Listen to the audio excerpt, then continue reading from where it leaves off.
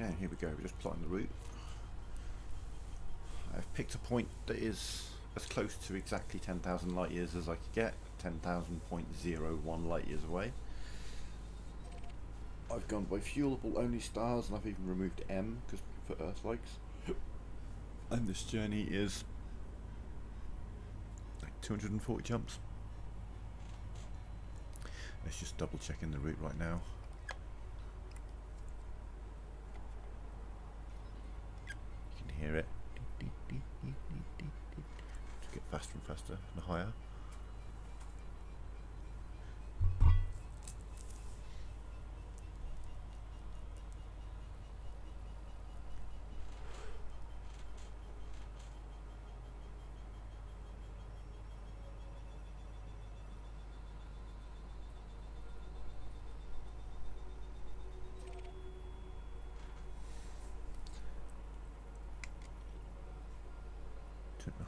About 240 jumps, he says. Exactly 240 jumps. Okay. We have, let's just show how we're set up for this. Stuff on the top, we have no weapons. We have one heatsink. We have lightweight alloys. We've got the 5A power plant because I've got really good heat efficiency on that, which means I can scoop fast and scoop quickly. Thrusters, because why on earth would I give up 500 meters of speed on this? I could make it lighter, increase the light year range, but oh, this thing's lovely to fly. Obviously the 5A frameshift drive, D life support, D power distributor, engineered to be lighter and provide more to engines, 4D sensors, 5C fuel tank. Optional internal, we've got a size 3 by weave shield generator. My shield is not very good.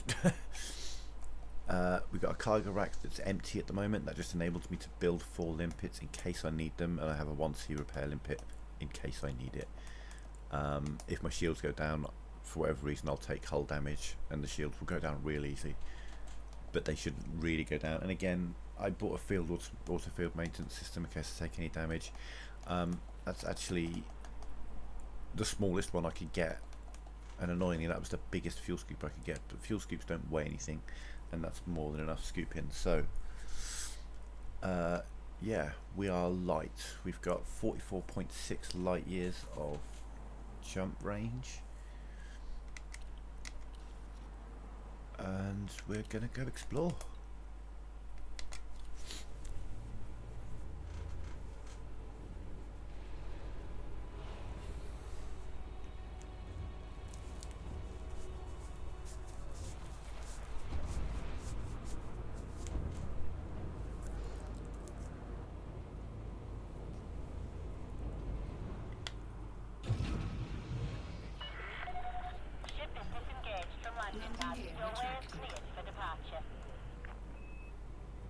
So even though this is round about the same price and not much bigger than the Crate Mark II, this is classed as a large ship. Now, the best thing about this ship is the noise it makes right now.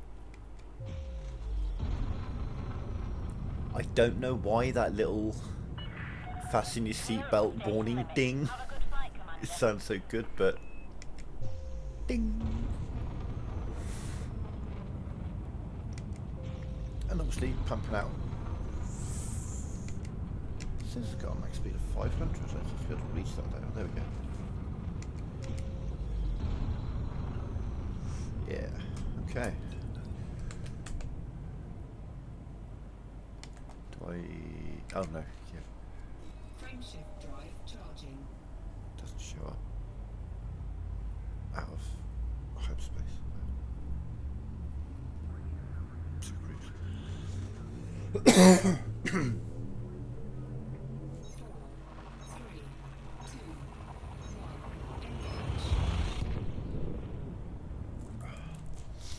So yeah, we've picked an arbitrary point in the galaxy, 10,000 light years away. It's not going towards anything. Hey Doc,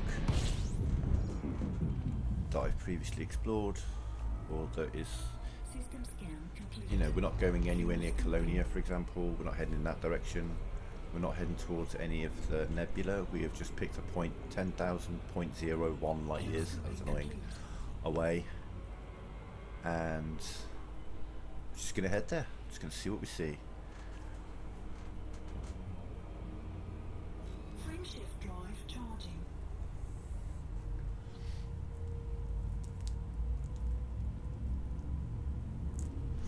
I have a paper thin hull and paper thin shields, which is the only gamble, but 3, 2, 1. there's no real reason for me to. There's nothing really that would cause them to go down. I'm not going to be getting into combat. If someone were to interdict me on my journey, which I'm very, very quickly going to get away from civilized space, so that's unlikely. They wouldn't attack me anyway because I've got nothing on me. Fuel scooping.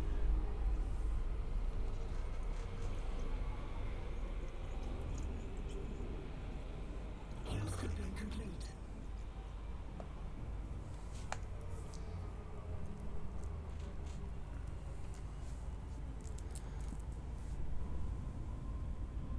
Okay, so the normal, we go 5 times the speed of light, and as soon as we hit that, we stop. And then hopefully remember which button to push. Okay, this is all fully explored. Frameshift Moving on. drive charging.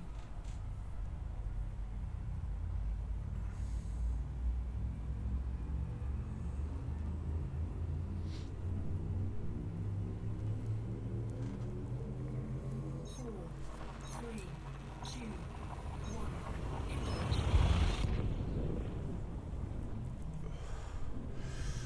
So in a minute, I'll get the camera out and show you my ship.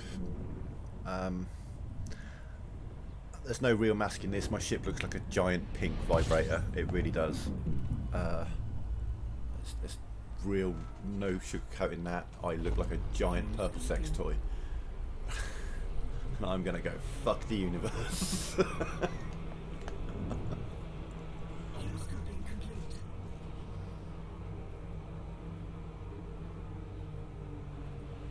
Right, okay, it's quite a big star.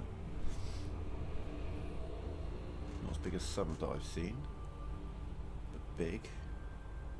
So we'll go a bit more than 5 times the speed of light then, because that star is actually massive. Okay.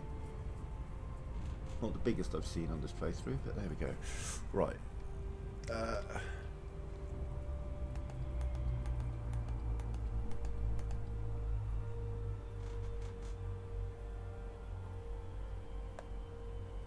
Let's get a bit of light on it. No, got that wrong way.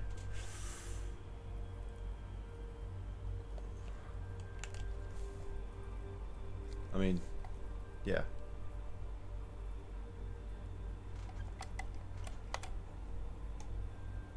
That is the ship we are currently flying.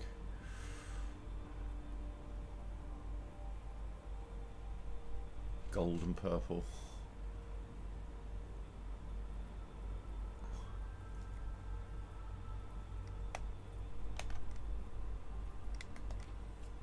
How big is that star actually? Look at the system map, it's going to be massive, isn't it? Yeah, she is. What sort of solar masses we got here?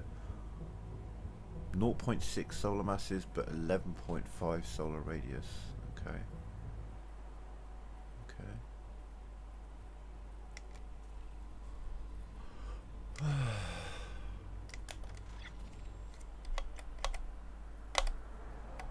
Asteroid clusters. Okay, so there's not a lot here. And well, that's fine. Ah, there you are.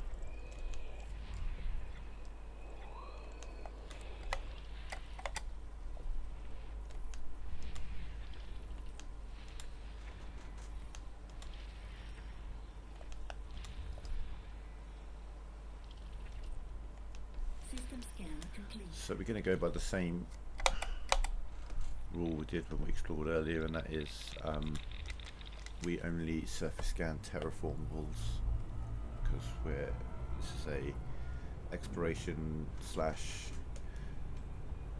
big money making trip. I want to try and get elite with this trip if I can. Which means I need about another 200 million worth of exploration data. And I think, yeah, I think a 20,000 light year round trip could get that if you're relatively thorough. We're going to be exploring for the next week, probably, just putting that out there. There won't be any combat for a few days, there won't be any mining, because I'm going to be too fucking far away for that.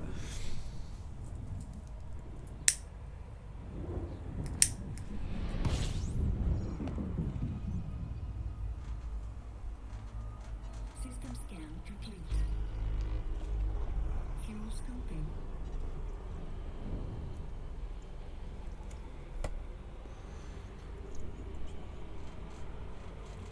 Fuel scoping complete.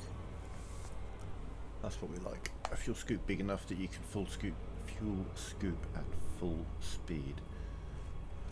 Frame shift drive charging. Fill up.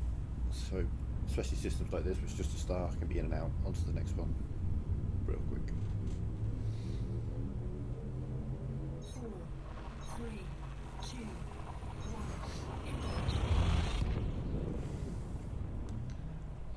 Like I say, I'm not going anywhere in particular. We're not heading towards the middle. We're not heading towards Colonia. We're not going towards any particular nebula. We're just doing a 10,000 light year straight line to, well, the first system I could find that was as close to 10,000 light years exactly from where I was, which was Sirius. Fuel scoping. I got real damn close. Like I say, this destination is 10,000.01 light years from Sirius. Fuel scoping complete. It's pretty accurate. Pretty close.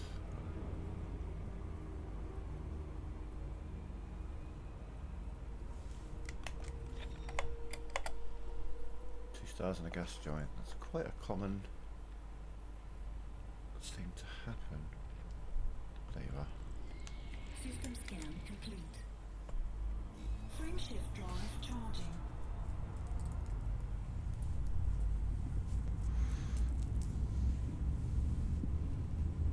So yeah, I want to earn 200 million. So far I've earned about 5 grand.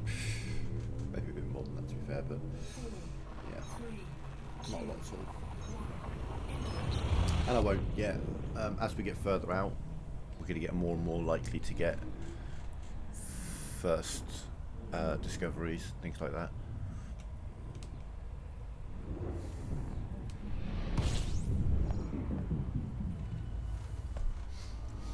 No, yeah, as I was saying, this thing's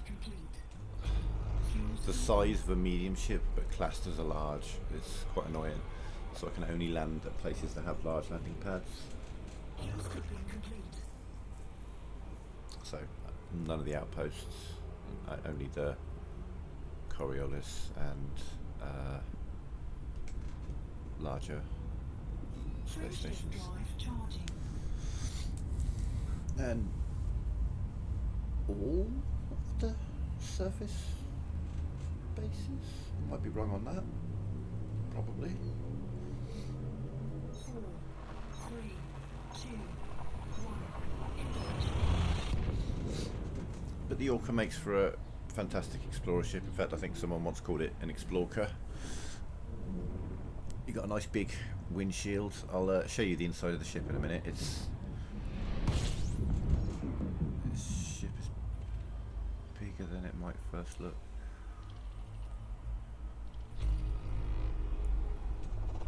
Fuel scoping. On the inside.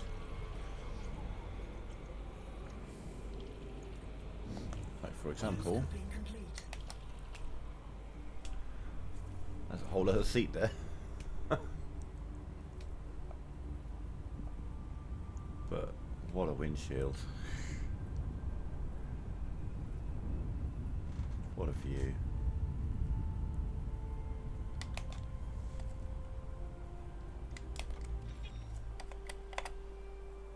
Water world here. Chances of that not being already discovered are pretty non-existent.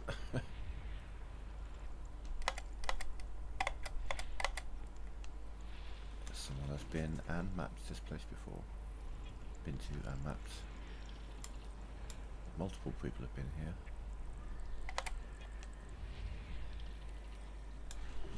Multiple. Loads of people have been here.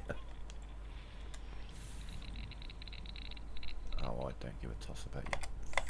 Fucking.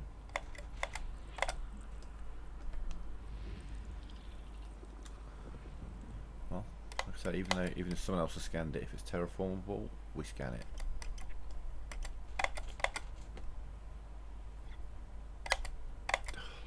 Yeah, still too close to the bubble. That's all.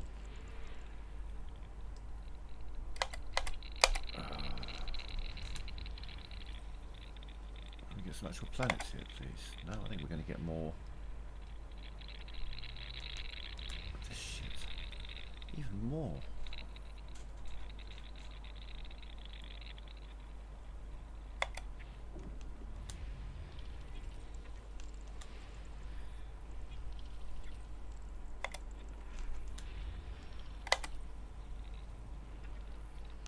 System scan complete.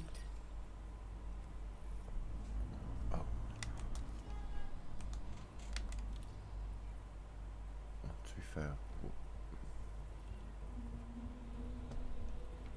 Oh, there it is. It's like, where the fuck's the wall? Well, terraform. Okay, so AB1, AB2.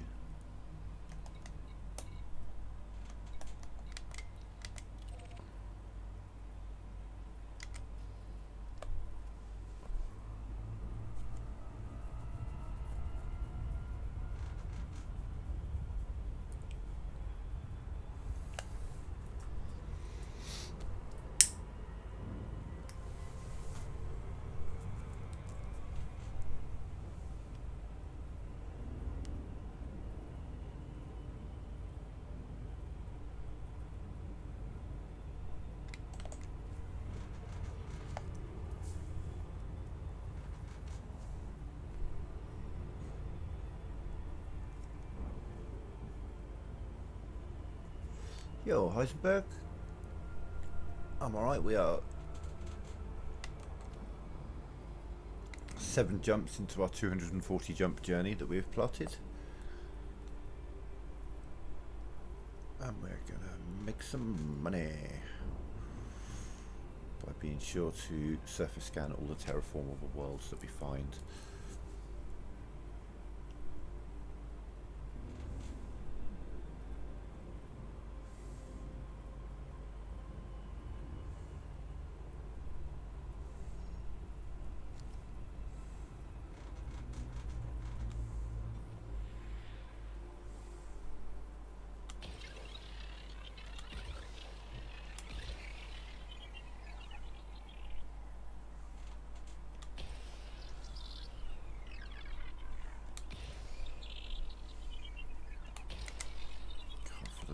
High.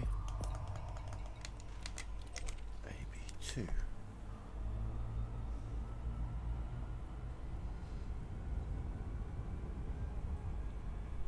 I hear those words. Thank you. I was just about to turn around because I figured I'd fucked it, but no, there's surface scan complete.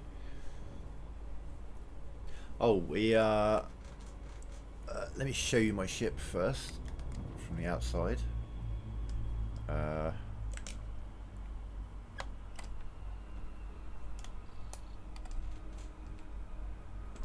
I trying to do? I'm going the wrong way.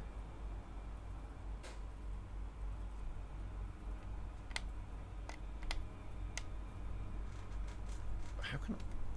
Oh, there we go. Press the wrong fucking button. The big purple sex toy.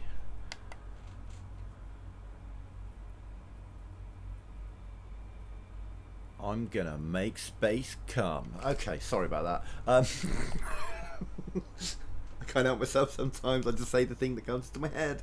Sometimes it's a little bit much for my stream, probably. So yeah, We've got a 44 light year, nearly 45 light year jump range. We've got tiny, tiny little shields. If I sneeze too hard, my shields will go down. We've got lightweight life support, full-on frameshift drive, lightweight power distributor, lightweight sensors, etc. Oh yeah, for sure. It's very difficult to make. That's why it was restricted to royalty. It was a royal colour, like quite literally. I want to say Henry VIII might have been the first British monarch to wear it, but that might have just been something I made up or heard somewhere. I don't know.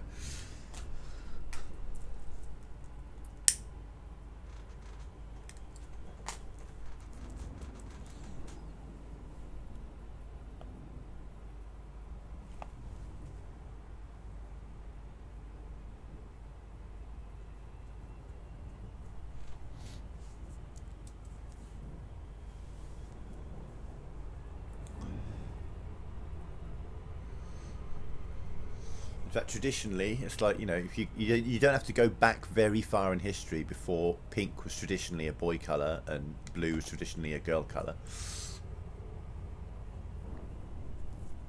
And then something changed. I think Barbie happened, if I'm honest. I think it might be Barbie might have caused that shift. And now we live in a time where, oh, it's a girl colour. Shut up.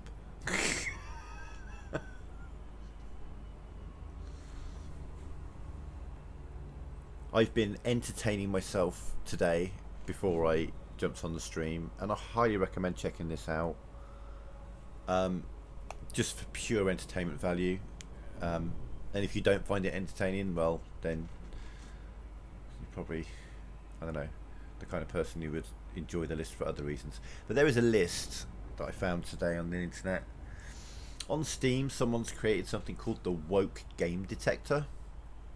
And it's got a list. There's a Google document, and on there you can click by not recommended, and there's a list of 767 games that are deemed too woke. Or, as I like to think about it, probably 767 of the best games over the last decade. Because some of the games on there are amazing games, and they're like, it's too woke. There's a black person in it, there's a gay person in it, there's a woman in it. Fucking hell. It's hilarious. Looking through those comments. They've deemed Helldivers 2 pretty woke. They haven't given it complete not recommendation, but they have said, you know, it is still pretty woke. I'm like, Helldivers 2, are you fucking kidding me? Surface scan by 50%. COD is woke. Almost every major RPG of the past decade. 7 out of 10 Game of the Year winners, too woke. Fucking shit cracks me up. So fucking fragile, these people. This started because the PlayStation State of Play happened, and they announced Ghost of Yotei, which is the sequel or successor to Ghost of Tsushima, which is one of my very favourite games of the PlayStation era.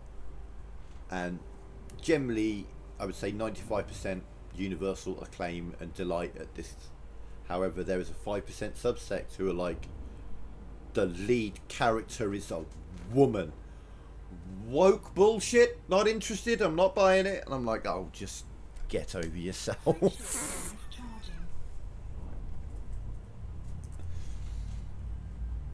Girl bosses. I have zero problem with any form of representation in video games. First of all, it's a fucking video game. Get over it. If you don't like it, don't play it. If you don't like it, don't watch it. If you don't like it, don't listen to it. If you don't like it, don't fucking read it. It's that simple. That is the rules of life. Oh, there's too much representation on TV. Welcome to planet Earth. I couldn't give a fuck.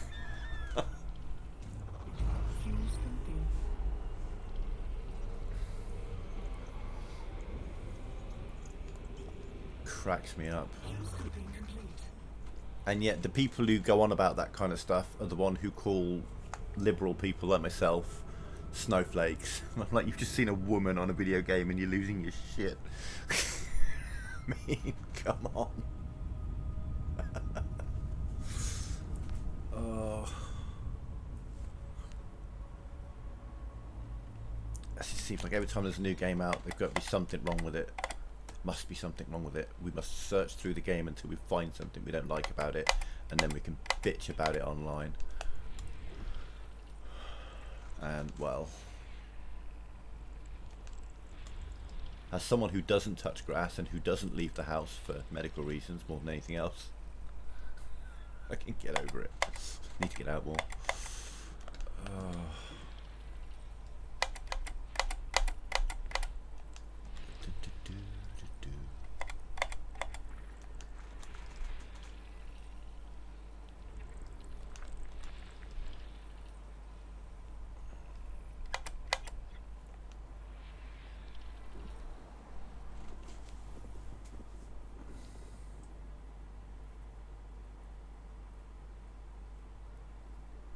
Oh god, yeah, Elden Ring's on that list.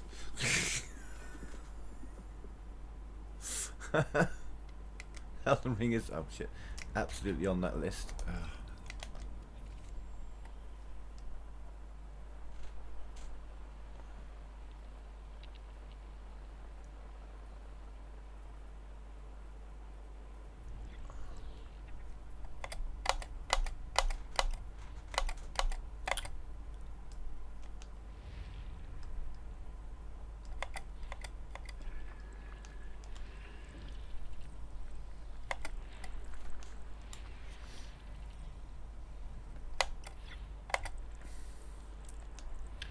Do you know what?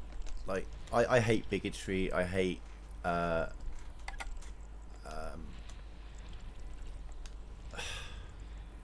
right-wing sentiment, or stereotypical right-wing sentiment, I should put it, to be polite.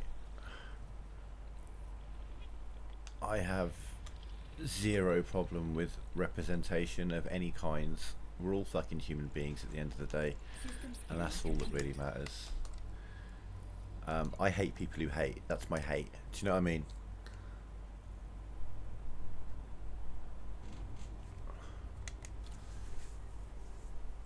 Well, you've got... The problem is like, I believe the internet to be a wonderful thing, but I also believe it to be a dangerous thing. You know, it's done good, but it's done bad. The problem with the internet is everyone has a voice and, you know, freedom of speech, but one thing we found over the years is whilst everyone does have a voice, maybe not everyone should. Do you know what I mean? You got these, like, for me the best example of recent times is Andrew Tate. What an absolute piece of shit. And he is partly helping in subverting part of a generation. Do you know what I mean? There are people who think that his worldview is acceptable because they get drawn, like young kids and men, they get drawn into the stuff with the cool things that he shows, and then slowly brings in the less cool stuff. People like that are what is wrong with society, as far as I'm concerned. The right-wing rhetoric is just, it's so goddamn predictable. It's on a cycle, you know. It's the immigrants, it's the gays, it's the trans, it's the immigrants, it's the gays, it's the trans, and, you know, they bellow about it for a week on one subject and then dutifully get ignored by most of the people, and then they pick something else to bitch about, and then they pick something else to bitch about, and it's always on one of those three, or climate change as well.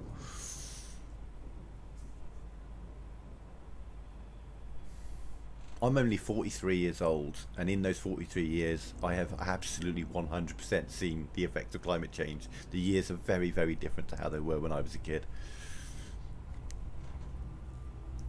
The summers are much, much hotter than they've pretty much ever been in my lifetime, with the odd freak year maybe.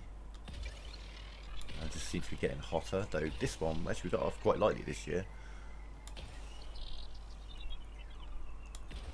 But then it's going to start being flooding season soon.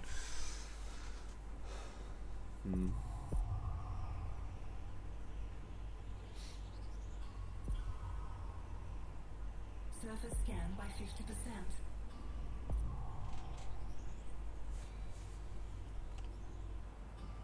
Surface scan complete. And you were at, is it you? Yeah, it was you, not you. Not you. 29,000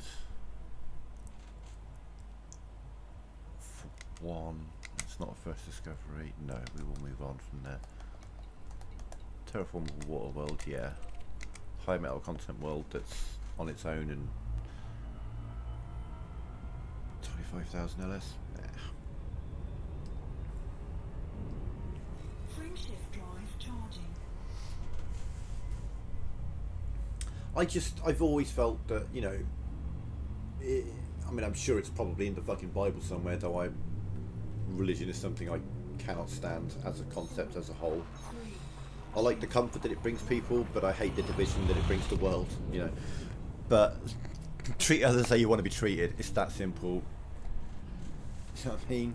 You earn respect by giving respect. It's that. There are left-wing people who wind me up. Do you know what I mean? Like, for example, a good example would be Just Stop Oil. I 100% agree with their sentiment. Absolutely. I don't think their methods are very good. I don't quite grasp what they're achieving by dividing the public, turning the public against them.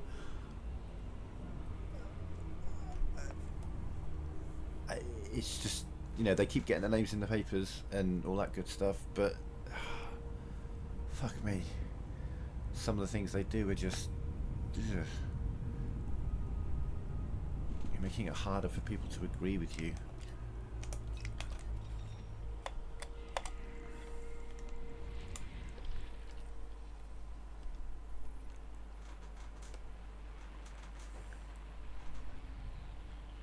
You know, blocking traffic and shit like that. It doesn't serve a good purpose.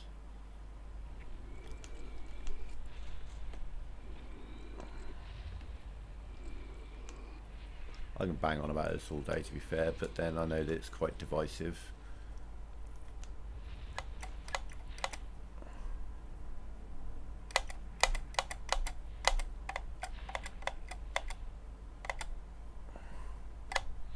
Oh, there you are. Christ. And another one. And another one. And I think...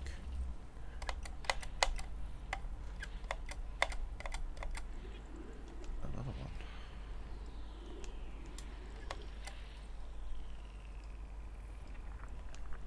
Patch these.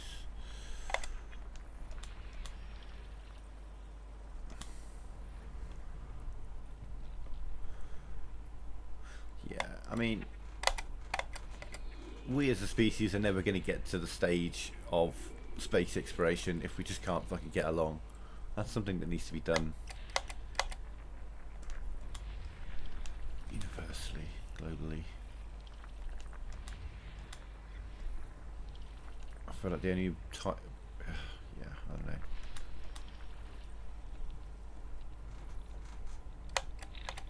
Oh, that's ring bells. Yeah, fuck. What else we got? There.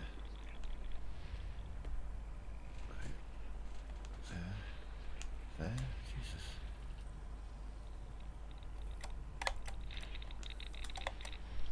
Fucking asteroid belts.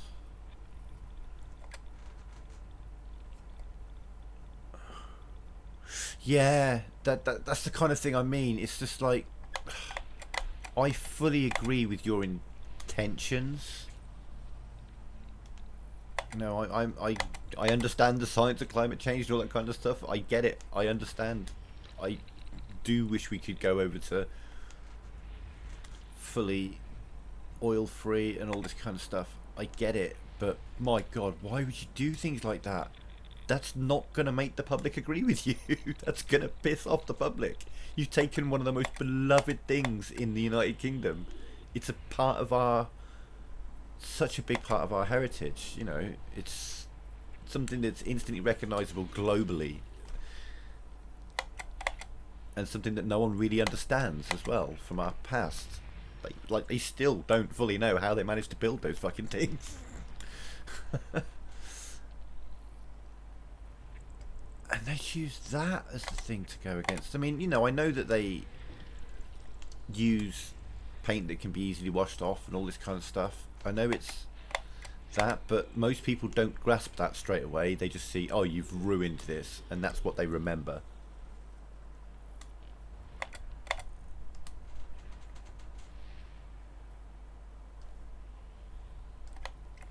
I mean, on the grand scheme of things, and only because of numbers, you know, we're a small country.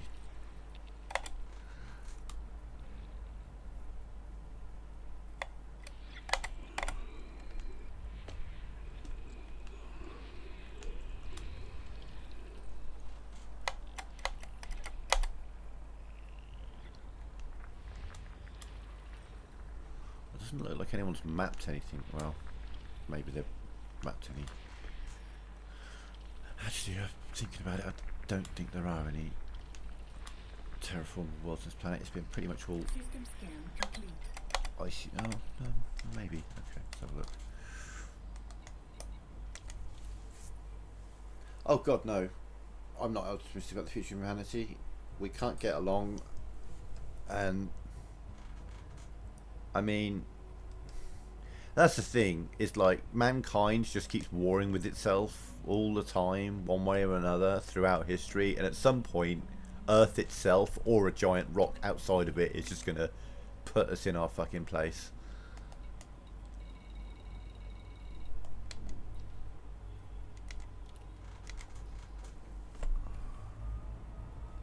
Frameshift drive charging.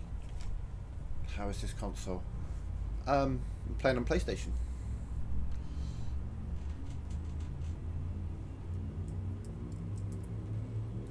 Yeah. 4, 3, 2, 1. Engage. You can still play it on console, it's just that they're not updating it. So the game is in the state that it was about, well, whenever Odyssey came out, essentially. So for example, I don't get to have a Python Mark II, as an example. There's another ship I can't get either. System scan I can't land on any planets. No, I take that back. I can land on planets, but I can't get out of my ship, other than in the SRV. But I'm basically playing Horizons.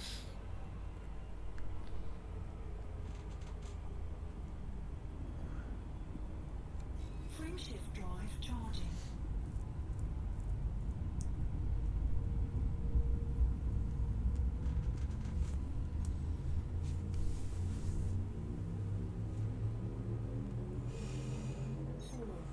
So for example, that big war that just happened in Shinra,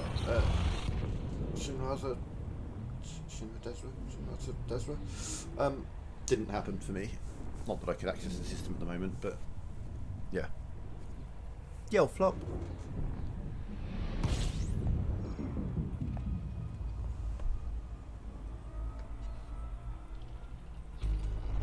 Fuel scoping. What a big star. Fuel scoping complete.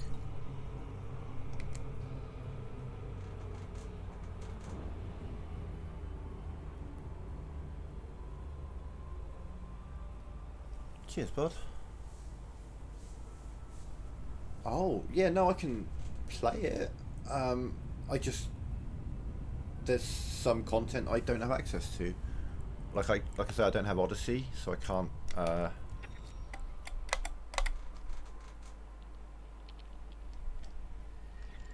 Gas giant. System scan No. complete. Yeah, I bet someone's scout. I've never. What?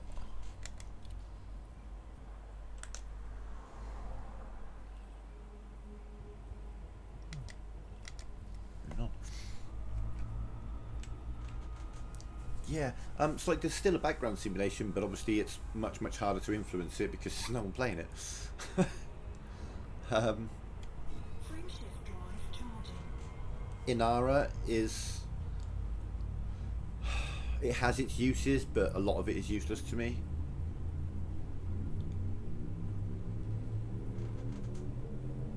4, 3, I can't play this offline. Yeah, no, you've got to be connected to the internet to play it.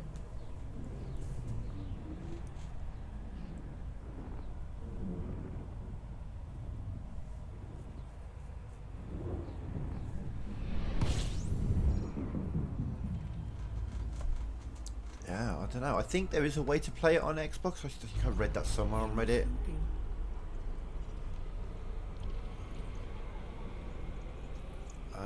In fact, just type search Reddit for Elite Dangerous Legacy Xbox, and you'll find someone telling you somewhere how to do that.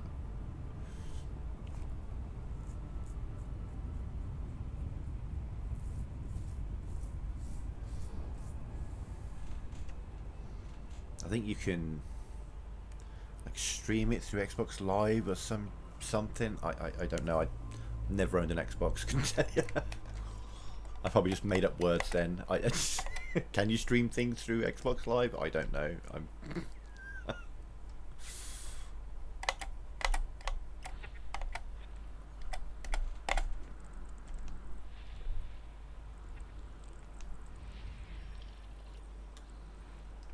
hey, Waterworld. How you doing? Wait, was that? Oh yeah, of course it was. We're still not far enough way out to be getting there. Ringed War World. That's cool as fuck. We'll go scan that.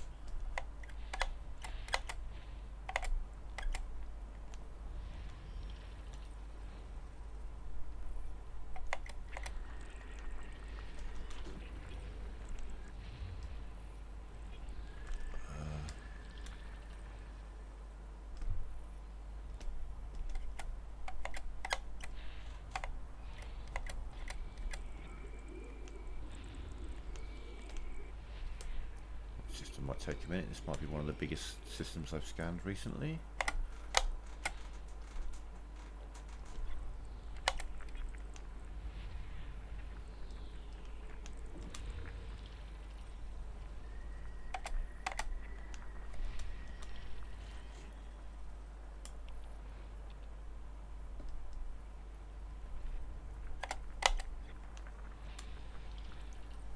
Oh, fair enough.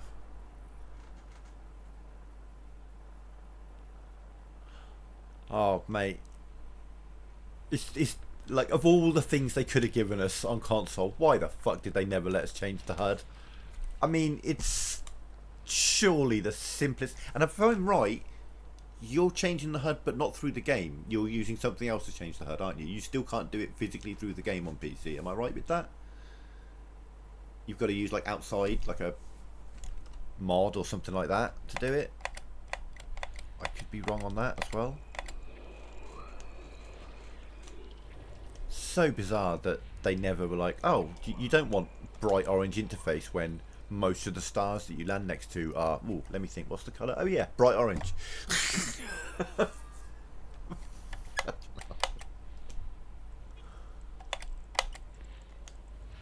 There's an app now. Oh, fair enough. Oh, I couldn't.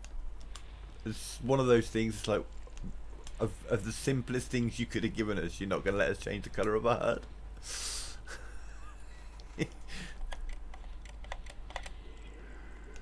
But yeah, I mean, like I said, I played this since the day it came out on console. This is one of the games that I was so excited for, and I put so much time into.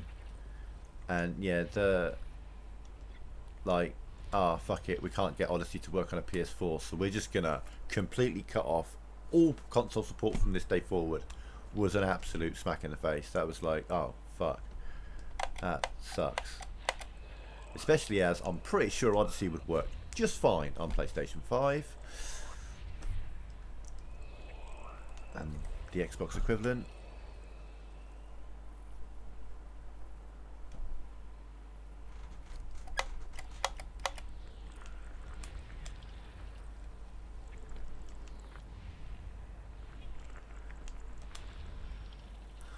But wish it out of luck.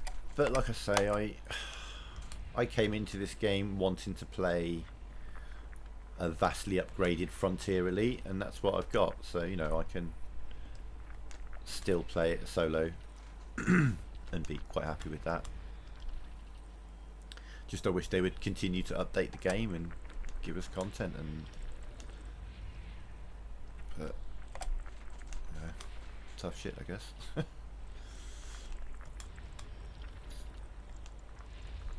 And obviously because they're continuing to do support on PC and it's an ongoing live service game, what that means is for me as a console player, there won't be another Elite game for me to play for a decade, if ever. If I ever get to play Elite on a console ever again in my life, I'll be surprised, honestly, at that point, because they're going to have learnt from this and they're not even going to bother doing console next time. Do you know what I mean? That's, if they even make another new game, well, you know, it'll be a long time if they're continuing to support this.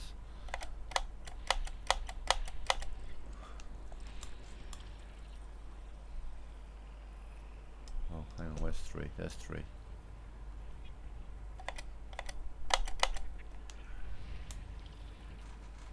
There's 5.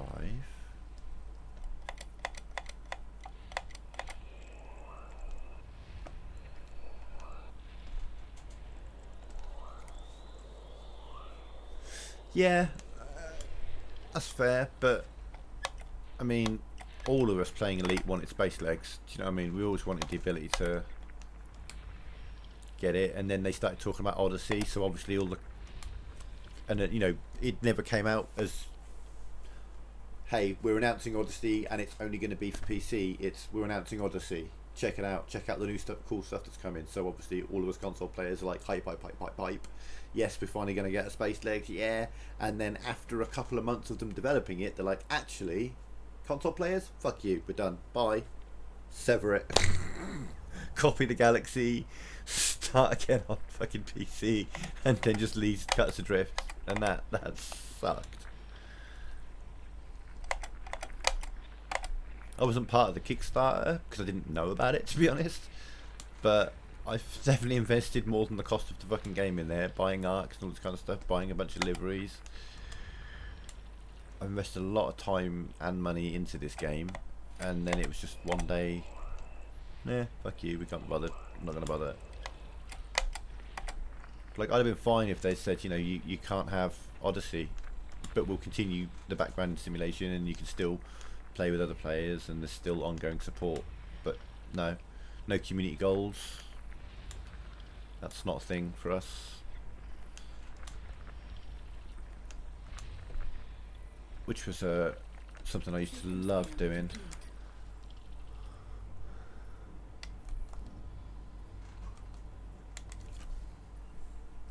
Yeah, but like I say, it's the stuff that comes along with it. You know, the extra services. There's a lot. Oh, those are some big. 1.27, 1.26, 1.27. Right, high metal content. High metal content. Water world. Maybe we're going to go say hello to that. Twin water worlds, that's lovely. Alright, yeah, we're just going to go to those and give them a scan.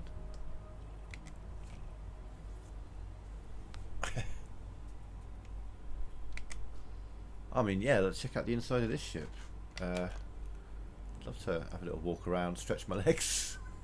Maybe sit in the other seat for a minute, put my feet up. Feel sorry for if there was a multi-crew, someone sitting under the other seat, because they got nothing. I got all these panels. I got my decorations and shit, and there it's just like nothing. You get nothing. No.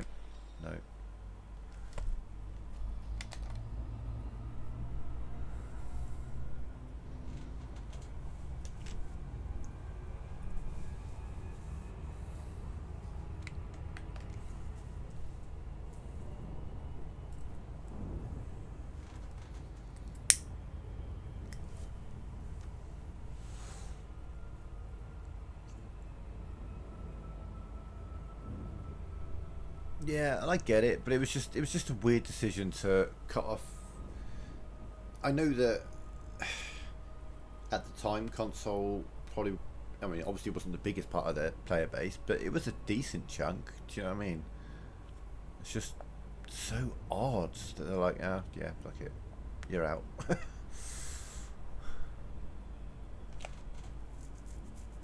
I mean, like I say, the servers are still going. I'm still getting to play the game. Just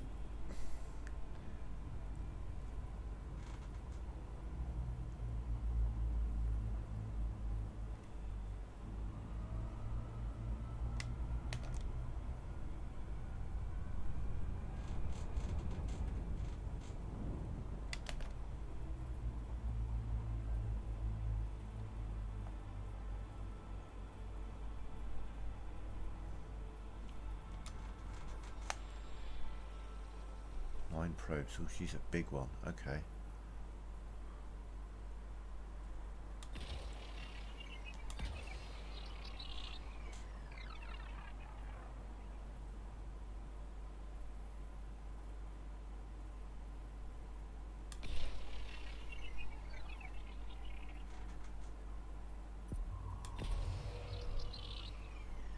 So we get with that. With my usual 6. We need ring. We need ring.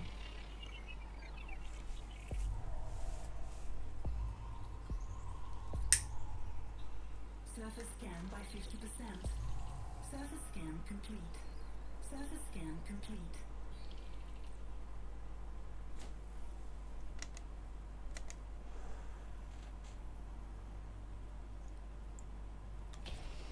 That should do it. That should land round about in the middle of my circle there. Or at the bottom of my circle. If I put the bottom of my circle, it should round about there. Make a circle like that one, but down here. Shit, did I go high enough? 83.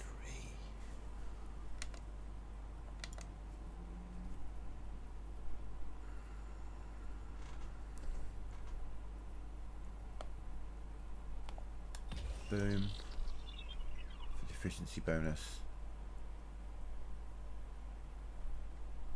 Boom.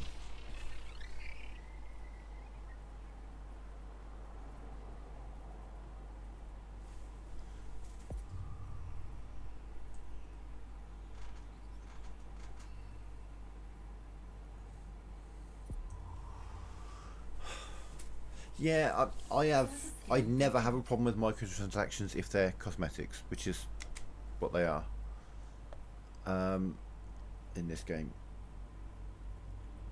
At least.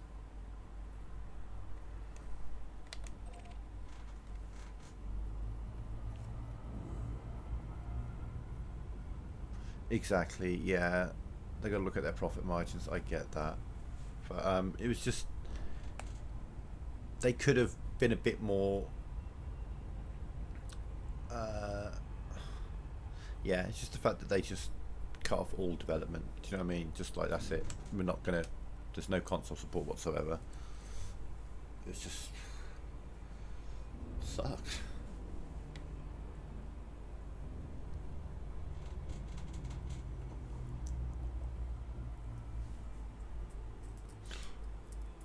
Hmm.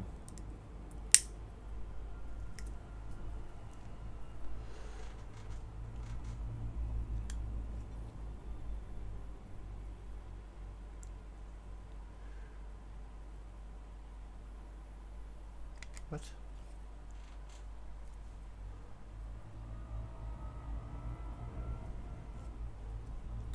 These are some chunky water worlds.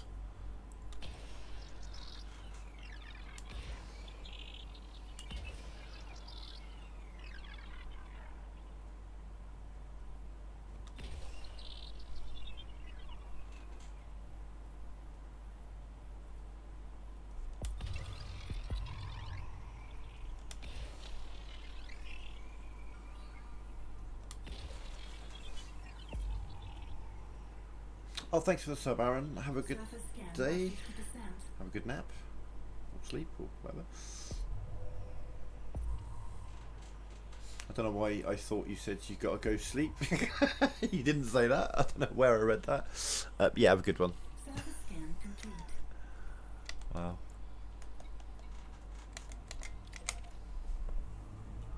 Where did I see up? Fuck knows. Frameshift drive charging.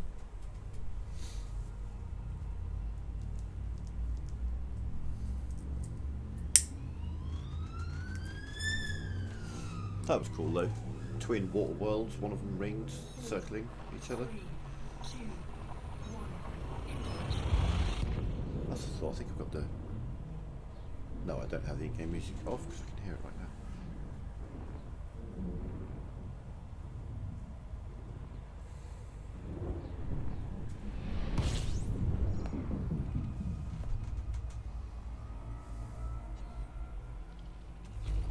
Fuel scooping.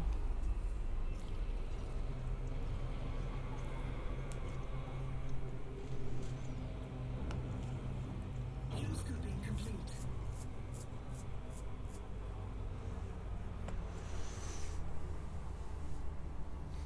Do you know the best thing about this ship, Heisenberg? The coolest thing. This ship's got a feature that no other ship in the game has, and it's a delightful little feature. Let me just get where I need to go. Let me do the scan and then I'll show you.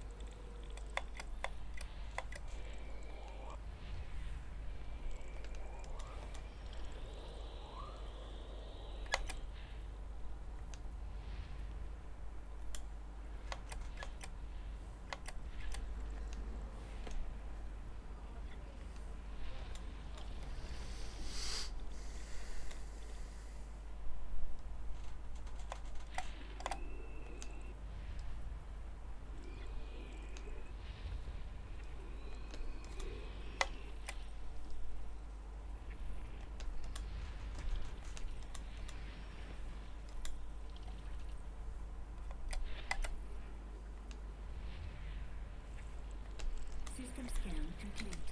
Right.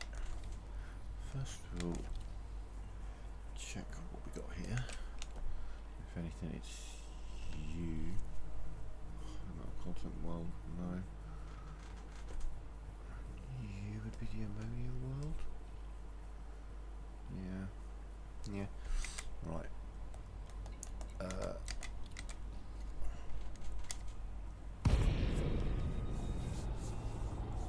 So, this is a large ship. I've got to use a large landing pad. But she is fast.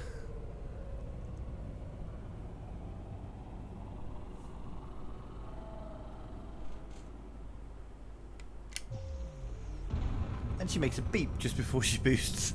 Ding! I love that sound.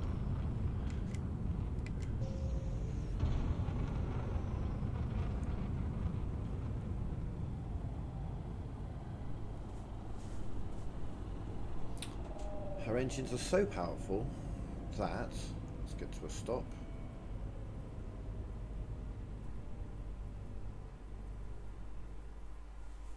Vertical thrusters.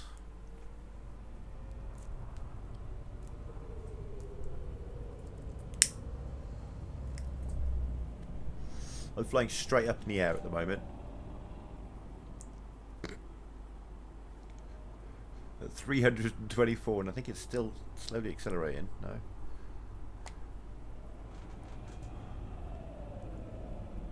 That's crazy fast.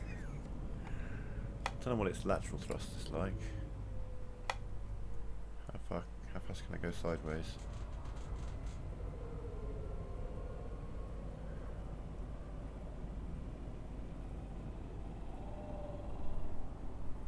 Yeah, lateral thrust 324.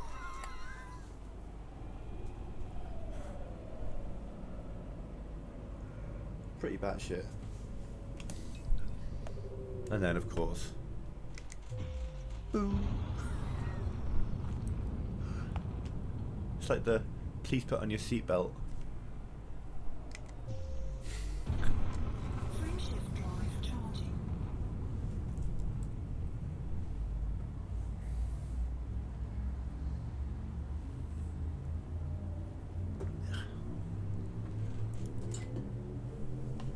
Four, three, two,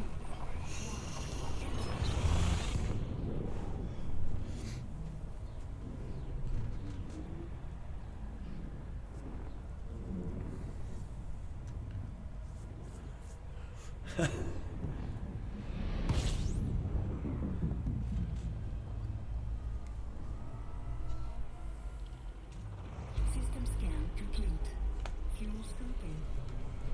It's up there for most potential. I mean, the Fuel scooping complete. Imperial Eagle, Imperial Courier, and the Viper Mark III will all go faster.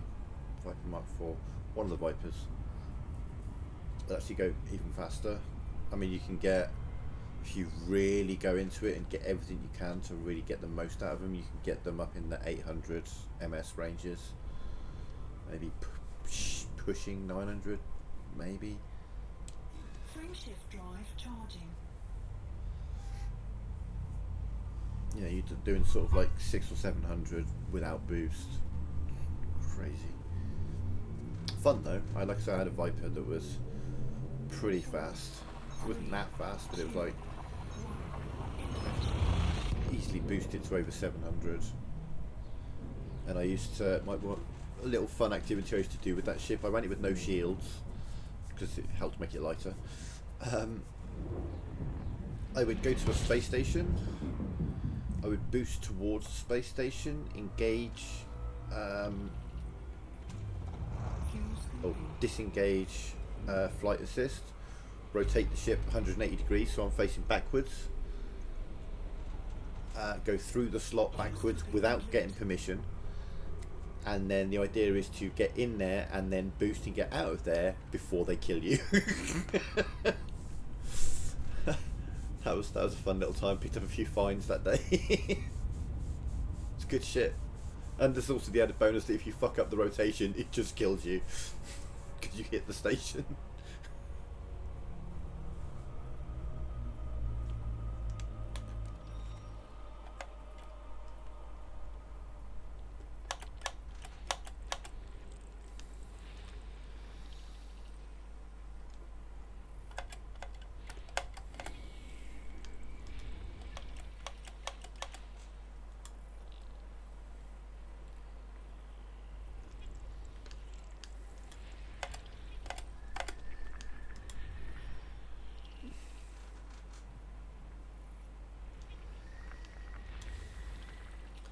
And then one time for fun, and I actually had permission this time because I wasn't going to risk a fine or anything, I took my Anaconda in sideways because the Anaconda will fit through the slot sideways at speed if you get it pretty much perfect. System scan complete. Used to do silly things.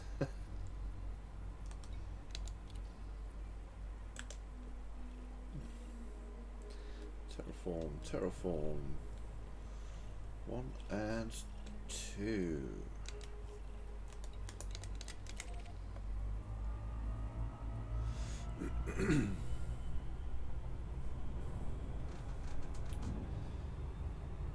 You want to practice landing on a planet? Land on Akanar 6.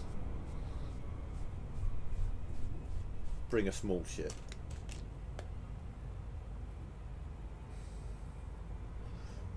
More importantly, bring a small ship that, like, buy a Sidewinder, buy a basic Sidewinder, take it to Akanar 6 and try and land on that planet. The reason I'm saying buy a Sidewinder and do it in a stock Sidewinder is because then your rebuy will be very, very small and you will be using a rebuy. Because Akanar 6, I think it's 6, it might be 11 actually thinking about it, I think it's 6, has like a ridiculous amount of gravity. It's a big, dense planet. Landing a large ship on there is nightmarish. Things just dropping the whole time. Dropping like crazy. Might be a bit close to the planet for my normal method to work. Just got to go a bit further. Yeah. Maybe there.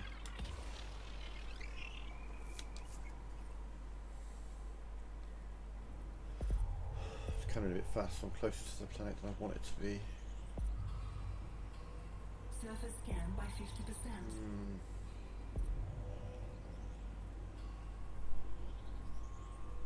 Surface scan complete. 1 and 2.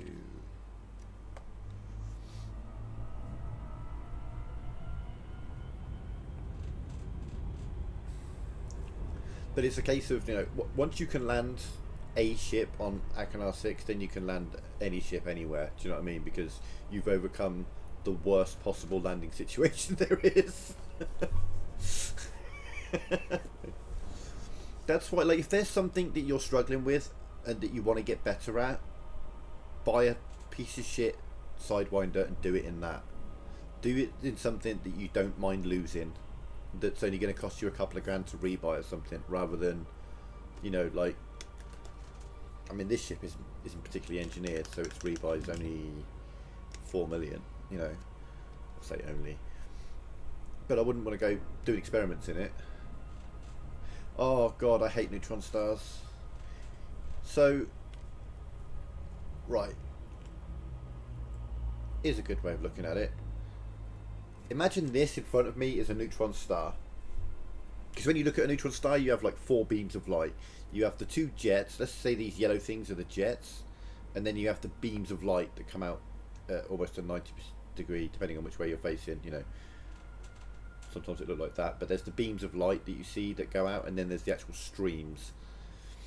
If you, like, go towards the stream slowly, and then kind of pull up so that you go into the stream and then up driving away from it, it will boost your frame shift drive and you will be able to jump further.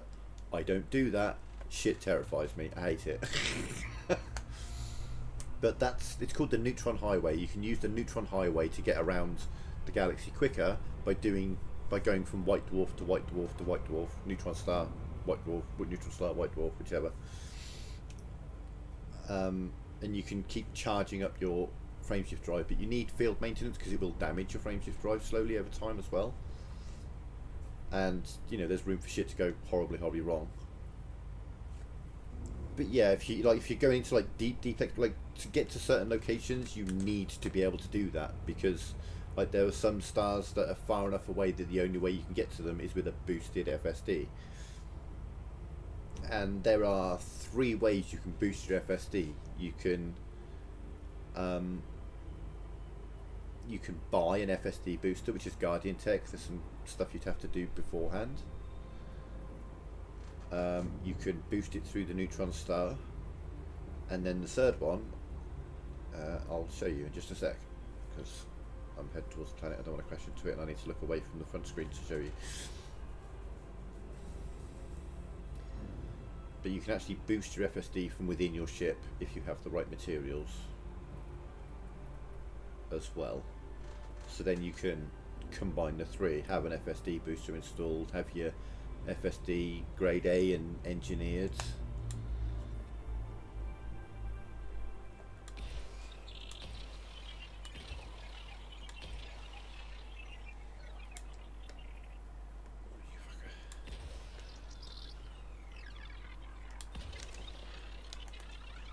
third method is FSD injection.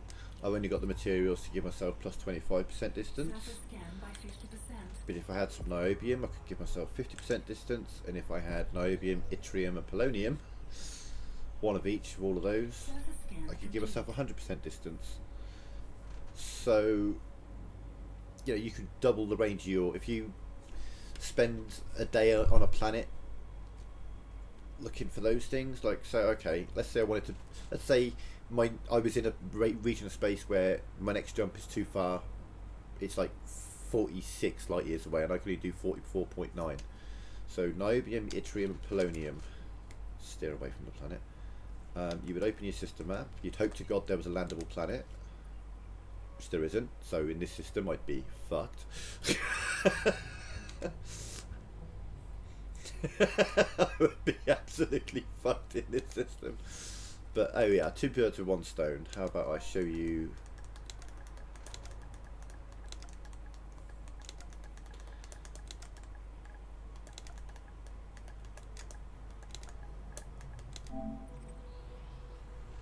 Can I view the system map? I should be able to, yeah.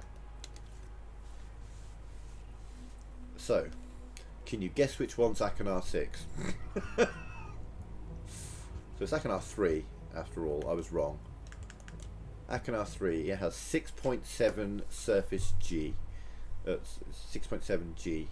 So what that means is, even in a small ship, you're going to have to be vertically thrusting up to try and not hit the deck really fucking hard. If you're in a large ship, that becomes much more difficult. So this planet, if I were landed on it, it has yttrium, so I could get the yttrium from there, but I can only get one of them. So I'd look at this one. It's got niobium, but it's only got niobium. And then we go to this one, it's got none of them. So you may have to go from one to the other.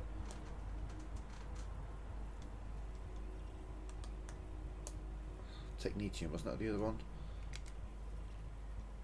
Oh no, it's polonium. I didn't find there.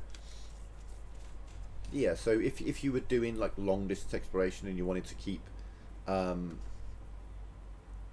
your FSD boosted, you do a lot more landing on planets and collecting materials. Or before you leave on your trip, you could do a bunch of material gathering in the bubble, go to a couple of material traders and exchange them for the higher value ones, and then, you know, make sure you got like 100 of each on you, and then you can do 100 jumps that are twice the distance of your regular jump. Frameshift drive charging. And your route planner will, you can put that in, you can take that into account in there when your route's being planned. You can put use jet cone boost, you can put FSD boost, 25, 50 and 100%. You can put how much cargo you're going to be carrying when you do the route, that kind of thing. You know, you can really, and then like I say, you can choose which stars you visit. I'm only doing O, B, A, F, G and K. I could do M as well, but I find that M tend to have a lot of icy bodies around them. They tend to have less richer planets. O, B and A also tend to have less like Earth-like worlds, but they tend to have some of the more anomalous or cool stuff, like the twin water worlds or twin Earth worlds, or, you know, when you get the stuff, it's often cooler, like a big ringed water world or a couple of ammonia planets bringing each other, you know, that kind of stuff. I don't know, it tends to have the more interesting things. The F, G and K seem to be more, you know, generic in a way. 4, 3, 2. You get a few gas giants, a few metal rich bodies, maybe an Earth like in a water world, whereas the bluer stars tend to have a bit more of a variety, I think, about them.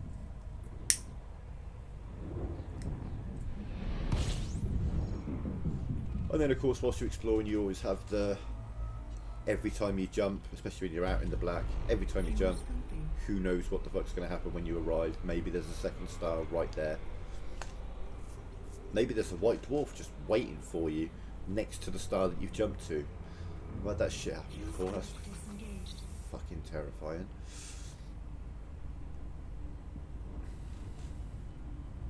Like you've jumped to a class K star, you arrive and your computer's screaming at you, warning, FSD, functioning above capacity, and you're like, but I didn't, and then you see the big white dwarf that's right next to you. Because you got shit out of luck when you jumped in. Okay, we have Water World here somewhere. And are we yet at... Like, someone's been here.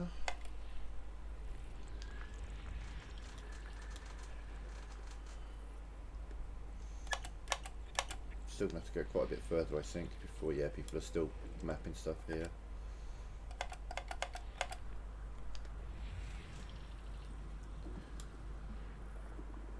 Wait, what? What do you mean, resources, iron, nickel, phosphorus? You can't land on the fucking planet, it's a water world. What? Why is it giving me that resources, iron, phosphorus, vanadium, germanium? No, there isn't. None of those things are on that planet.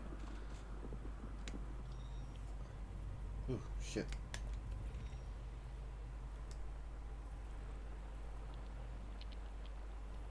That's weird.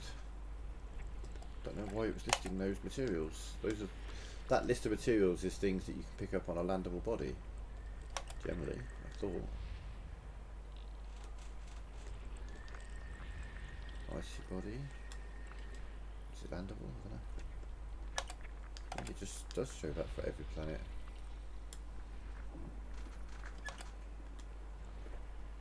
Right, this way. System scan complete.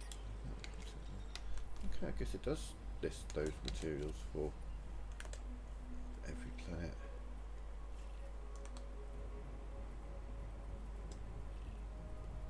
All world.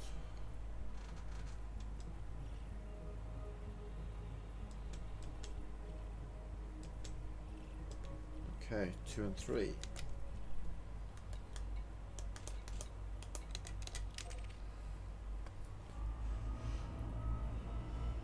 So yeah, this journey I'm doing, this is the next week of content, probably. Especially as I'm, you know, going to be doing scanning in the systems and all that kind of stuff.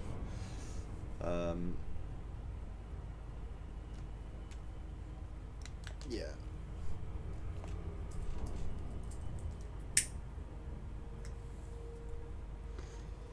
I'm probably going to play here for the next, I don't know, 3 or 4 hours maybe.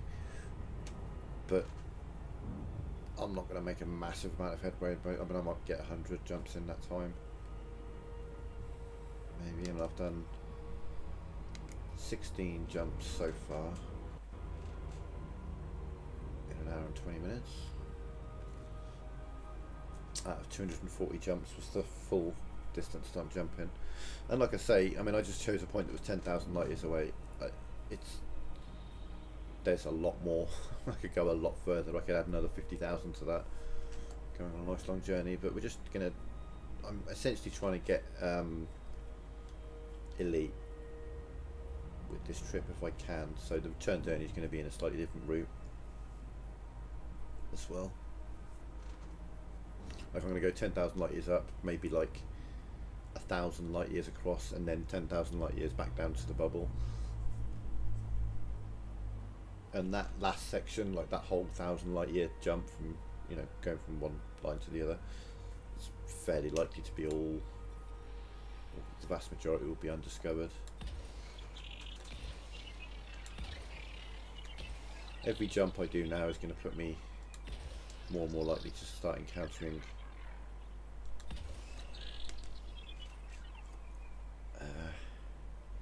export systems. Surface scan by 50%.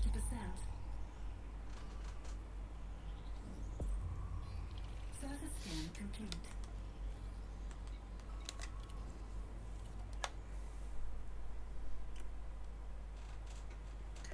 See, I'm still pretty much bubble space. The bubble's right there. I'm not that far out of it. Once I'm starting to get around here, we'll probably start getting unexplored, and the further we go, the more likely there is. And then, like I say, I'm not gonna go to that nebula, because I mean I've been to that nebula before, so if I've been there, plenty of other people have. So I may come out this way a bit, and then come down the arm, and then come out. You know, we're just gonna we'll see how we're doing. For it was 2 and 3, yeah.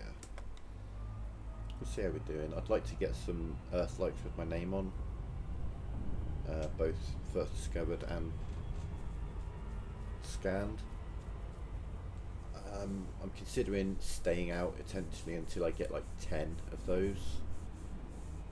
We'll see how we're doing. I know how to find them essentially, and I know also that out of all the Earthlight worlds out there, even within a 10,000 light year radius of the bubble, I'd imagine that, Jesus, less than 30% have been found, less than 20%. You really don't have to travel far outside the bubble before you start jumping into systems that haven't been discovered. I mean, the Diamondback Explorer would be a good ship. It's small, I think. It might be medium, but I think well, it might be medium. Diamondback Explorer is a bit cheaper than the Asp Explorer, and they're both very, very good at exploration. The only thing you really need to worry about is getting an A-rated frameshift drive. Anything beyond that, you don't need to worry about. You can go D-rated, because so everything is A, B, C, D, and E, right? And there is actually an order and a system to that. D is the lightest, B is the heaviest, A is the best, essentially, overall. C is middle of the road, and E is the piece of shit that it comes installed with. So if you're looking for saving weight, which will give you a higher jump range, then obviously you go for D across the board. Apart from the frameshift drive, you want that A, because obviously you want to jump as far as you possibly can. But everything else you want D. And then if you can engineer it to be lighter, even better. Things like power plant and power distributor, you can go smaller than what it starts with. Shields, I mean, this will take size 6 shields. I've got a size 3 shield on it, and a bi-weave at that. It's a shitty shield that will, you know, I'll bump into anything and it'll come off, but it doesn't matter. I'm out exploring. I'm not doing combat. I'm not landing in space stations at the moment. Not that really matters, but you know, I'm not bumping it. There's nothing I'm going to bump into, because I'm in Super Cruise basically the entire time. The only time I need to be careful is when I land on a planet, and guess what? I'm not going to land on a high G planet in this ship when I've only got a tiny little shield on it. But I'll land on a low G planet, that'll be fine.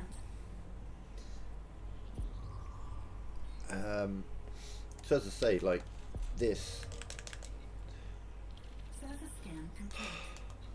it's got a 5A power plant. The reason I've got a 5A power plant, I could probably put like a 4D or something on it. However, this power plant that I've got is engineered to be heat efficient, and what that means is I can scoop closer to the star, scoop faster, move on. Because this ship isn't that heat efficient. The Dolphin is very heat efficient, but the Orca not so much. But because I've got this power plant, it's actually really heat efficient.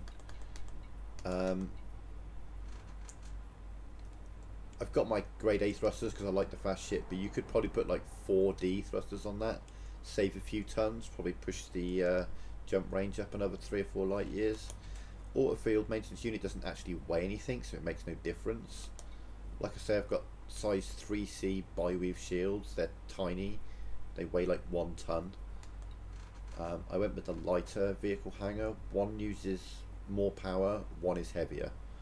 The lighter one uses more power, the heavier one uses less power. You know, there's always a trade-off in this game.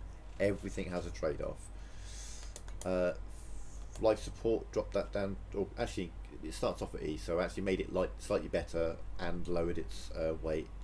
Fuel scoop doesn't weigh anything, so it makes no difference. Frameshift drive, obviously engineered to get the biggest jump range. I've got the best possible frameshift drive I can put in here. Power distributor, I could easily have put a smaller one on, but I actually put a 5D because it's light, and then I made it engineered for engines so I can boost a couple of times because I like the boost in this thing. Sensors 4D again. I should have probably got a 1D repair limpet, but I couldn't find one. You'll notice I've got no limpets on me, but I have a repair limpet controller just in case. And then if I need limpets to do that, I can craft them.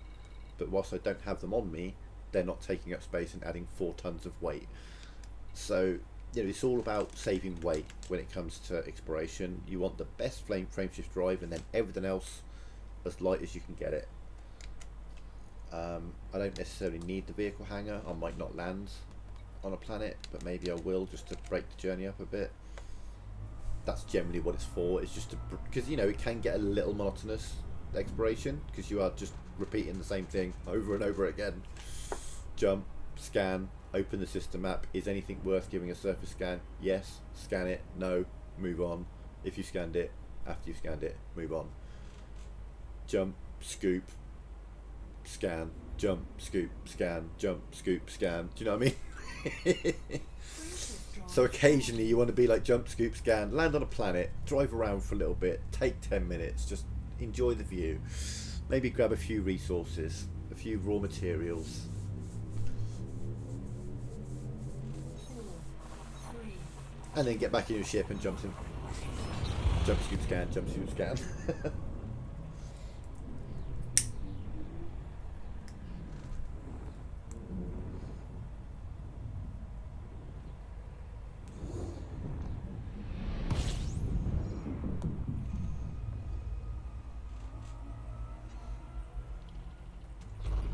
fuel scoping.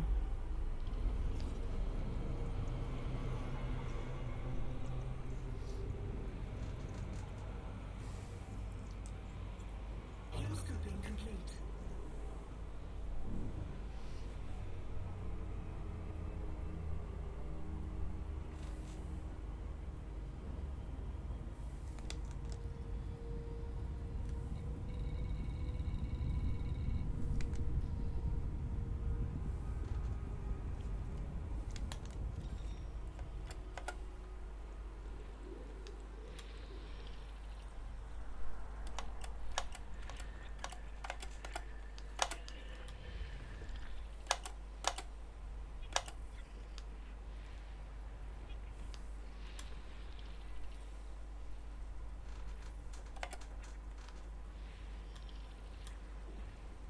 So we're starting to move into the region of someone's been here before, but it doesn't look like the planet's been scanned, though there might not be any terraformable ones, so why would they be scanned?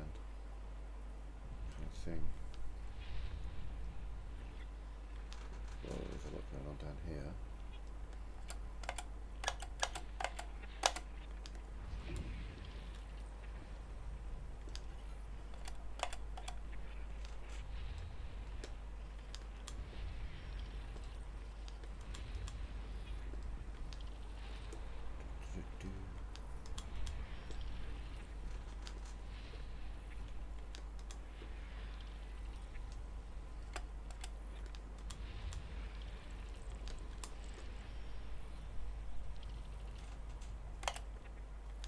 System scan complete.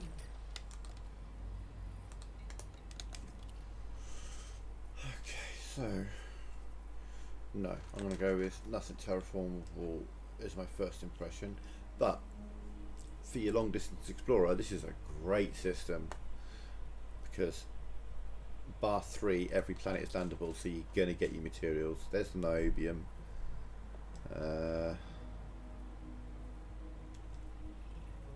yttrium, one of these is going to have polonium.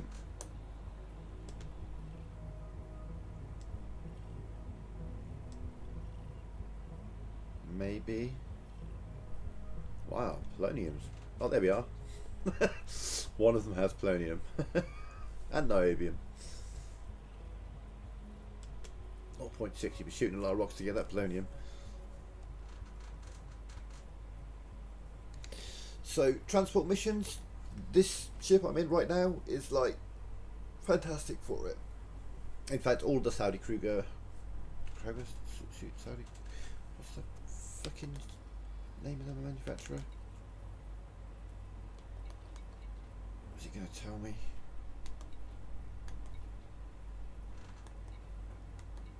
I think it is.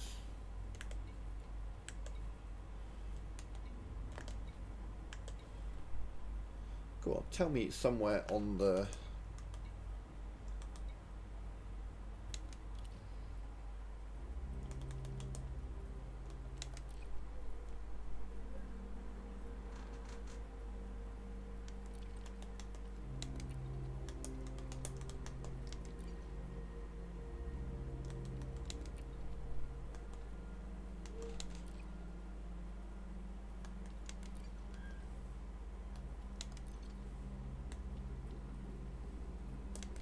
Don't know. It's written down somewhere in the ship.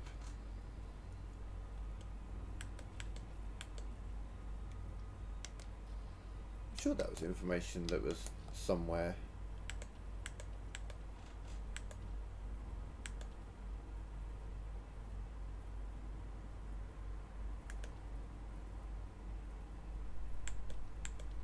Well,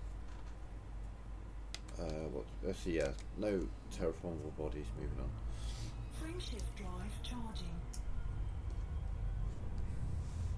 That's fair. Yeah, the Dolphin. If you want like a nice little entry-level passenger ship, get the Dolphin. It's not too expensive. It's the same manufacturer as this. It's like a luxury ship.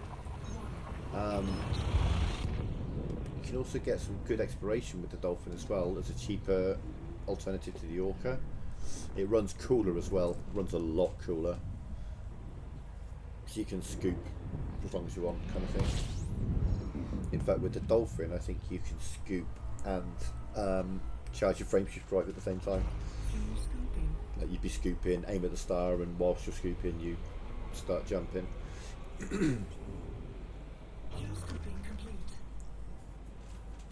This generally doesn't have good heat efficiency, but I've got a very, very heat efficient power plant, so is in the end actually very efficient.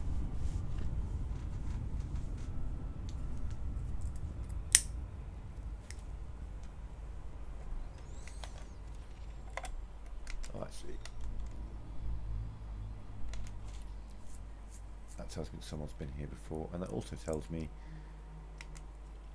there's not a lot here, but might as well just, it all adds up.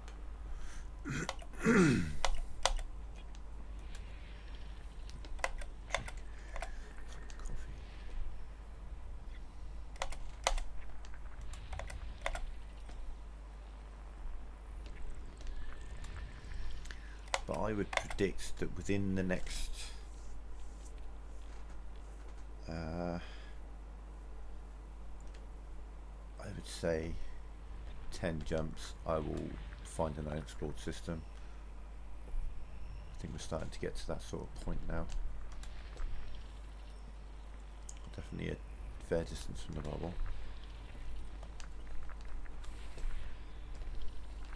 System scan complete.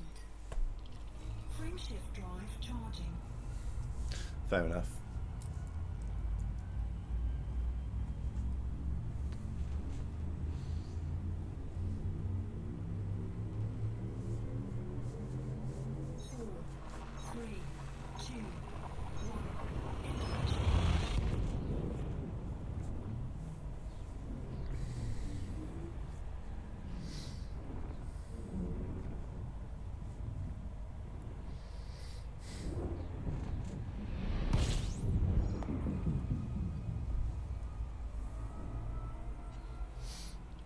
No, I think I want to say the Dolphin might be the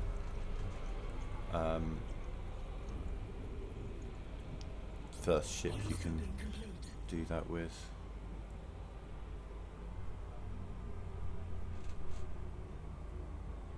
I know on the Sidewinder it says loaned and all this kind of shit. That doesn't mean you have to pay it back kind of loan. It just means that you won't get anything for it. So if you want to get rid of your Sidewinder, call it, get in it, and buy another ship and just exchange it. but take off anything that you might want to keep. Oh, yeah.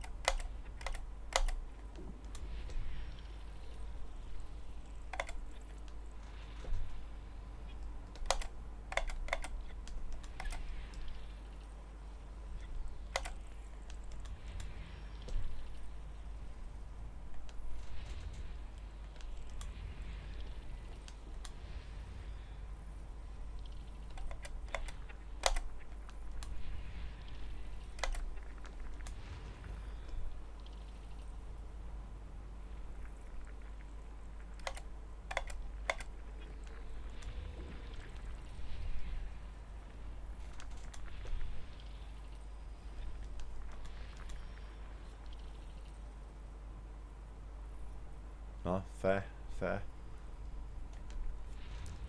I'm allied with the... It's weird, I'm like allied with the Federation, but I've got a really low rank. So like anywhere I see Federation ships, they show up green. You know, I'm friendly with them, they're friendly with me. But you've got to get up a few ranks before you can get access to Sol. And you also get access to some better ships. Federal drop ships, bit of a boat. Federal assault ships, better. And then the Federal gunship has a flight hangar and is bristling with weapons. And then eventually the Federal Corvette, which is just a massive combat machine.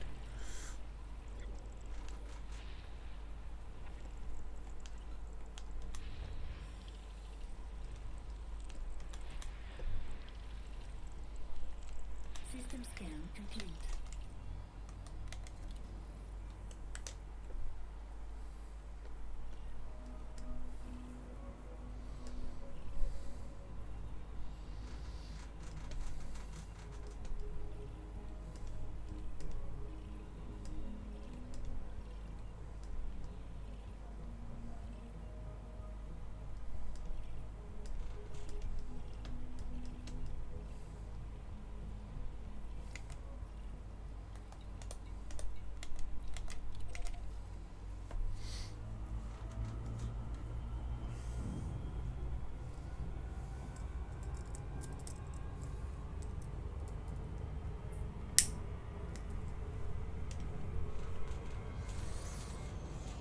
Praise the sun. Have you ever played Horizon Zero Dawn?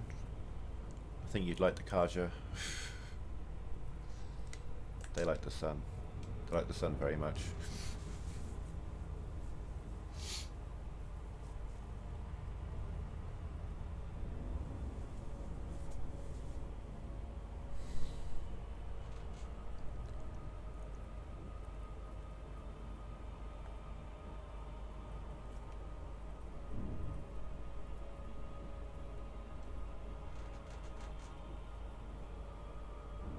Optical illusion, which one's closer? That one's closer, okay.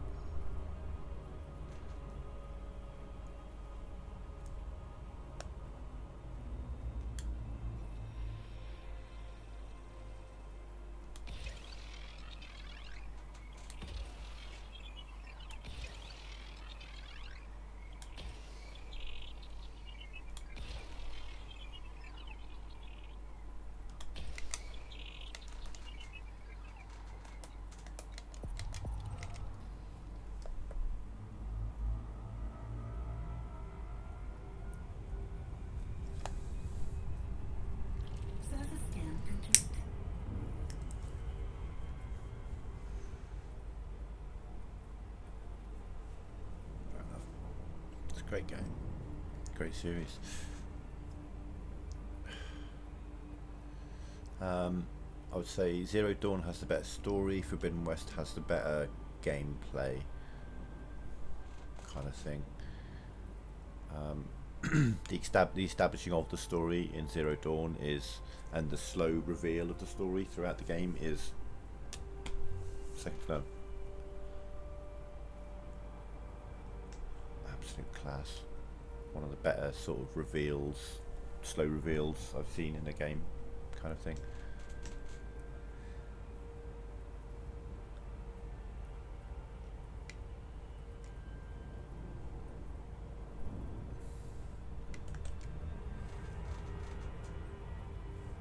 Yeah, you know, fire, man's best friend, man's worst enemy.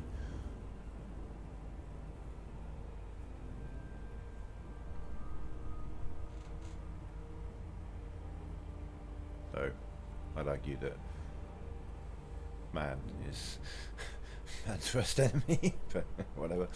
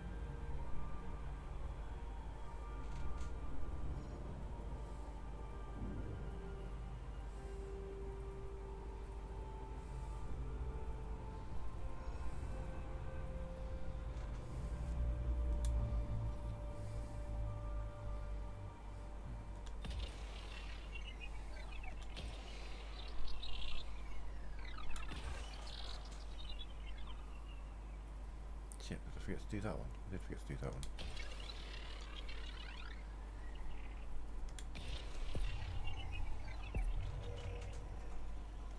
I hope I forgot to do that one. Surface scan by 50%.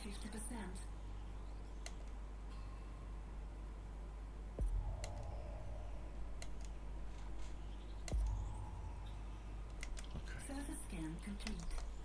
thought I messed up there. I missed one of the first two and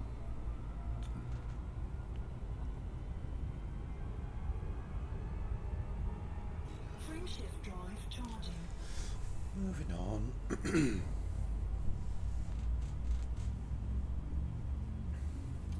So, I may have mentioned this before, but you'll know immediately if the system you're in is unexplored or not.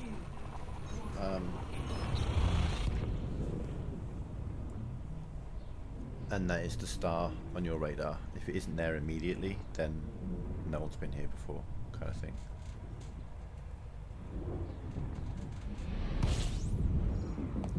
And especially if you can see planets, someone's definitely been here before. Fuel scoping.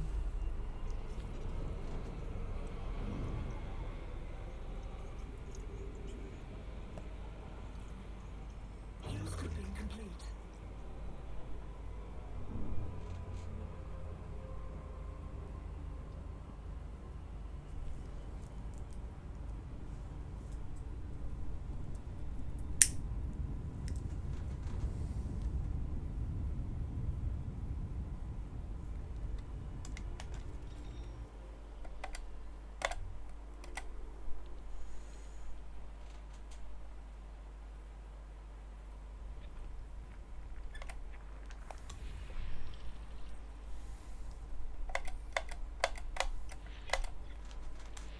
Once you find the orbital plane, you'll find the majority of the planets straight away, kind of thing. First you do a loop around the orbital plane, then you zoom in on any other stars that may have a glowing glow around them, telling you there's planets around them. A system like this is probably all going to be on the orbital plane.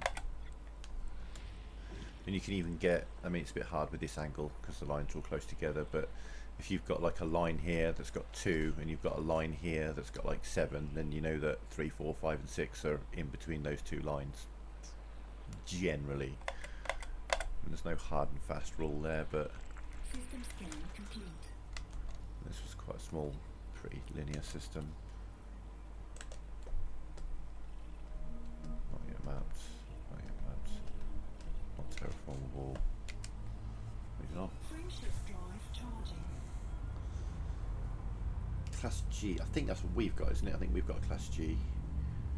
White, yellow. So this is an Earth-like star, essentially. No, a Sol-like star.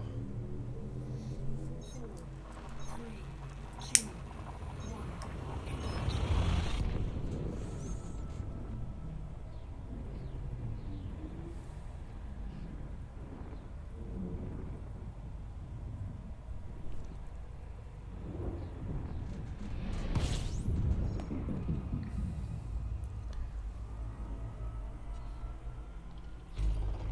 Fuel scooping.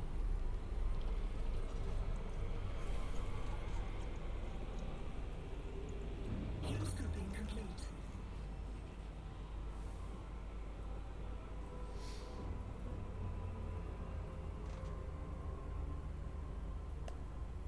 So other things you can do to kind of get a bit more jump range is not scoop every star.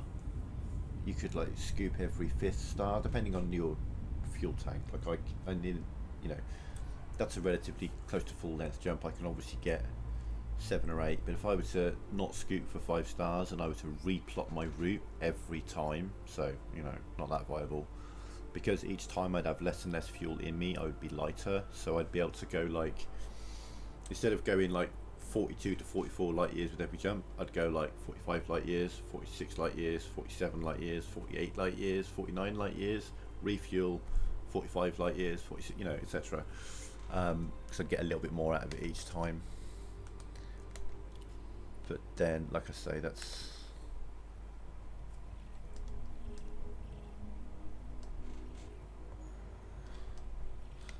I've got to map them before it tells me if they're terraformable. Egypt. It's just high metal content stuff. So there's the plane, which in Spain the rain mostly fell on.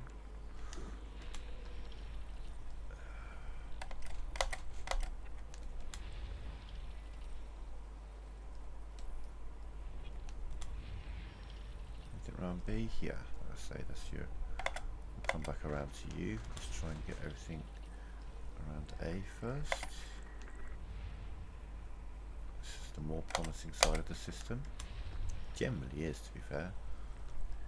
Again, not a hard and fast rule, but if there's kind of like 2 systems within one system, generally speaking, the primary system has the better stuff. But occasionally you'll come across a system where the primary system is shit and the secondary system has 2 Earth-likes and a water world and is 400,000 LS away. Oh, right, book time.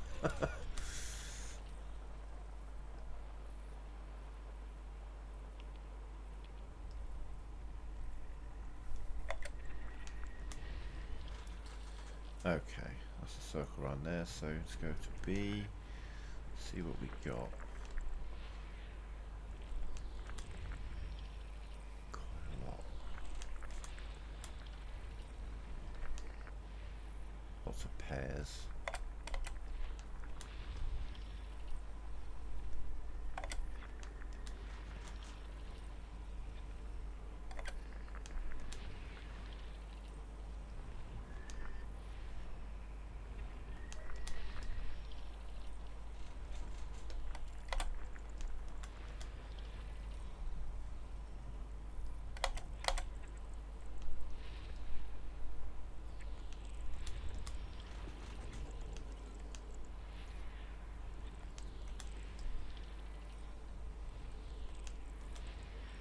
And you know, there's lots of like little kind of logic and shit that you can apply. System scan complete. You know, you can tell that the ones that are furthest from the star are probably going to be icy. These are all icy bodies. The ones closer to the star are probably going to be a bit better.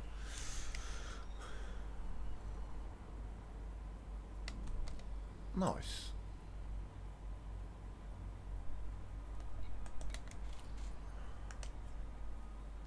Okay. No, that's terraforming.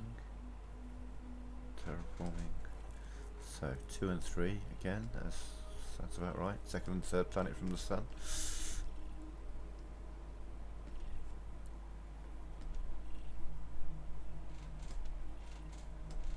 Okay, cool. There's a let off. Right, so yeah, 2 and 3 we said, didn't we? 2 and 3, yeah.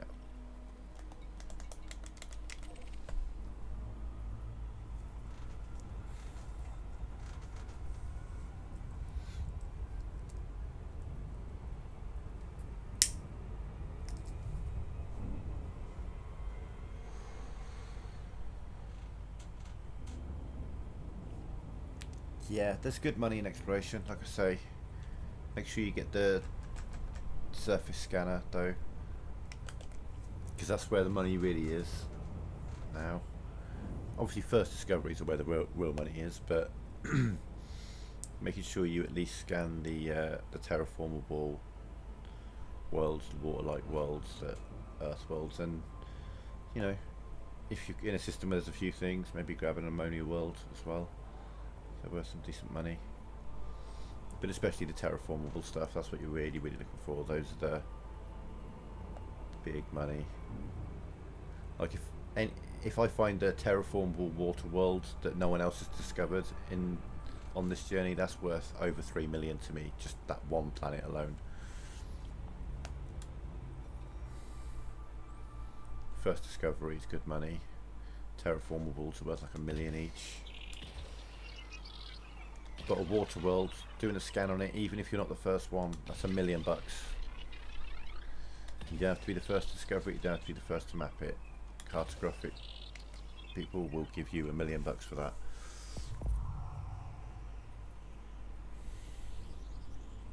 Surface scan by 50%.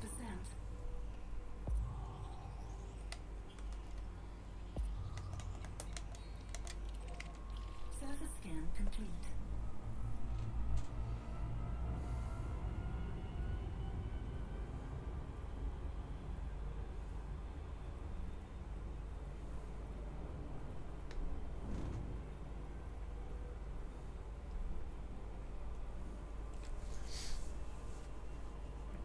It's weird.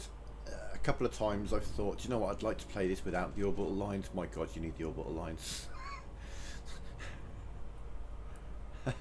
It becomes much harder to stay focused on something without them, weirdly.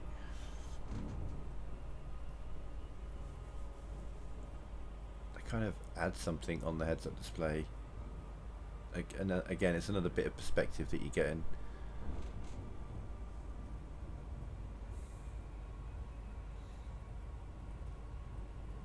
It's just the one module. You don't need to buy any limpets or anything like that for it. It's just size 1 module. So you just need one slot space in your optional interior component thing. It's 250,000. That's how much it costs everywhere. There's no variance of it. It's just one thing that you buy and that's it. Then you have to bind it.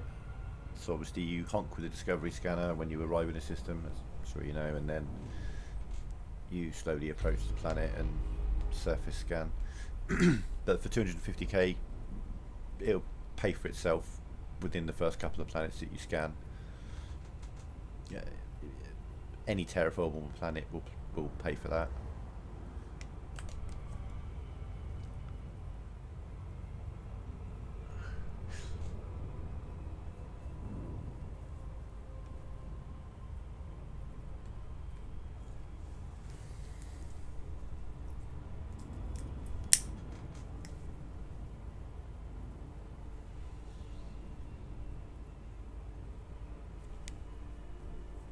Most, but not all, but most places will sell one as well. But it's under the you'd think it would be a utility mount or something like that. It's not. It's on the optional internals. where the cargo racks and all that stuff is. Excuse me.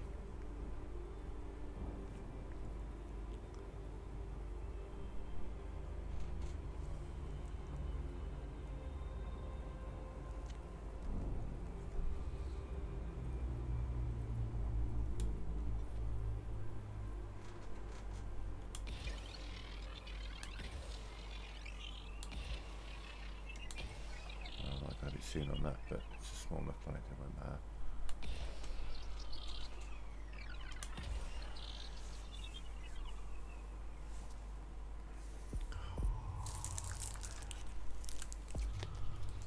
Surface scan by 50%.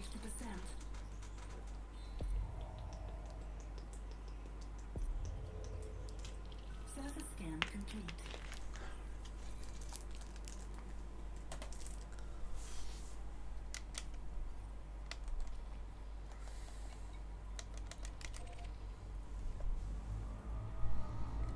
Frame shift drive charging.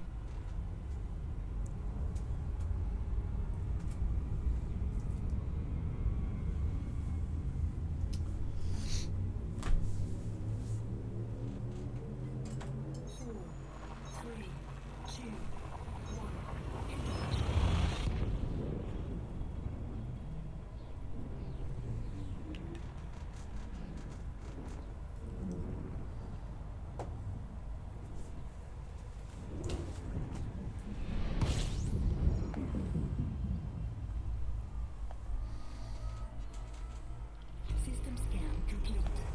Fuel scooping.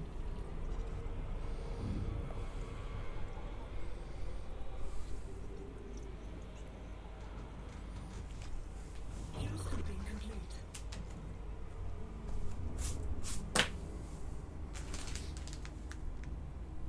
Frame shift drive. What a fine ring you have, he says as he heads into the fine ring section.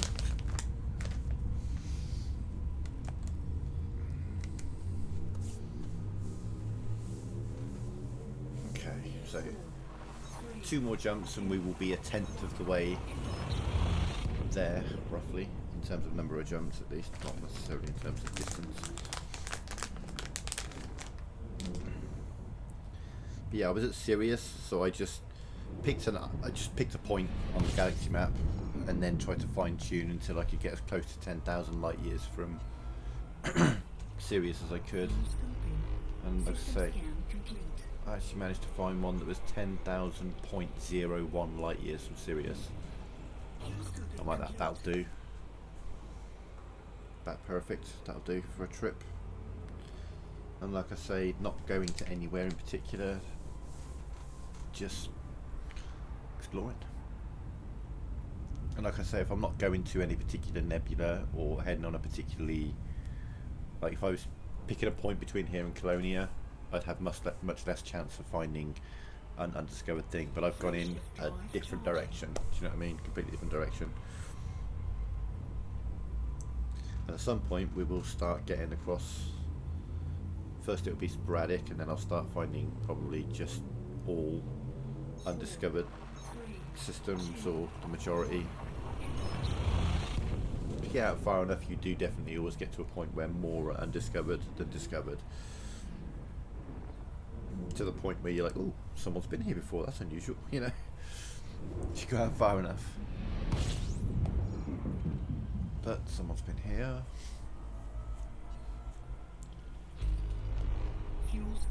But then, you know, I'm saying that was the case a few years ago.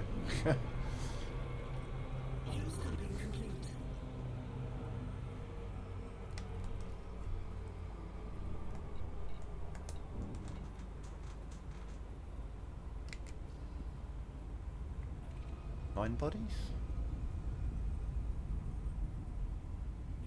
9 bodies, yeah, okay. Someone has been and fully scanned.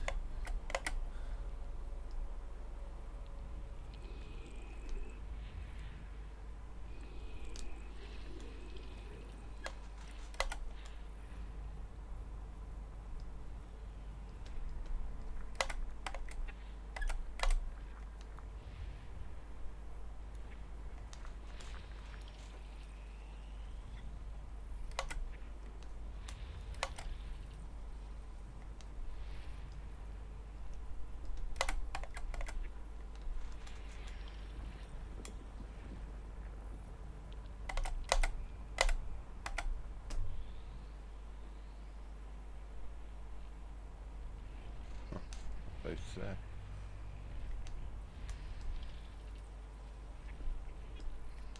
System scan complete.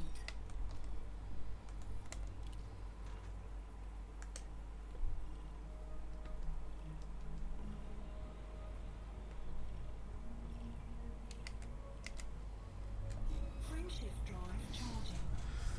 Onwards.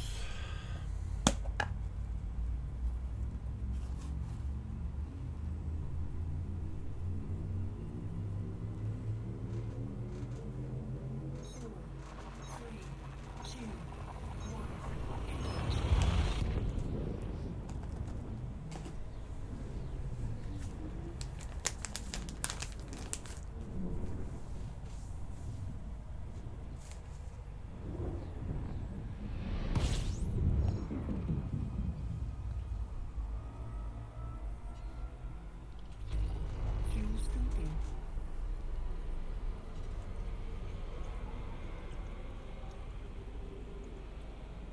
Fuel scooping complete.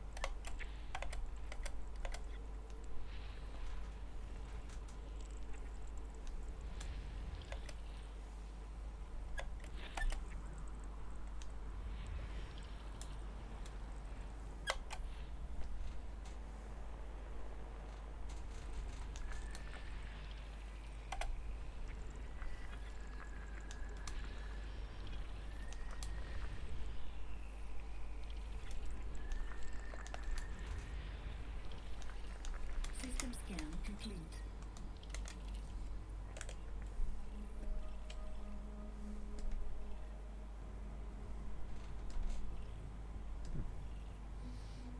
No terraformables, but there's a war world. Number 2. Ow.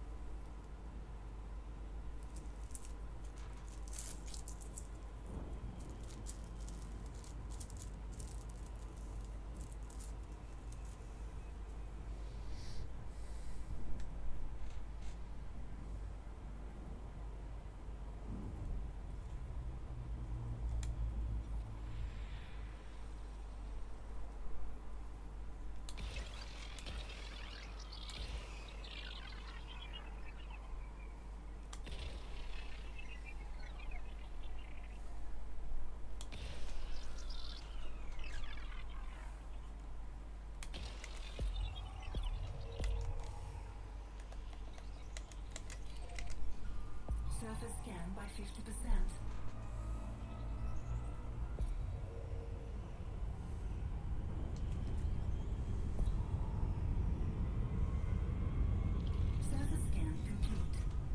Frameshift drive charging.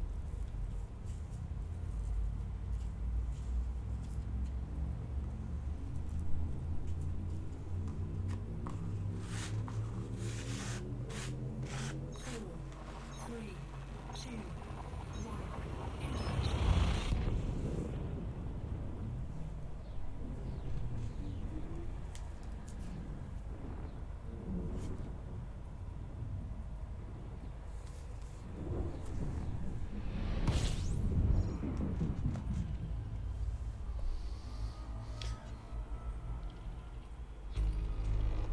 Fuel scooping.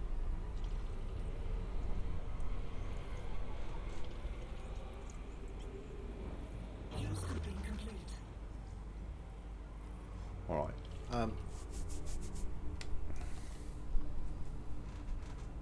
We've done 26 jumps. We're over 1,000 light years from Sirius by now. So, gonna look, and unless I see something really worth going for, I think we're gonna maybe move on until we can start getting into undiscovered space, just to try and, I don't know, make this stream a little more exciting.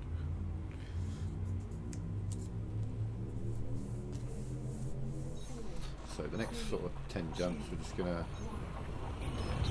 scan, pop open the system map, have a look, and then move on. Unless I get into a undiscovered system.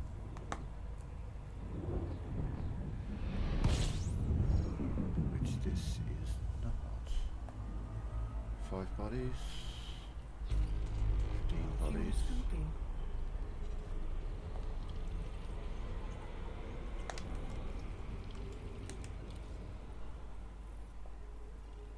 Fuel scoop disengaged. Frameshift drive charging.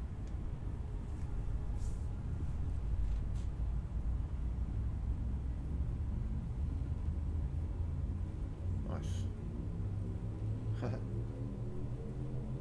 4, 3, 2, 1. Engage.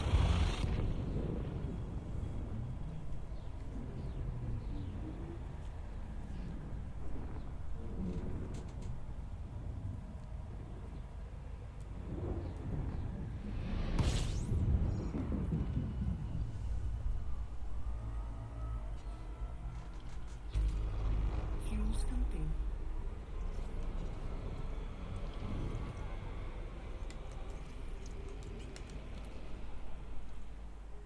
Fuel scooping complete.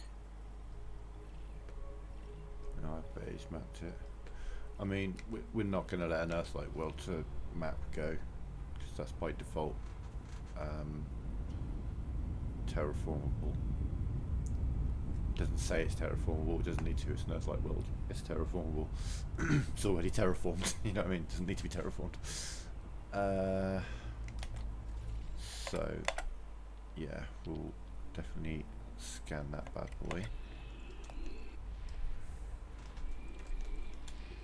So if there's definite high value targets, then we will definitely stop to scan the system and we'll go map that Earth-like and any other terraformables nearby.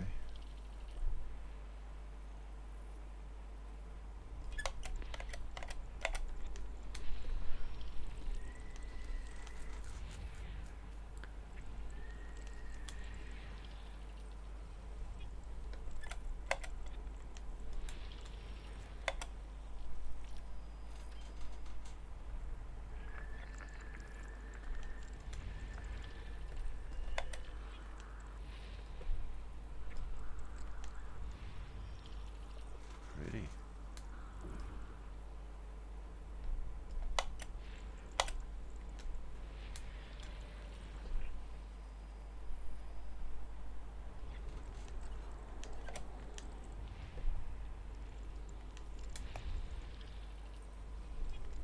System scan complete.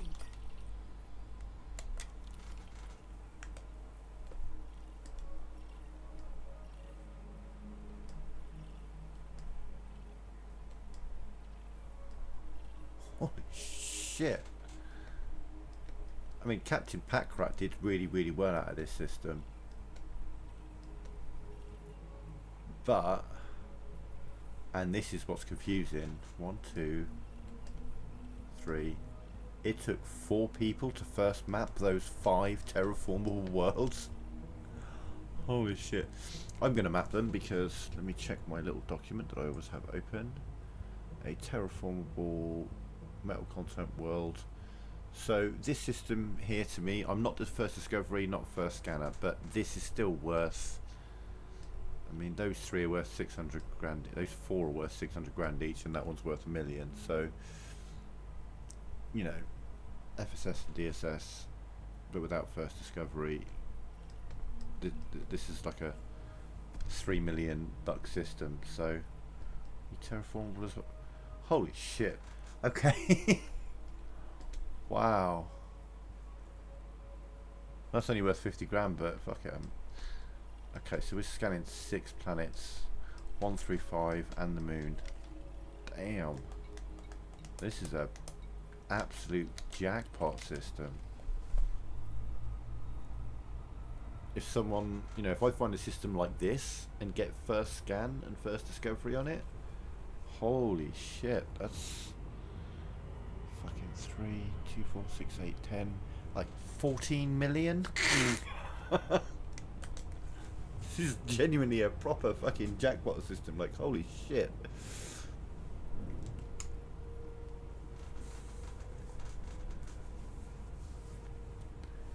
Well, I mean, that's it. I haven't found this. Someone's found it before me, but the money's still decent, kind of thing. And bear in mind, I'm also 1,000 light years, over 1,000 light years from the bubble now. Yeah, how far am I from where I started?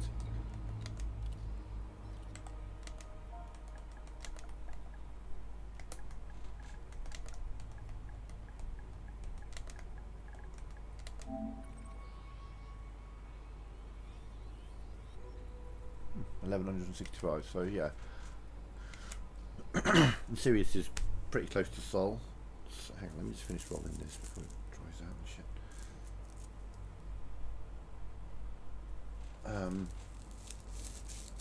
Yeah.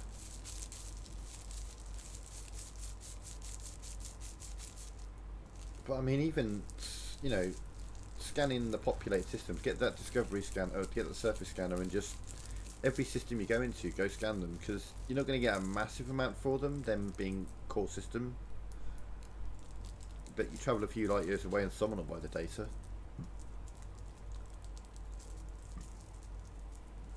Oh, excuse me. Right, okay. Let's sit back, stretch my legs out, because I've got a whole bunch of mapping to do in this system.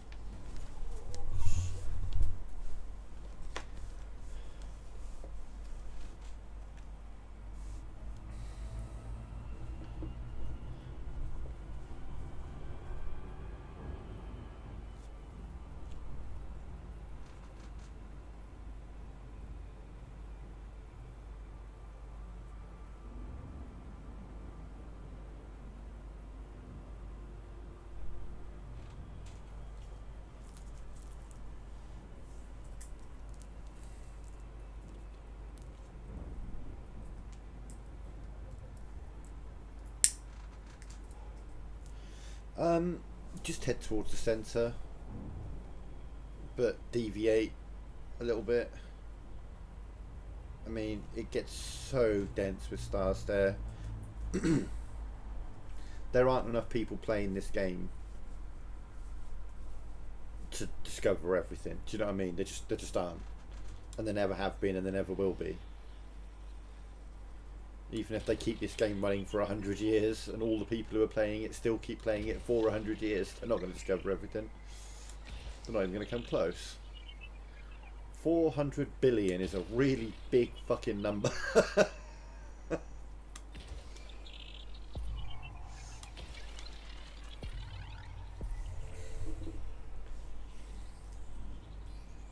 scan by 50%.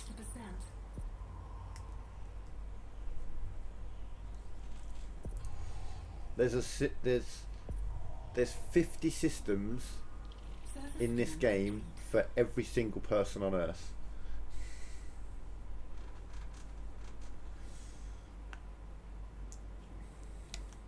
Wrap your head around that little statistic. There are 50 systems. Forget the planets, stars. There are 50 star systems that you can travel to per person on planet Earth. That's what, 8 billion people? 5 each? Or 50 each? 400 billion. And so if everyone on Earth was playing this game, yeah, you could fully explore the galaxy in a week. In a few hours. But not that many people play it.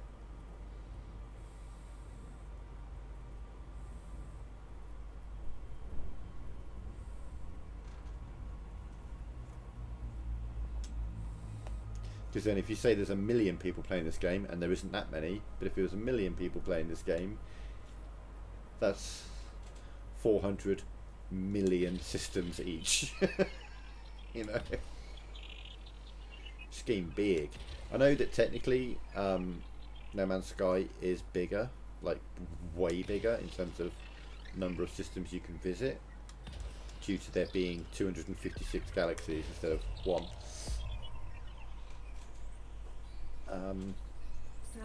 And I love both games, but obviously I love the groundedness of this, the sense of perspective,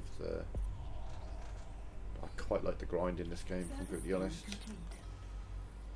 Okay, so that's 1 and 2 done.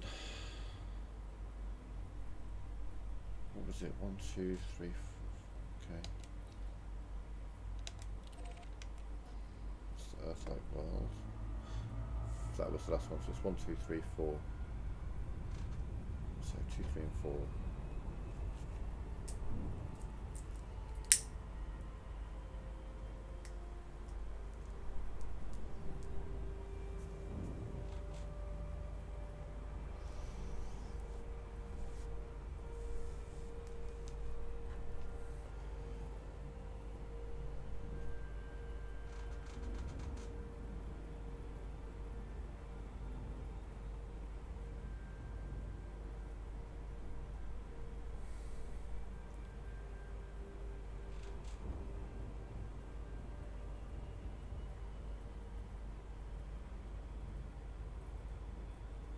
Oh god, yeah.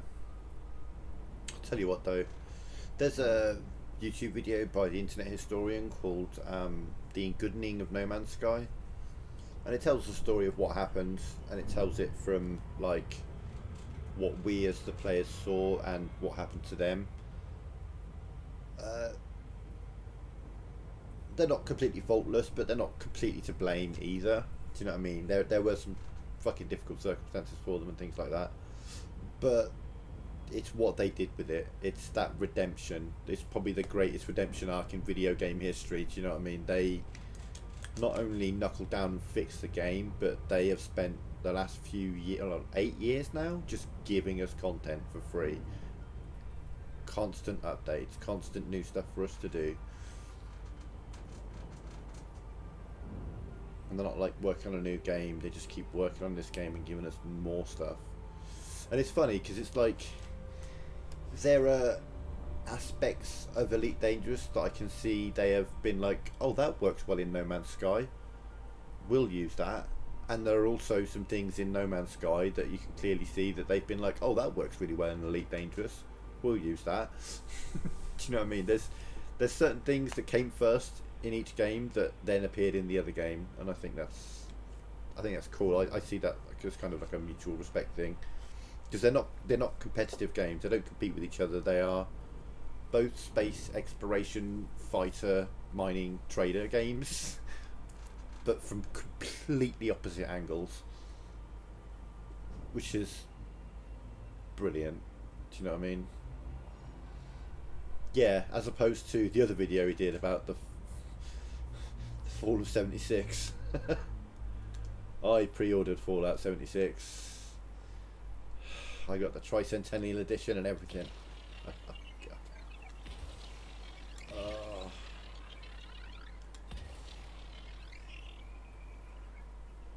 occasionally I try. I mean, I got a lot of hours in it because I, did a lot of stuff with my friends.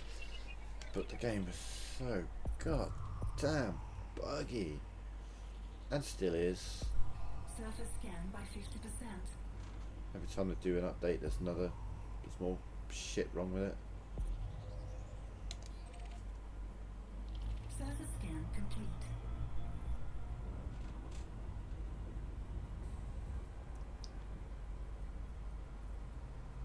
And I've realised that a big part of the reason why I can't get back in, I try occasionally to try and play it for a bit and get back into it, and I can't. And the reason I can't is that it is so graphically inferior to every other game around it. It just works. Indeed, Backgaz, it just works.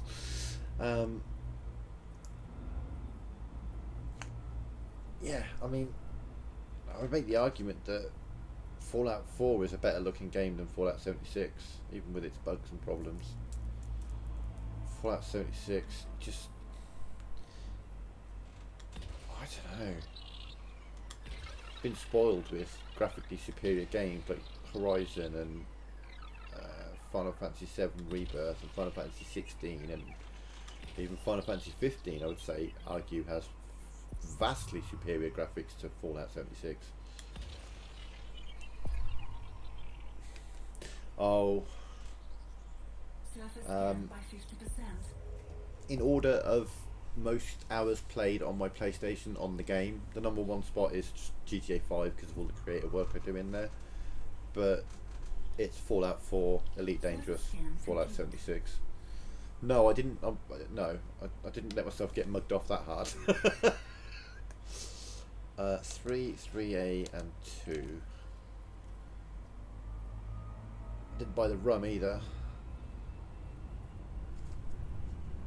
But I'm ashamed to say that I probably didn't buy the rum because I didn't know about it. I actually like rum. Rum is my drink of choice.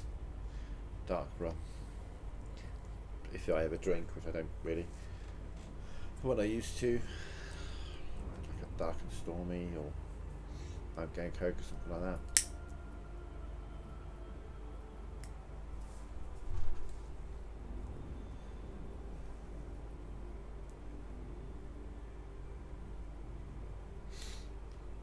The thing is like, so my gaming story's a bit late in the game. I only really got into gaming on the PS4. Like,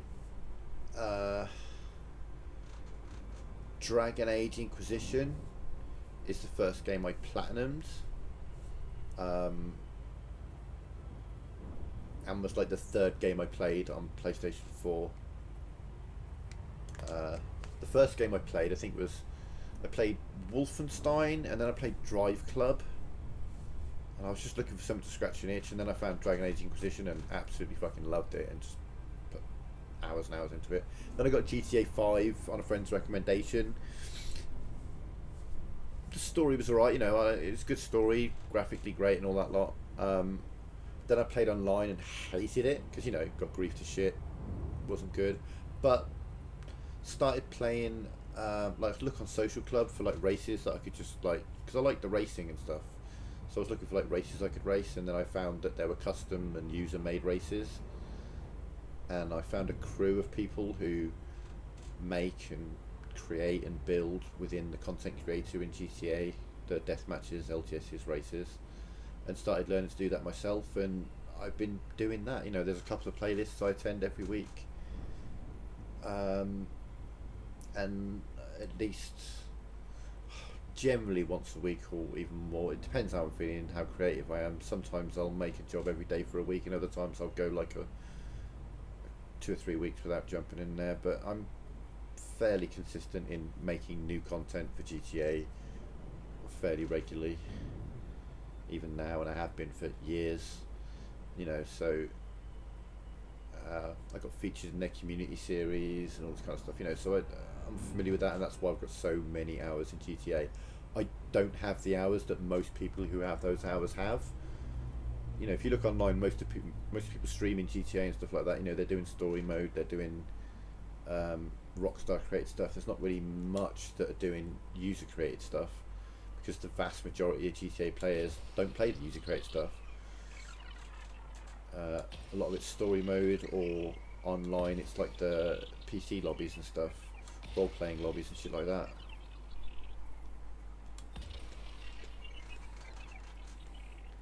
Or they're like car meet crews and shit like that. But this is all about the. They've got quite a robust creator, so you can build quite a lot in there. And that's something I like in games. I liked the settlement building in Fallout 4. I liked the base building in Fallout 76. I like it in No Man's Sky. I like building things within a game, you know.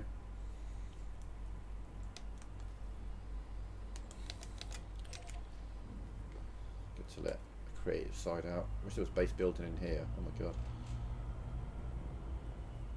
It'd be amazing.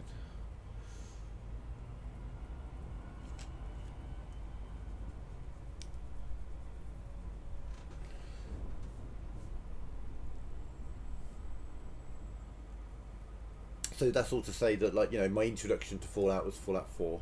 You know, that's my first Fallout game. I liked that.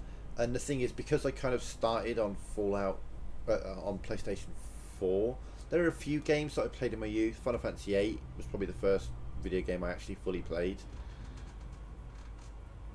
when I was younger. But the first one on, like I say, the first one on PS4 was like Wolfenstein, Drive Club and Dragon Age.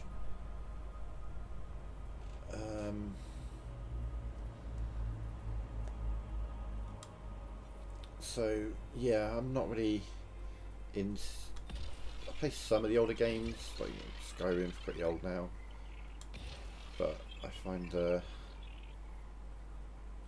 in an age of playing high fidelity, stunning, gorgeous games, Horizon, Ghost of Tsushima, things like that, it's hard to get into Surface scan by 50%. the older looking games. And I know that's dumb, because I mean, I like older Final Fantasies. You know, I've played a few of those and enjoyed them. I'll have to at some point. Right, what have I scanned? Because I'm blathering away. Right, you have mapped. You have mapped. You have mapped. You have mapped. You have mapped. You have mapped. Oh, they were all pairs. Okay. Mapped, mapped. Mapped. Mapped. Mapped, mapped. Oh, okay, cool. Moving on. There. Yeah, no, that's fair. It's not always about how it looks. I fully get that. I'm not that shallow, do you know what I mean? It's and I have a weird relationship with games, like one of the biggest franchises in PlayStation, God of War. I tried, man. I tried. Couldn't do it. The game gave me fucking headaches. The head bob was ridiculous. Or the camera shake was ridiculous. Couldn't play it. I liked The Witcher 3, but it took me 3 attempts to really get into that game. And then, if I'm brutally honest, I wasn't playing Witcher 3. I was playing where's the next person I can play Gwent against, if I'm brutally honest. The story, the world, the side quests are incredible. The combat is hot trash. I don't care what anyone says. I think the combat in The Witcher is awful. But, you know, it's very rich. I really enjoyed the storytelling and that kind of thing, but deep down it was, I loved Gwent. That was the thing I liked the most about it.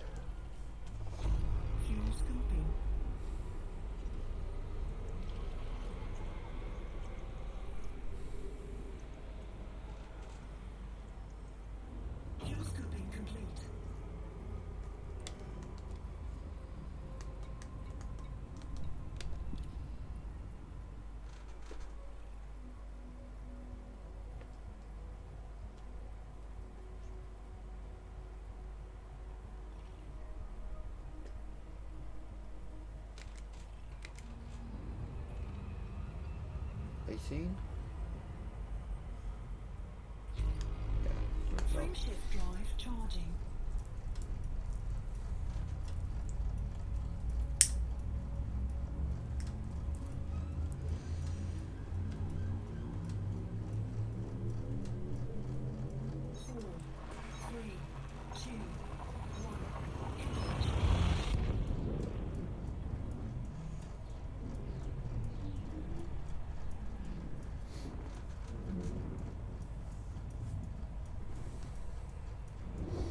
Though I think, you know, I'm very much either a sci-fi or fantasy, or like, you know, proper space sci-fi Fuel scooping.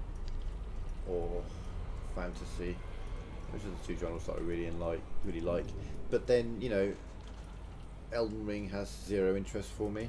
Fuel scoop disengaged. I've never got into the Souls-like games or anything like that, so, you know.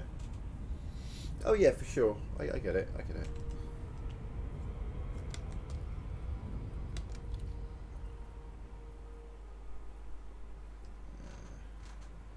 I mean, there's a maybe there, but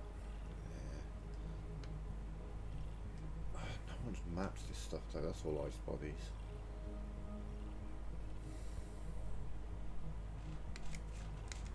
No, but we are getting less and less mapped systems now.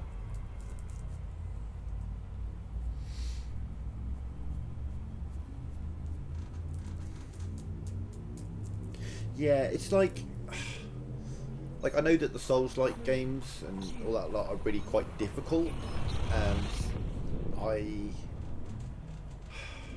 don't know. I like to make things difficult, but I find that, like, okay, here's a really good example that really let me know that I'm probably not going to enjoy the Souls games at all. Is Final Fantasy 16. I really enjoyed that game. Fuel scooping. I quite liked the combat in it.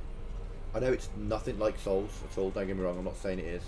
What I'm getting at is, one thing I found really difficult in that game was Fuel scooping complete. dodge timing. Now, I'm really quite good at that normally in other games that I play. I'm normally able to get out of rare trouble, but I couldn't get the timing right. And I thought, is it a timing thing? And everyone else says it's kind of like Souls timing. It's fine. There's nothing wrong with it. The biggest bug that everyone had with that game was that the combat was too easy, and I was confused because I was finding the combat quite difficult. I was getting hit a lot. I was just taking a lot of damage, and I felt like I was the only one who had that issue. Everyone else was like, oh no, the combat's a piece of piss. The combat's too easy. When's there a hard mode? And I'm like, okay. But like Final Fantasy 15, I pushed myself. Jesus, I've played that game level 1, no items, no food. I've done all kinds of like challenge runs and things like that. I've done permadeath runs on Fallout. I've done survival runs. Jesus Christ, I did a run of Fallout 4 where I played the entire game. My character was in a pair of underpants. That was it. Didn't have any armor, no clothing, and he had a combat knife. Completed the game. But the Souls stuff, I just looked at that, but didn't remember what I saw. Oh, that's what I saw. Nothing. Right. Friendship drive charging. But yeah. So, like, when I can challenge myself within a game but not be forced to do something that's just really difficult, it's just, I don't know, it doesn't appeal to me. I know that I get frustrated with games at times when I'm not good at it. Which just lessens the experience for me, and I look at those games and think that's going to be me getting ragey. That's going to be me getting pissed off all the time. I don't want that in my life. You know what I mean? I'm like, that's going to piss me off, and I know it is. Fuel scooping. Just repeatedly getting killed again and again and again does not sound like fun to me. Fuel scooping complete. I like to get to know a game first and then increase the difficulty from there. I'll normally, like, I'll play a game on hard or something the first time I play it, but then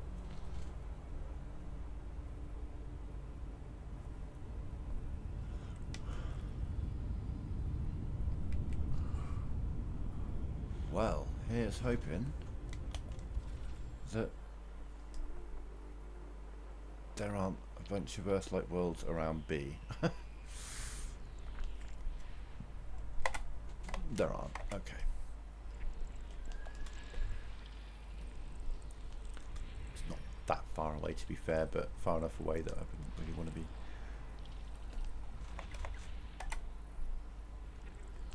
System scan complete. No terraformables, I'm assuming.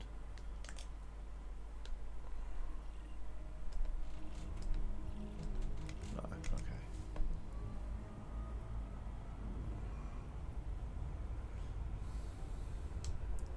Yeah, I mean that's fair. It's just it's not really what I look for in a game, I suppose. Do you know what I mean? Uh, Friendship drive charging. like for example, I've got a couple of friends who they spent a long time. They've tried so hard to get me to play Red Dead Redemption 2. I cannot tell you how utterly uninterested in that game I am. I I'm sure I know I understand it's graphically amazing. I understand the story is amazing, but I couldn't give a fuck about the wild, Western themes. It's just something that never clicked with me. I never liked Western movies. It just wasn't just something that never really clicked with me. Do you know what I mean? It's a genre that Fuel scoping. doesn't mean anything to me. Fuel scoping complete. Oh, I'm sure if you go back through my streams, you can see and hear me getting quite pissed off at times. Have you played the Final Fantasy VII Remake and Rebirth? Perchance? Because there's a really, really good example of some ultimate rage that I had with that. Oh my god, I was so angry.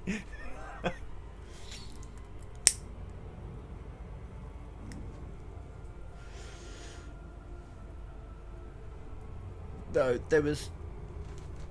so basically there was a boss fight in the first game that I hated. I loved Final Fantasy VII Remake, but this one fight in particular I hated, and it's quite common that a lot of people hated this fight. So, okay, I can say it. You fight against Rufus, the president of Shinra, and I hate the fight. I really hate it. It's one where it's really difficult to get the timing right, and you just get hit a lot and you lose a lot and it pisses you off, and I hated it. And it was just like, fuck's sake, I finally got past it and I was like, okay, fine, I've beat him, I never have to fight him again. So I played Rebirth. Now in the middle of Remake there's a big moment. You're in the arena and there's an enemy that comes up called Hell House, and he's one of the best enemies in the fucking game, to be honest. It's one of the most fun fights you'll ever see. And people were thinking that when we go to the Colosseum in Final Fantasy VII Rebirth, there was going to be another big fight like that. And it gets to the point, the announcements are getting real crazy, and the center stage rises up, and there's Rufus, a guy that we're not supposed to fight again. They decided to make us fight him again in the game for no apparent reason in the next game, and I was so mad. I didn't want to do it. I was just like, I don't want to fight this guy. I hate this guy. Why the fuck are you making me fight this guy again? You only fight him once in the original game. Why the fuck am I fighting him again? I was so mad. It's like the absolute worst thing about Final Fantasy VII Remake, and there wasn't much that was bad about it. But for me, the absolute lowest of the low in that game is the one thing that they decided to bring back and be like, do it again, but this time we've made it harder. You know that one weakness he had in the first game? We've got rid of it. Good luck. I uninstalled the game there and then, and I had to sit down and wait and calm down, and a couple of days later I reinstalled, dropped the fucking difficulty mode down, I'm not ashamed, got that god awful fight out the way, and then moved on with the game and had a great time. But it was just like, it was genuinely the absolute lowest point of the previous game, and I was like, it's free and clear, I've played the original game, we only ever fight him once, I'm never going to have to fight this guy again, it's done. And then 3 years later they bring out a new game and make you fucking fight him again. I was so mad. Of all of the people that could have come up through that stage then and been a great surprise for the fan base, they chose that fucking prick. Oh, so angry. Full rage quit there and then. Like, oh nah, fuck this, uninstall, you know. But I really wanted to play the rest of the game, and I know I had to get past it, but I just had to take a couple of days and just be like, no, not think about that for a minute, because that is really pissed me off. It's irrational, it's stupid, I know, but my god. System scan I was triggered hard. And that's the thing, because it's a remake, it's like, I know I'm not going to fight him again. Do you know what I mean? We fought him. We've done the fight with him from the original game. And now we're in this Colosseum section of the game in a completely different area. And I know we don't fight him. He doesn't show up here. He is not a part of this chapter. Because I've played the original game and they fucking injected him into the chapter. And it was just like, oh my god. I don't want this. 3, 4.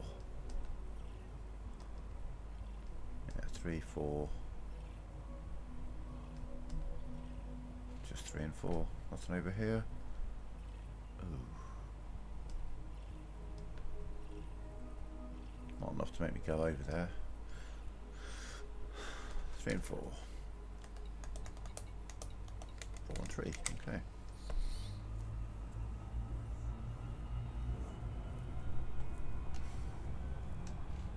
The thing is, like I say, in the first game they use that. There's a certain time in each game where you're in a Colosseum and you do like a run of fights. You know what I mean? And from the original game, there was a particular enemy that, in the remake context, it didn't make sense. How were they going to put this enemy in the game? And they did it through the Colosseum and they made a big boss fight out of it, and it was glorious. It's called Hell House. If you ever check out the video of people seeing Hell House for the first time in Final Fantasy VII Remake, it's quite fun, and then watch them get their ass kicked by it as well. And so the fan theories were like, who's that boss going to be in the next game? And there are a few good contenders, like really unique and weird enemies that wouldn't really fit in context of the game itself, but would fit in the Colosseum kind of thing as a surprise. And then it was that prick. It's just like, oh my god. I could have named 10,000 characters and creatures from Final Fantasy that I would have wanted to see before that asshole. Okay, right. It's not often that I can get that mad at a game, but sometimes it does happen. Normally when I get like ragey or I get annoyed and shit, it's something I've done. I get pissed off at myself for making that mistake. And then the biggest pet peeve I have in gaming, and you'll see me say this in so many videos, you don't see it so much in this game because it's not an issue, but I am a firm believer with video games that if I push the button, you do the thing. Don't matter what it is. If this button makes that thing happen, then when I push that button, that thing needs to happen. Do you know what I mean? If I push dodge in a fight, then my character needs to actually get the fuck out the way, not do anything. Just that one random time. Not jumping when I'm trying to jump off something at just the right time and they just walk off instead of jump, even though I pushed the button to jump. And you know, those kinds of things. When if I push the button, do the thing. So when if I push the button, the thing doesn't happen, it pisses me off. Doesn't matter what the thing is, I'm pushing the button, fucking do it. It's not that difficult.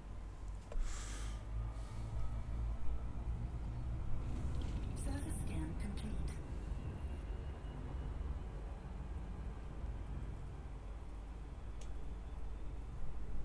Like, you know, if you're in the middle of combat and you pull the trigger and your weapon isn't firing, and it should be, you know, you're in combat mode, you've got your weapons drawn, you pull the trigger and nothing happens, you'd be like, well, whoa, hey, what the fuck?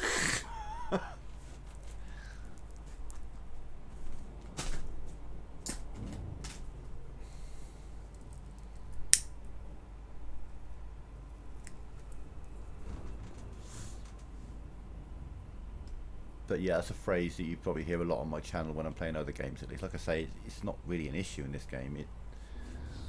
You push the buttons, so things happen, you know. It's pretty consistent with that.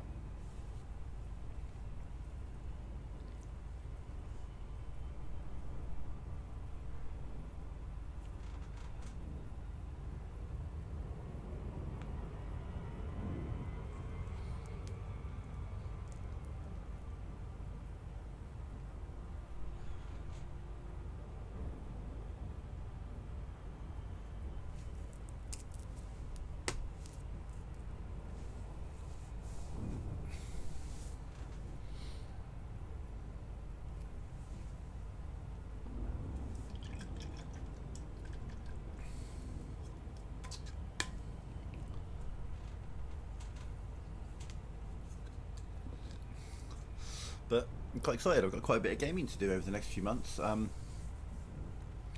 Starting 1st of October, I'm probably going to be splitting my time between Elite Dangerous and then another game. It's going to be Dragon Age Inquisition initially. I'm going to do a fresh playthrough of that in the lead up to Dragon Age Veilguard, which comes out on the 31st of October. The Horizon Zero Dawn PS5 upgrade comes out on the same day, but I can leave that because obviously I played Zero Dawn before. I haven't played Veilguard. That's a brand new game. And then next year, some point, Ghost of Yotei. That's going to be so excited for that game. Major hype. I think Ghost of Tsushima was... I think it's a strong contender for the game of PS4, game of the generation. Definitely a contender. I know that other people will have others. I mean, there are, you know, I think Zero Dawn could be a contender as well, but Ghost of Tsushima, it's just like it's a nearly perfect game, I swear to God.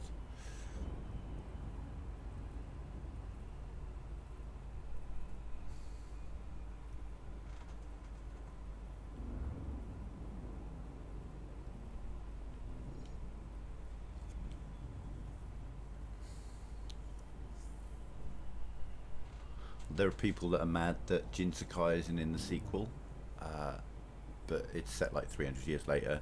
It's clear they're doing like an anthology series at just different times, kind of like Assassin's Creed, but better. Apparently Assassin's Creed was supposed to be showing their Japanese samurai-based game at the State of Play, but they withdrew. I'm not fucking surprised, because Ghost was busy announcing their new game. It's like a punch.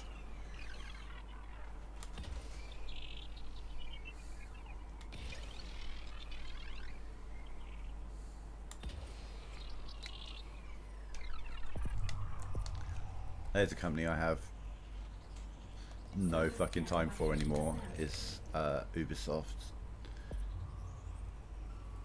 Skull and Bones was, my God, what an absolute dumpster fire. Yeah.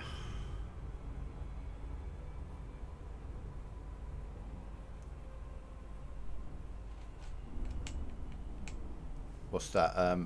Assassin's Creed. Do you know, I tried. There's another series I haven't been able to get into. I tried Valhalla. I got quite a long way into it, but I just got fucking bored. You know what I mean? I just got really bored with the game. It was just like, my God, it just drags on, and there's just, I don't know. And I tried a couple of others. I think I tried Odyssey. I just couldn't get into it. I tried Black Flag. I couldn't even get into that.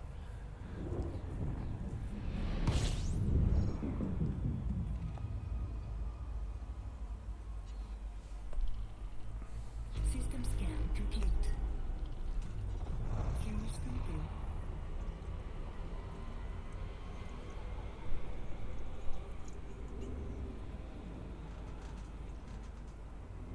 Fuel scope disengaged. Yeah.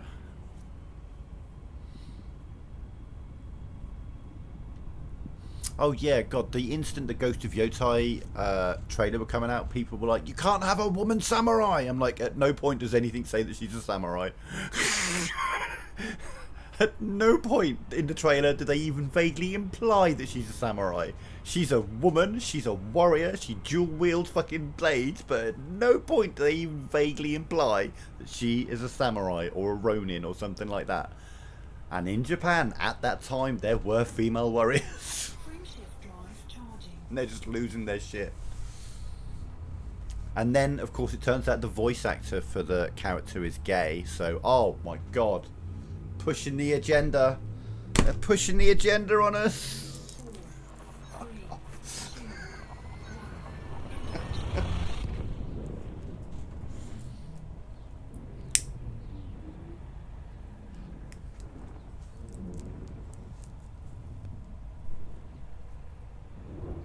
Yeah, I pre-ordered Skull and Bones even after playing the demo, and the reason I pre-ordered it because I enjoyed what I was playing so far, and I hadn't got to the end game. That's the important thing. I hadn't quite got to the end game of Skull and Bones, and I thought that what we were playing in the demo was a taste, was a small area of the great wide world that we're going to get to play in when the game... No, the demo was the entire map. That was it. That was the entire fucking game. We were given access to the entire map. And it turns out that once you get to the end game, what vaguely fun content there was just disappears straight out the window, and it just turns into a massive grind. Just full on grind. Like, as grindy as the grind can get. Do you know what I mean? Just like, oh, this is what you went with, is it? Okay. Such a disappointment. Like I said, I was getting some fun out of the demo, but I genuinely thought there was more to it. That this was a small area, just one little sea that we've been given access to in the demo. No, that was it. It was the whole fucking game. You could sail from Africa to India in about 6 minutes.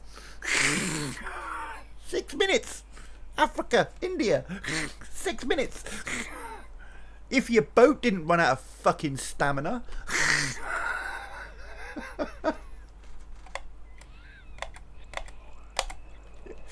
The boats had stamina. Not the people blowing, not the wind. The wind didn't have stamina. The people rowing the boat, if you didn't have wind, they didn't have stamina. No. The boat itself had a stamina bar. What the fuck? Oh.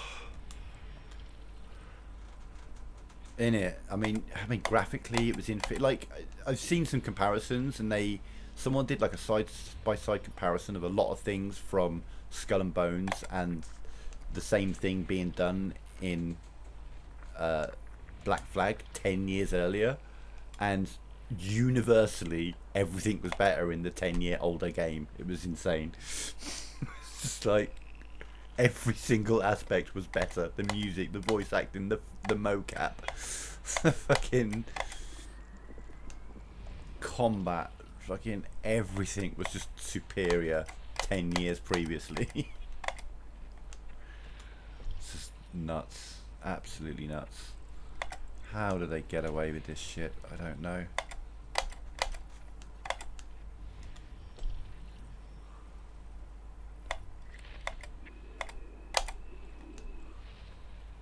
Could have been so good, but they just absolutely fumbled it. But, you know, 10 years of development hell, the entire game changing like 6 times over that. Like even the vision of the game changing over that time. It's a multiplayer, it's a single player, it's a fucking MMORPG, it's a 5v5 battle arena. It's, you know, they just couldn't figure out what they were going to do with it, and that became very evident when the game was released. They clearly had no idea what they were making when they were making it.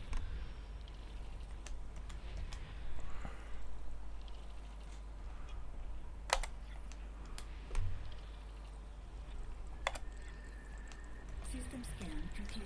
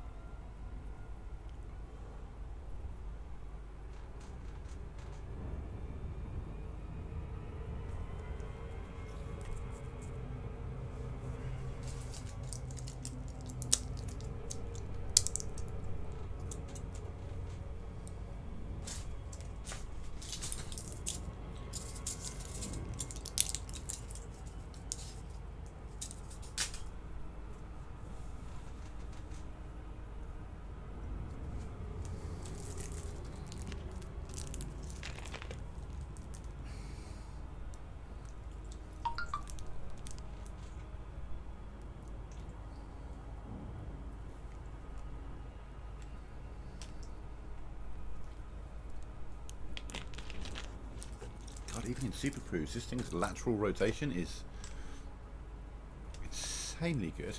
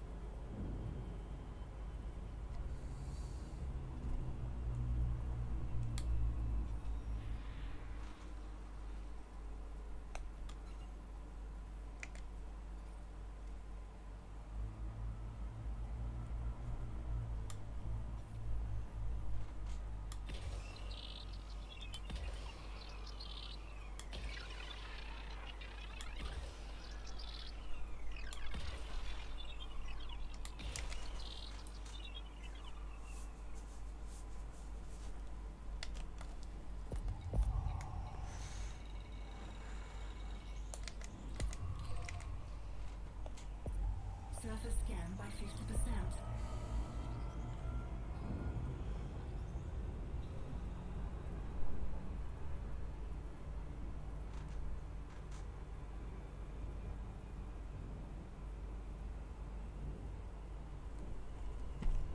You're kidding.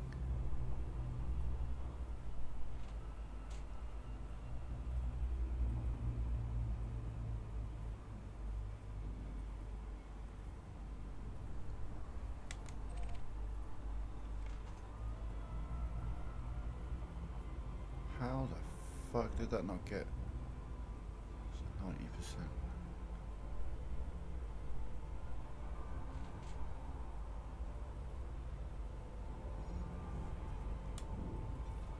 $89%. Oh, eat shit.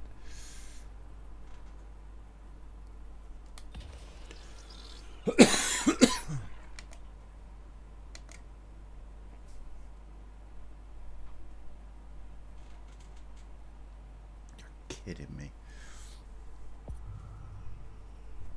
Surface scan complete. I would laugh.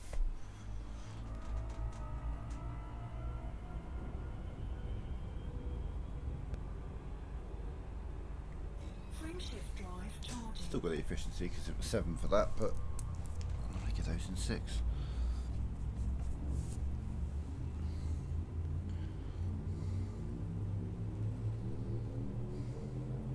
4, 3, 2, 1.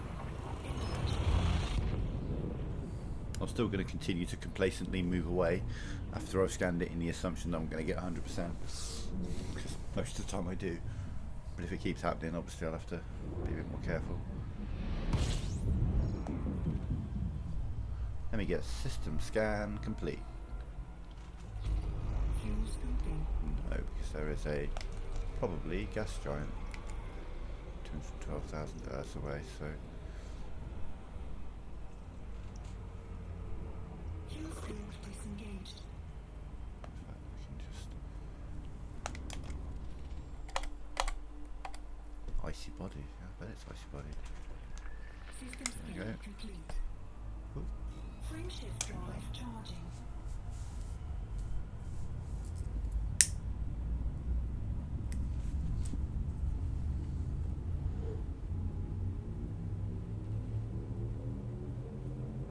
I really thought I'd have started encountering undiscovered space by now.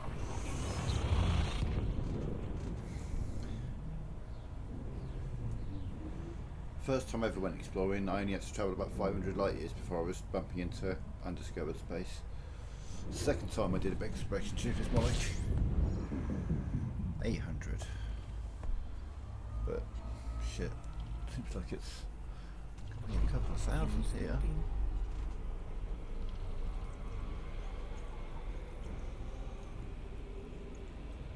Fuel scooping complete.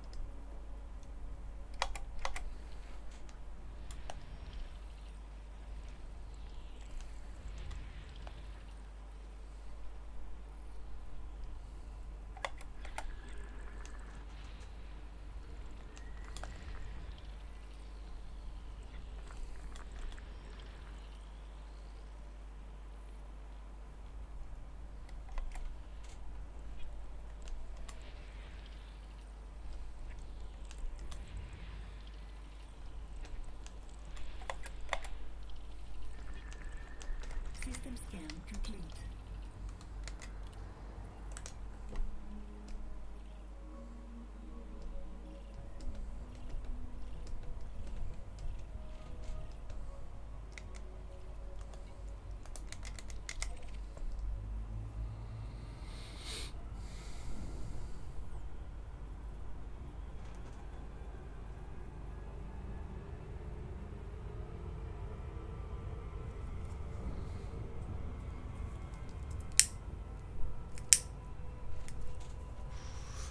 The best reason to being the dolphin, the orca, or the beluga exploring is by far and away the view.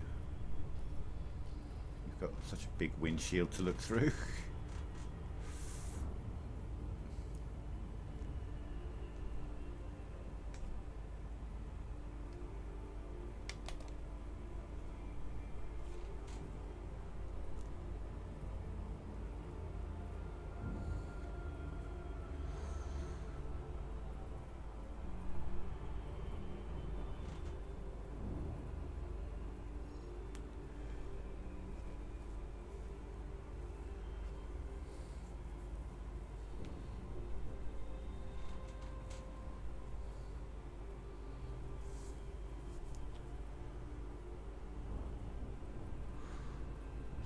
Small planet, I think, so I'm probably going to have to get pretty close to it. Oh, okay. Closer, okay. Well, 6 probes, okay. 1, 2, 3, 4, 5, 6.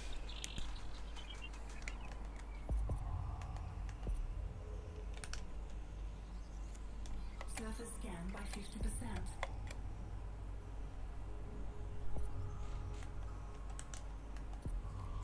Surface scan complete.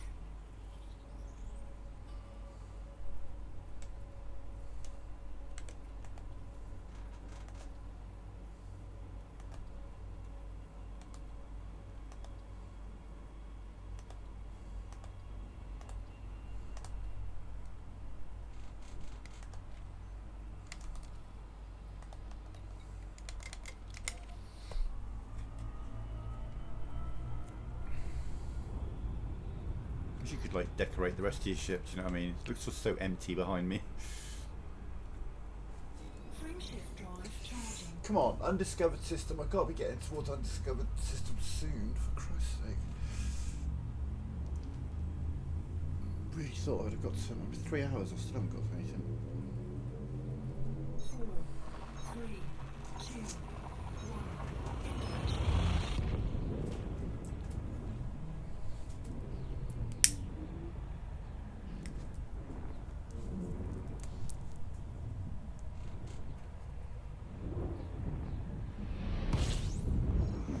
Nope.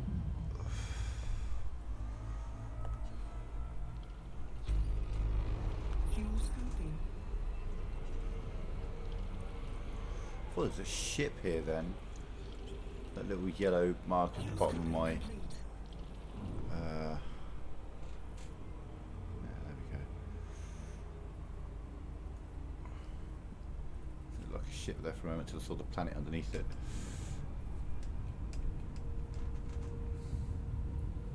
Right, well.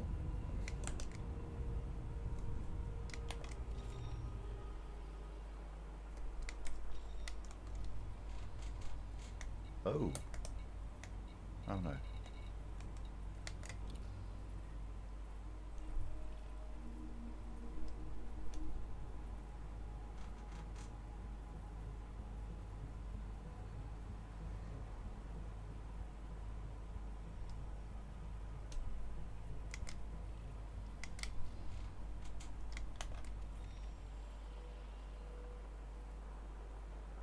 Oh, there's 14 and they're all shit. Okay.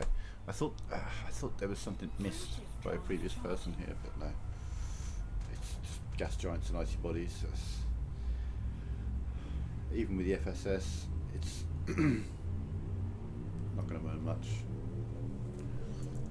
4, 3, 2. Look, the icy bodies are worse.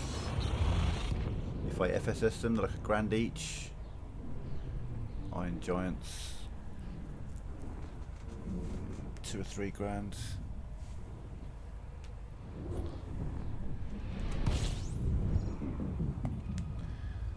Okay.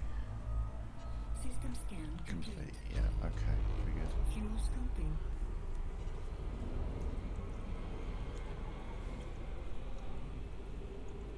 Fuel scoping complete.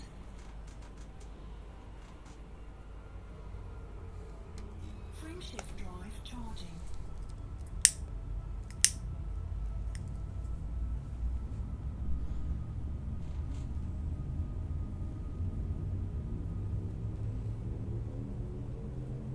Four, three, two, one. Engage.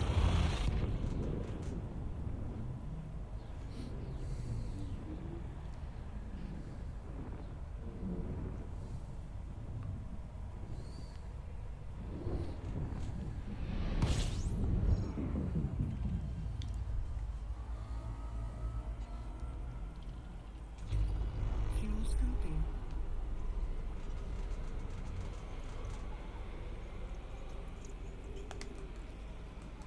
Fuel scoping complete.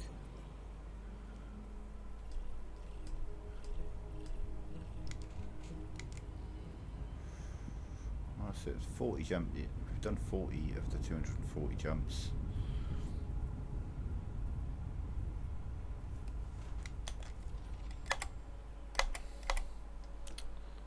There's potential for terraforms. Okay.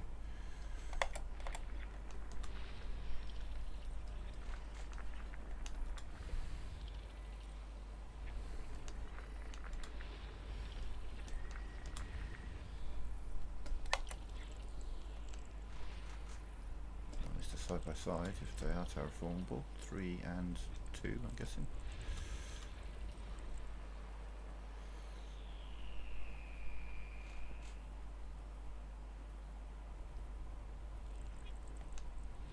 System scan complete.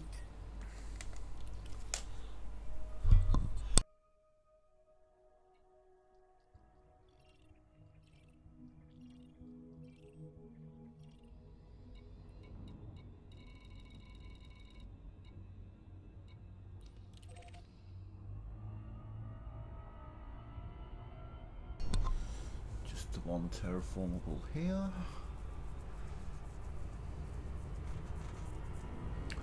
Obviously, once I start getting into undiscovered space or undiscovered systems, then I'm more inclined to scan everything, even the icy bodies. Icy bodies. Meh.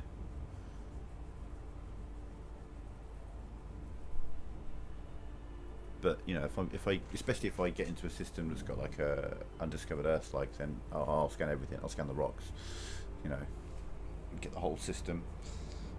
Planet systems that are undiscovered that just have like terraformable worlds, but not much else. No water worlds or ice or Earth-like worlds. Then we'll probably just scan the high-value ones. Though more is of high value when you first discover it. Like the gas giants start turning into like 40 and 50 grand rather than 3 or 4 grand. Metal rich bodies can be like 300 grand. The rocky bodies can be 4 grand or 1.5 million, depending on whether it's terraformable or not. I might be coming a bit close with this one. Okay. 6. A bit close, so we'll go there, there, there, there, there, there. Should be okay.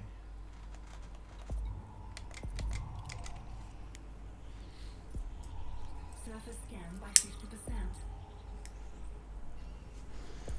Surface scan complete. Excuse me. Frameshift drive charging.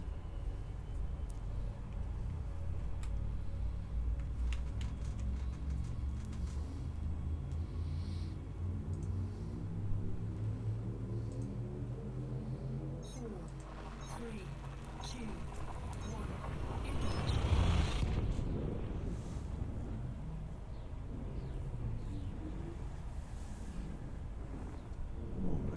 big star. KAA. AA normally.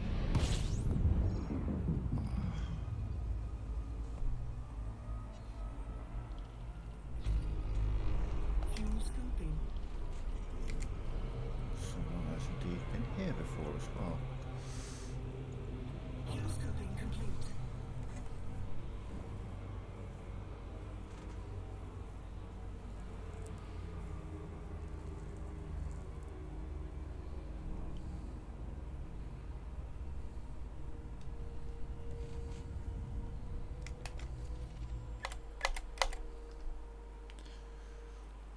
Where's B? They're all round B. There we go.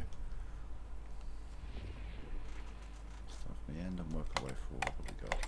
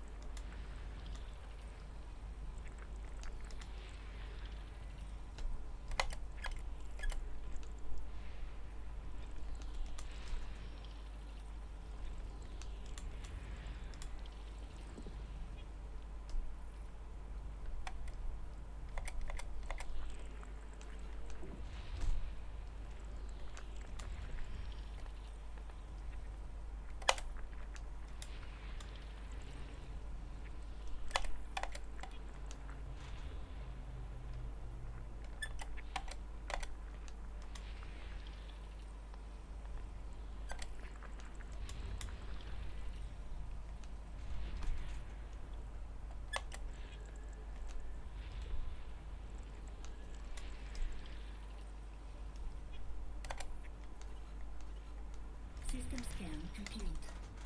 Should check the system out before I did all that.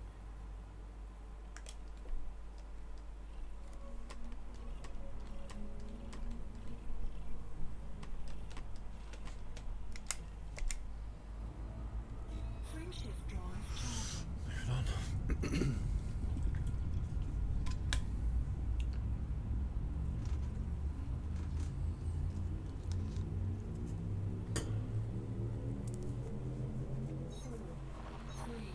3, 2, 1.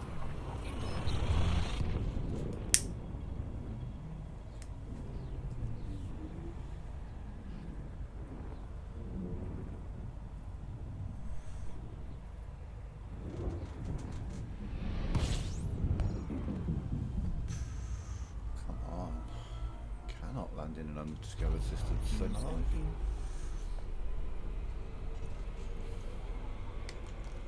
We do have to go much further away. Complete. We'll get there. We'll get to the point where it's. Oh, there's nothing here. Frameshift drive charging. Absolutely, will get to a point where it's nearly every system is undiscovered, but you do have to travel away from the bubble for that to happen. 4, 3, 2, 1. I mean, the first thing to bear in mind is, you know, anyone who wants to unlock Professor Palin, they have to travel 5,000 light years from the bubble, and you're going to have many different mindsets. Some people are going to be like, well, I'll head over to that nebula because it's 5,000 light years away. That's where most people would go. And then, you know, I suppose anything within 5,000 light years of the bubble, you're still going to be getting System scan complete. relatively discovered stuff. Scoping. Do you know what I mean? The further you travelled along that 5,000 light year web of lines coming out from the bubble in every direction, do you know what I mean? The further you go, the less and less discovered things are going to be, but the closer you are to the bubble, the more there's going to be. And as I say, it looks like over the last few years you've got to go a bit further than you used to before you started really hitting those undiscovered systems. And that's where the money is, but you know, you got to travel to go get that money, and you've got to then discover all the stuff and then get back to a station and turn in the data. If you get killed for whatever reason, you lose the data. But as long as you pay attention and don't like drift, you know, don't let your attention drift, you'll be fine. It's probably the safest way to earn money. System scan complete. god, can you... Fuel scooping. Okay. Fuel scooping complete. But again, someone has been here first. Because the stars were showing, like I say, if the star's there on the radar as soon as you arrive, someone's been here first. Frameshift drive charging.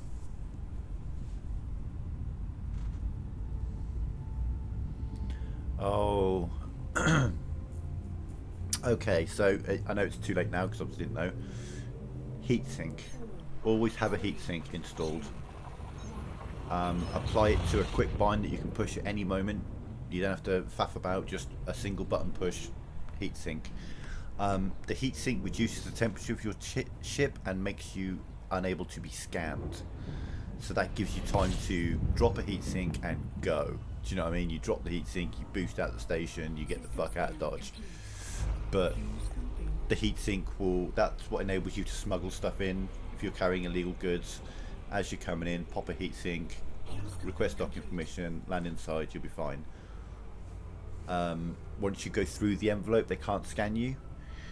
But yeah, they can scan you right as you come out the envelope. That's where the heatsink will give you a bit of extra security there. Cool running is another thing you can do, or silent running. That's something you can set a binding to. That does the same thing, but you'll need to pop the heatsink because it will heat you up. But again, it makes them unable to lock onto you, to scan you. 4, 3, 2,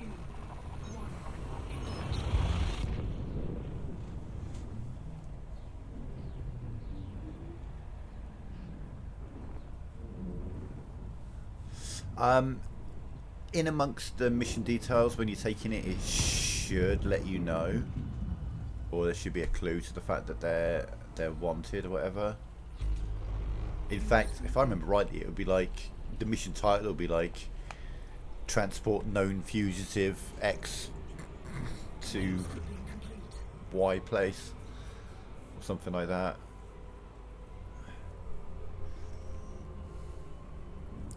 Yeah, I never really got into passenger missions because I don't know, you often have different wants and demands from these people. They're like, oh, can we stop by this system and buy this?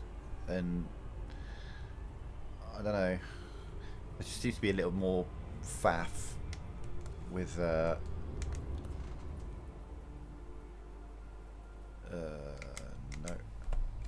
Frameshift drive charging.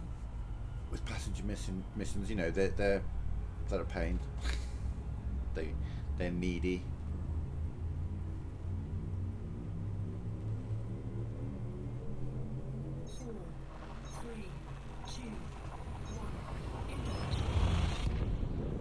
But I mean,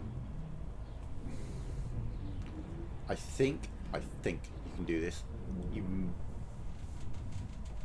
might be able to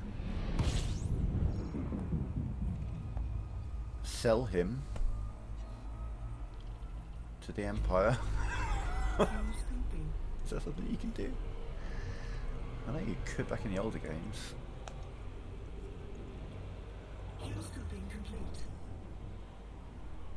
I think you can like kick him out your ship and he goes into an escape pod, and then you pick up the escape pod and then sell that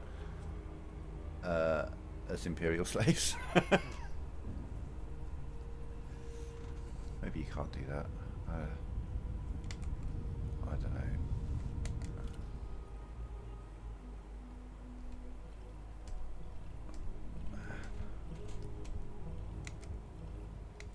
I thought that said discovered by Hawk Tour then. I'm like, fuck me. Moving on. I really want to get into some undiscovered space. So I think I might. I'm just going to be really fussy for a bit.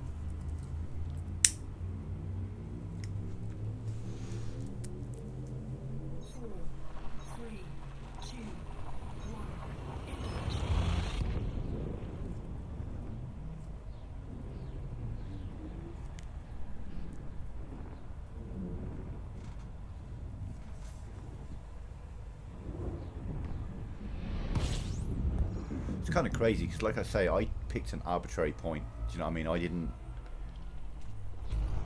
go anywhere where the majority of people would go. Do you know what I mean? So it's kind of crazy that I just can't seem to get into an unexplored system. Well, there's some tasty looking planets there. Not that fucking tasty though. That's the only one mapped. I bet that's the only one mapped. Yeah. That one. Like that.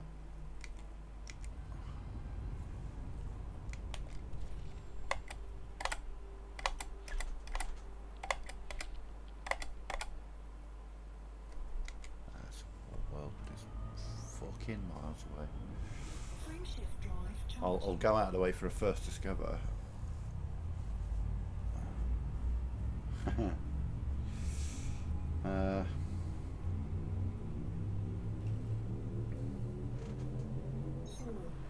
3, 2, 1. just fly to the nearest star, drop out super cruise right by the star and jettison them into it. Be right. You just hear, I'm sorry.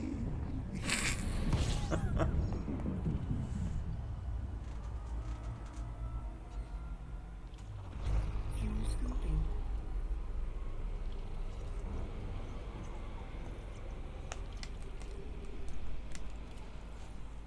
Fuel scooping complete.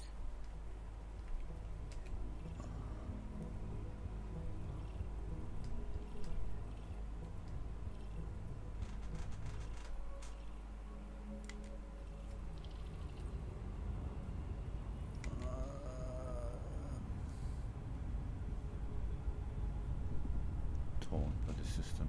We get 5. There we go. So there are a number of water worlds.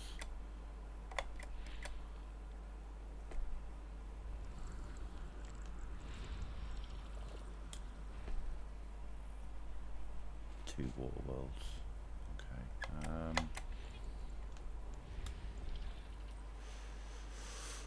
Okay, let's get back to B. Because there's more around A. Apparently not, okay.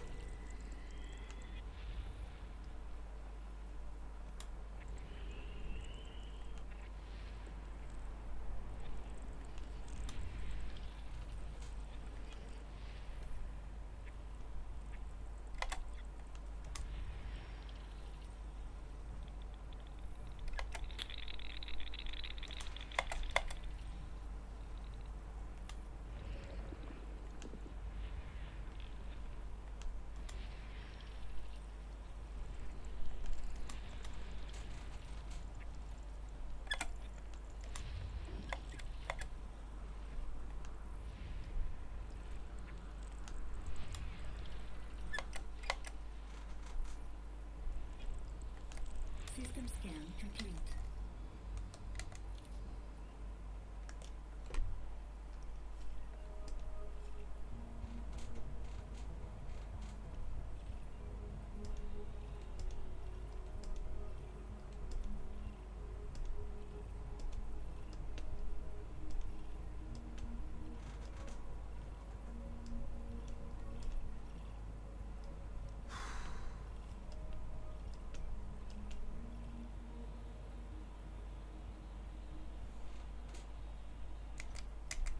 Come on.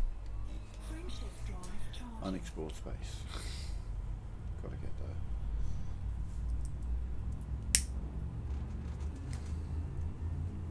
Probably could have made a couple of million out of the system, but I don't know, I'm just 4, anxious to get into 2, 1. new territory.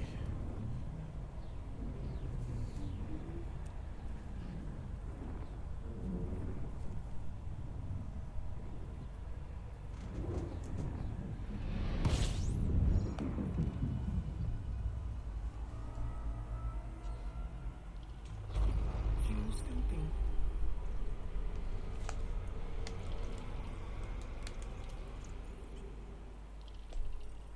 scooping complete.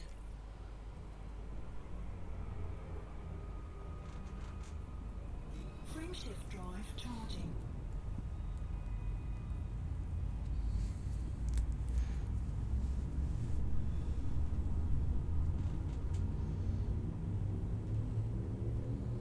It's nice, isn't it?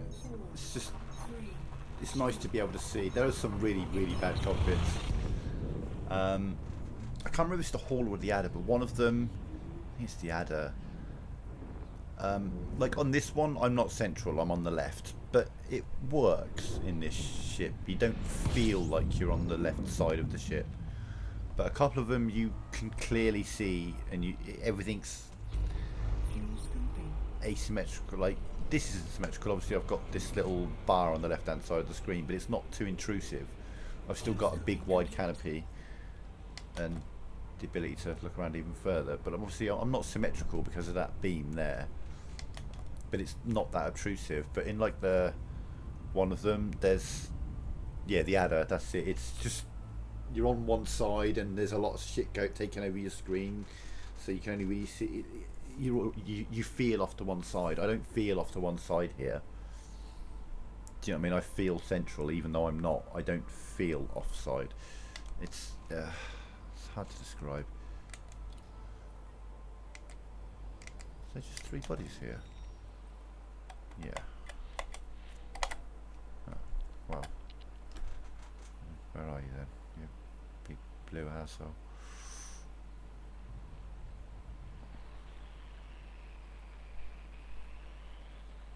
Where are you?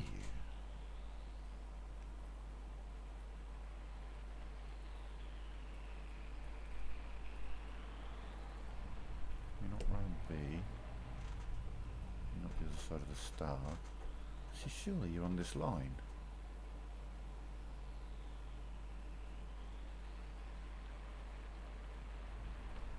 You're on that line. So you're not on that line.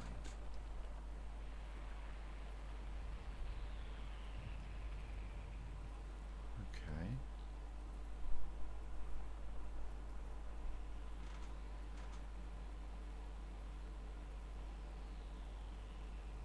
There you are. System scan complete. Ooh.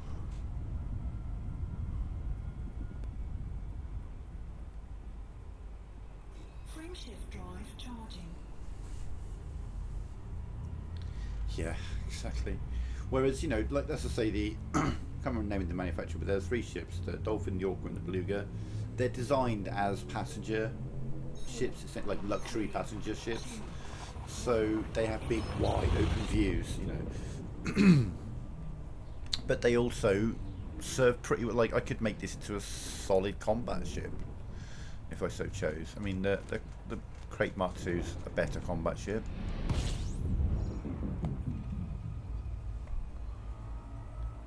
Holy shit, can I please get into unexplored space? How many have I done? 52 jumps. I'm a solid couple of thousand light years away. Fuel scooping complete. Oh, Cox. Okay.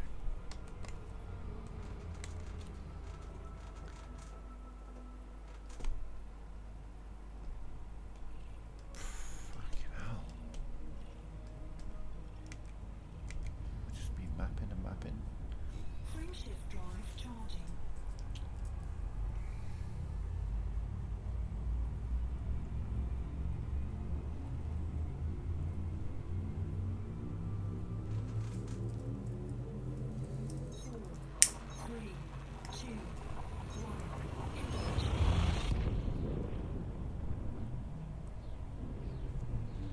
Genuinely surprised that I haven't I haven't found a single undiscovered system yet.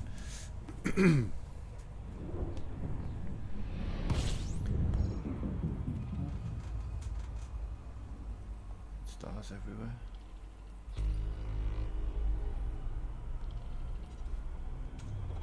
Fuel scooping.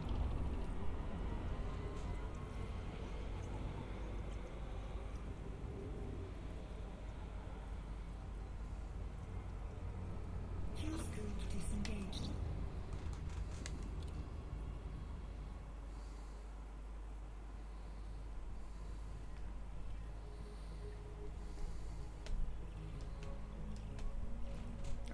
Okay. So this is actually giving me some information. We're starting to cross into the point where, like, there's been most of the systems we've been into, there have been at least 2 explorers in that system. One who first discovered, and then one who went back there with the surface scanner stuff. This is a system that wasn't discovered before. This is a system that was only discovered when the surface... I mean, okay, there's a potential, there's a possibility that the same commander discovered the system initially and then came back to it. Relatively unlikely, I would say. But because the first discover and the scan are both by the same person across the entire system, that tells me that that system was discovered more recently. It's not a legacy discovery, it's a newer discovery type thing. So 3 years or more, but... Fuel scoping.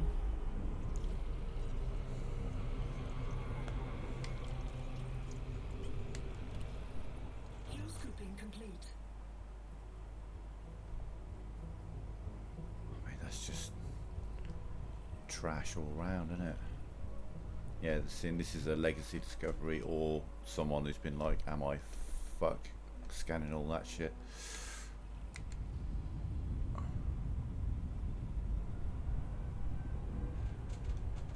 Frameshift drive charging.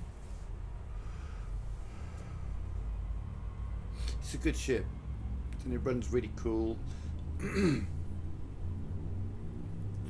Solid jump light year range on it, especially once you start getting that engineered.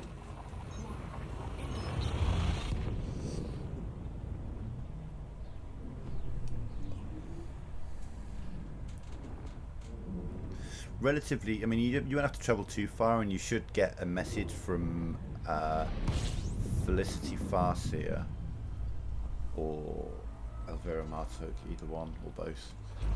Fuel scoping. And they can, they can engineer your frameshift drive to give you more distance, and it's worth getting that done as soon as you can, because they can also upgrade your thrusters and that kind of thing, and you can pin the blueprint so that you can get it started with them, but then you can also continue upgrading it at any station you're at. Yeah, that's what I mean. It's very heat efficient. It's very heat efficient. This ship isn't naturally, but I transferred my power plant from the crate, from the Asp Explorer to this, because it's set to run heat efficient. Yeah, no, you can only get that from one place. If you open up your galaxy map and type in Maya, M-A-I-A, and you want to go to Darnell's Progress there, then you can buy your meta alloy, and then you'd have to transport it back to her. Though, actually, you're on PC, aren't you? Oh, fuck me, yeah, you're on PC. Shit.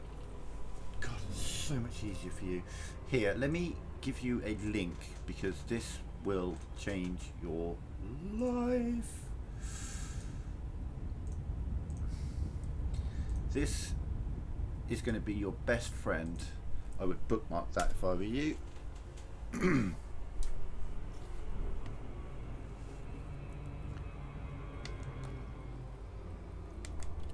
So with that, you can find out the nearest. There's only one NPC ran place that sells meta alloys. However, there are players who sell them all over the fucking place. There is probably players selling meta alloys in Felicity Farseer's system for you to buy there. But you can use that website, there's a section called Find Nearest, and you can get it to search for the nearest meta alloys available for sale from the system you are currently in, and you can sort it by distance, and it will show you all the fleet carriers that are carrying it if there are players selling them, because on PC all the fleet carriers are still there and actually working. Here on PlayStation there's like 15 fleet carriers in Felicity Farseer's system, and all of them are dead, all of them are decommissioned, all of them are useless. But because you're on PC, yeah, you're going to be able to get meta alloys without having to go to the place where you get meta alloys. In fact, on PC, it's going to be so much easier for you to get the engineers, man. You can just go buy whatever you need because players will sell it. Frameshift drive charging. Kind of jealous. I can put the fucking legwork in.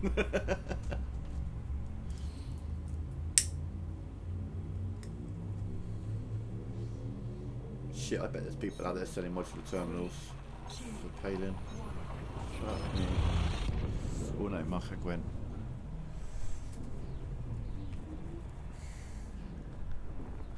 But yeah, using that you can and you can sort by price because there are going to be some people who charge you millions for a meta alloy, and there are other people who are like, a couple of grand. Do you know what I mean? So use that, and you can get yourself your meta alloys and Felicity unlocked very, very quickly, especially on PC. But use that to find material traders. Use that to find stations that are selling specific modules, specific ships, who are buying specific things, selling specific things. I mean, it's an incredible resource that. It just is less than accurate for PlayStation players because that's based on PC, and what changes in the PC world doesn't change over here. I can still use it to get a general idea of where things are, but it's not perfect for console by any stretch. 4, 3, 2, 1.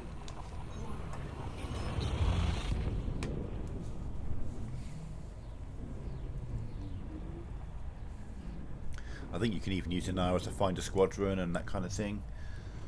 There are all kinds of squadrons. There'll be people out there who just focus on exploration.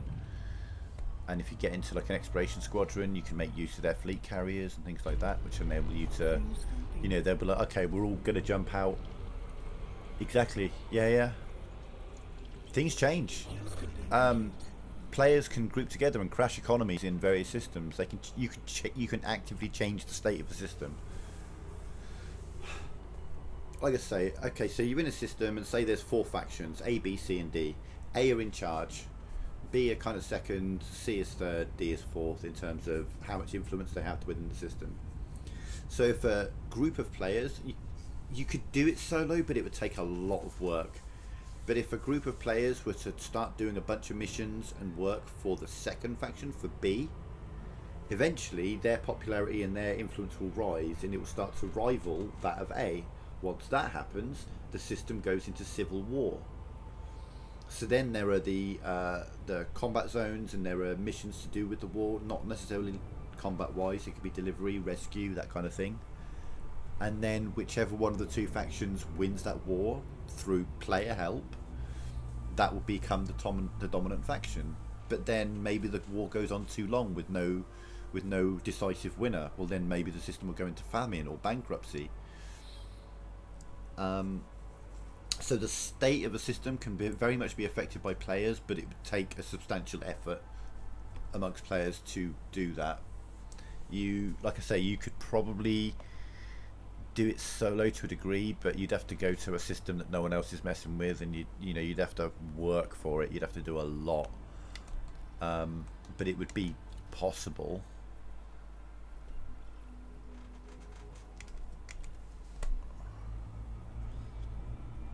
And then there's the superpowers, you know, the factions. It's going to be worth doing at some point, doing a bit of work with some of the factions, because you can unlock extra modules, better shields. The prismatic shields, I think, is something you can unlock. And that's where you pledge to one of the leaders, you know, the big superpower leaders. And then you do work for them. And then, you know, if you stop working for them, you'll be hostile. You'd have to avoid their area of space for a while, kind of thing. But you can reap the benefits off of them and then move on. There's a lot. There is a real many levels of depth to this game that you can just keep uncovering new things to do and see. And there's exobiology. There's you know, and then obviously, Jesus, the amount of stuff you've got on Odyssey on top of that. Who knows?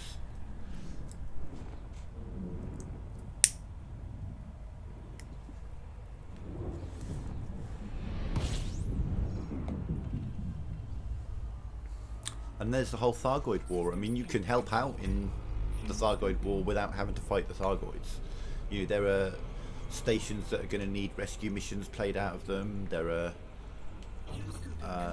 that kind of stuff. You know, a station that's been attacked, you go to the station, pick up people and get them out of the system, get them somewhere safe, or sell them. Yeah. Frameshift drive charging. With mining, I mean, you've seen me do the laser mining, but there's deep core mining, there's surface mining, there's, I mean, you can go out there blowing up those rocks that I was lasering, literally make them detonate, big explosion, break into pieces. It's a slower process but more profitable, but depending on whether you take time into account in the profit margins type thing.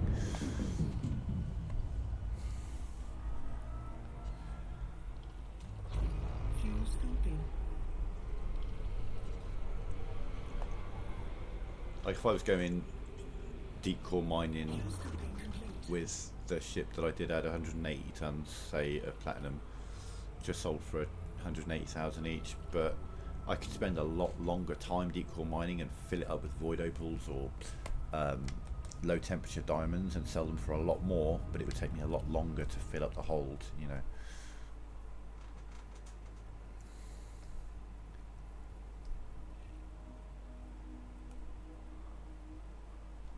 Massive system, but I don't think I want to.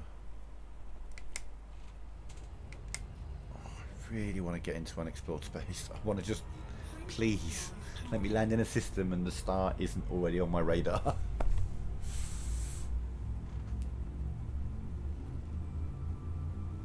The further I go, the more likely that this is going to start to happen, but I'm genuinely surprised that I'm having to go as far as I have.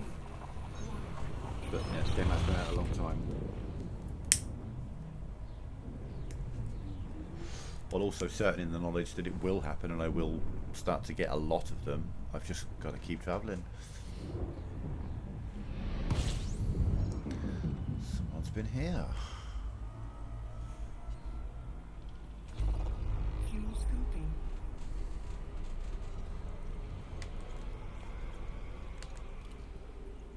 Fuel scooping complete.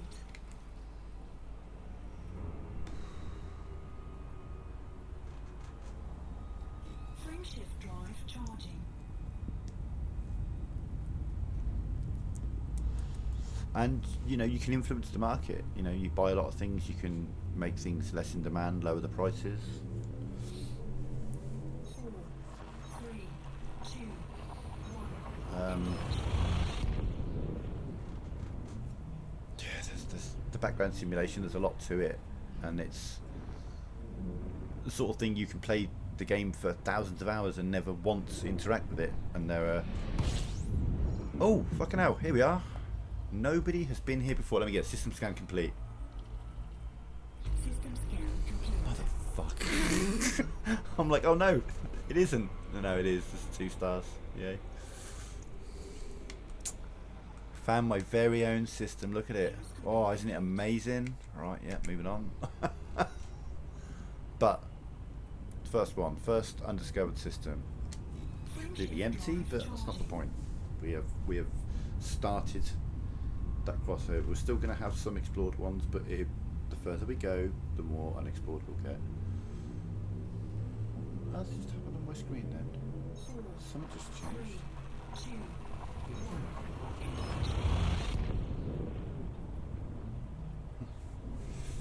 1. Beauty, yeah. But see what I mean? You still had, there was no star on my central radar then. That's your immediate sign that you're in unexplored. Someone has been here before. And system scan complete, yeah. God. Fuel scooping.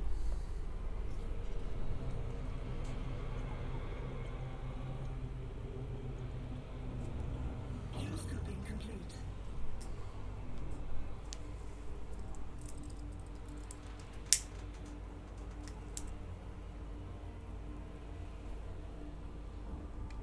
Frameshift drive charging.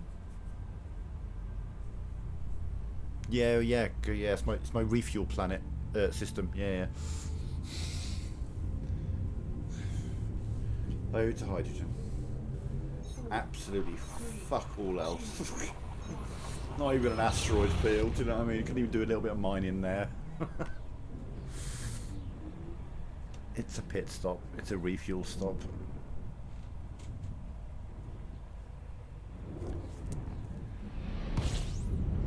And someone has been here before. Fuel scooping. We want to get into deep, Fuel scooping complete. unexplored territory. So I'm only interested, like, with all the discovered stuff, we're just going for the jackpots, you know what I mean? And that is not a jackpot. The one we got earlier was a jackpot. Frame shift drive charging.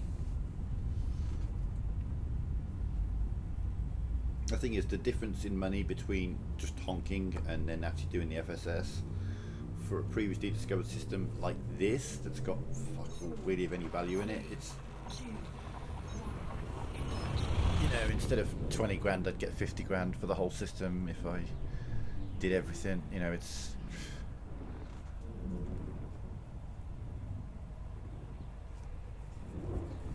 worth it. Feeding assistance scan complete, coming on. System scan. Yeah, I did. Fuel scooping. Fuel scooping complete.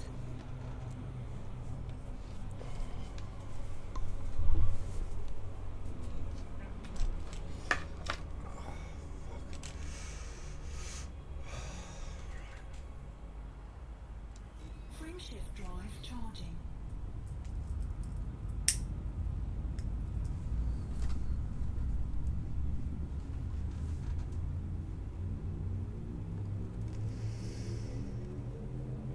Four, three, two, one. Engage.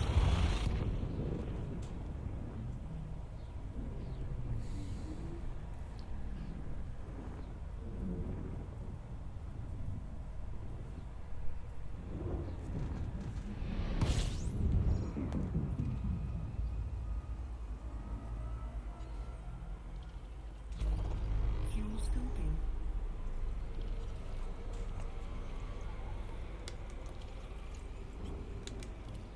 Fuel scooping complete.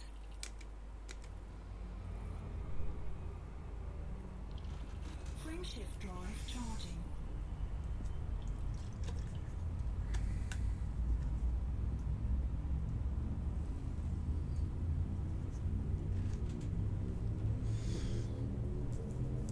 Four, three, two, one. Engage.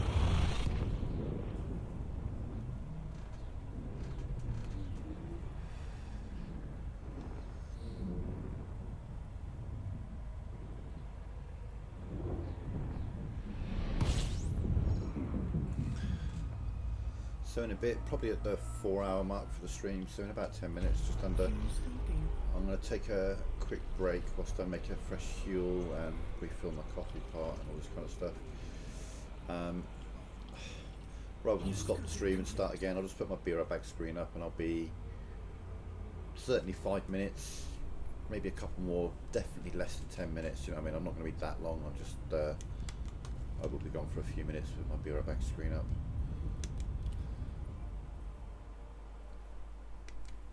Did it say 4 bodies?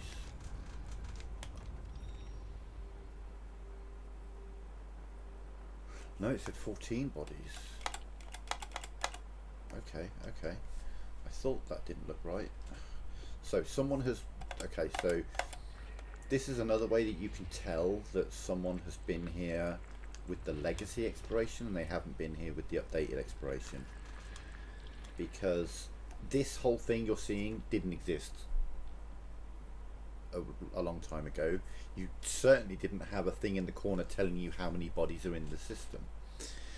I can't even picture it now, it's been so long, but it was an entirely different system and you had to rely on sound to figure out whether a planet was actually viable or not. And sometimes you'd see something that looks like an Earth-like planet and you get there and it wouldn't be. It was much more difficult. to find Earth-likes, and that's why you'll find systems sometimes where only the first 3 or 4 bodies in the system have been found, because they just couldn't find the rest of them. Could be surprisingly difficult to find things at times. Oh, hang on, there's a bunch of these bloody things. There we go. Right. So I've actually got, even though I'm not the first one in the system, a lot of these, or 10 of these, are going to be first discoveries for me.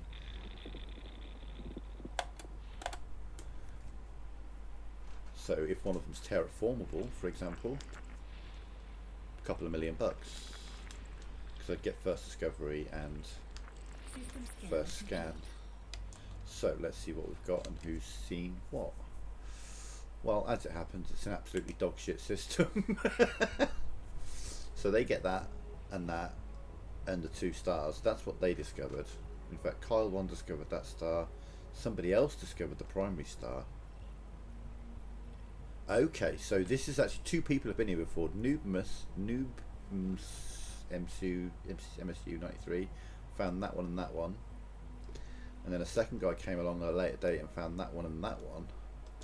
But nobody found that one, that one, that one, that one, that one, that one, that one, that one, that one, or that one. Now, none of them worth anything to me, really. I mean,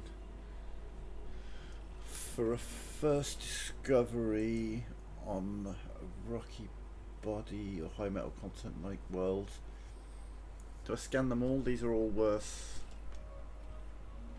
160 grand each. Not those 2, but these are. Those are worth 50 grand each. And then this is icy body, icy body, icy body, icy body, icy body, icy body. So they are worth 4,000 each, even with first discovery. And then you are worth another 160. So I'll scan to that one. And those 2,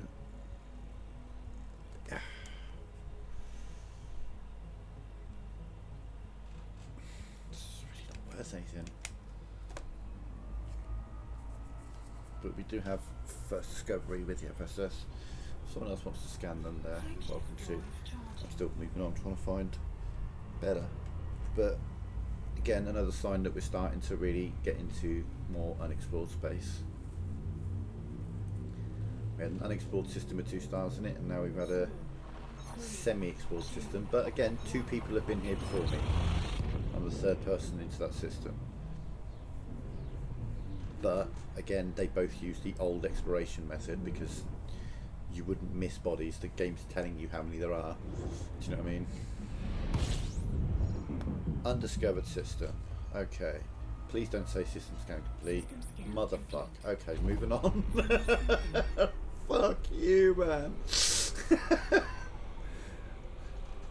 The game's like, look what we got yet. Ah! Fuck me. Okay. I'm being trolled at the moment, I swear to God.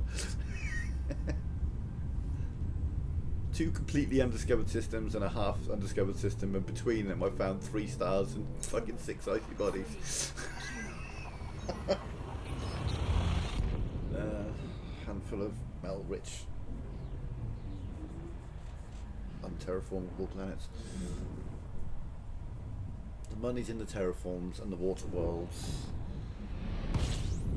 Oh, and someone's been here before.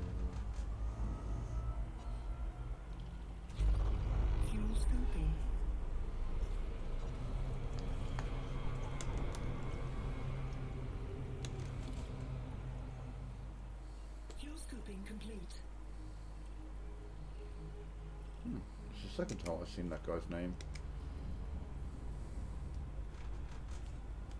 Frameshift drive charging. But some point our paths will deviate. Jesus. 4, 3, 2, 1.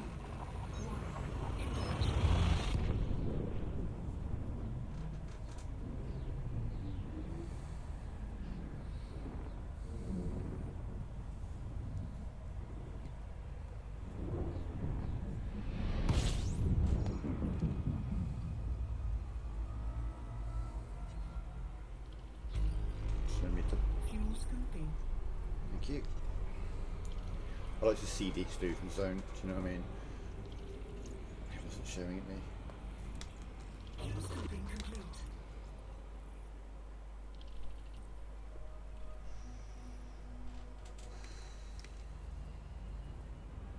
Frame shift drive charging.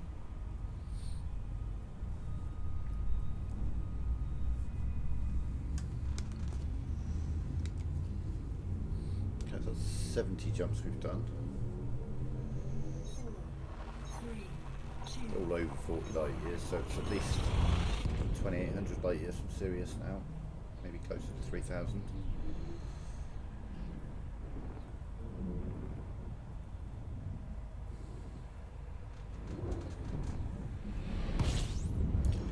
Undiscovered. Come on, don't say the words. Do not say the words. system scan Mother complete. fucking hell, man. She's pushing me. She's testing me. All I need to do is not say those goddamn words. Fuel scoop disengaged. Frame shift drive 3 charging. completely undiscovered systems for a grand total of 4 stars. Fuck all else.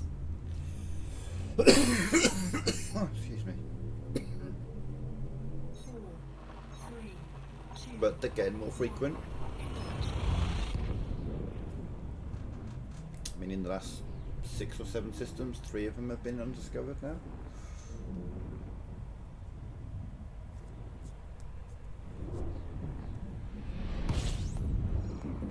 So it's been here. fuel scooping.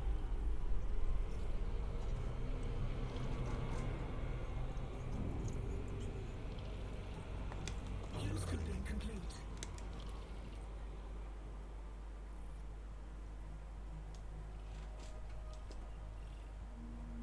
Seen that name before. That's an old discovery.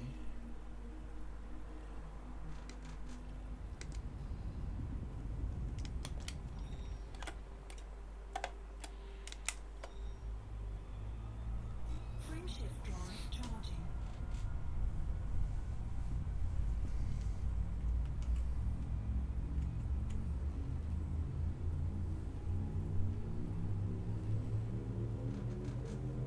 Four, three, two, one. Engage.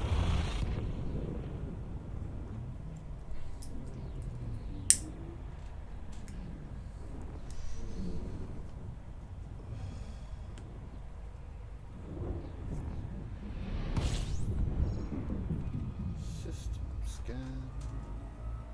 System scan complete. Fuel scooping. Sometimes you can just tell on the discovered one, and you know, you just see the star and no planets or anything. Frame shift drive charging.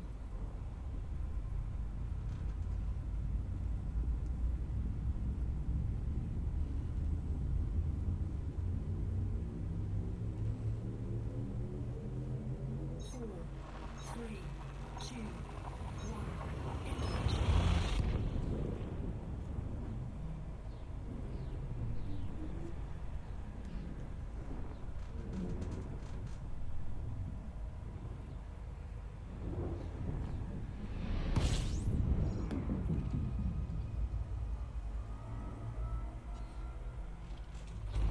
Fuel scooping.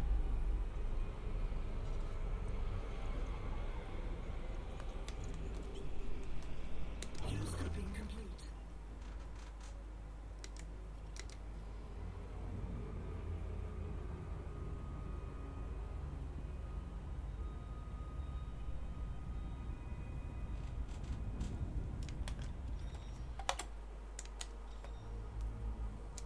Frame shift drive charging.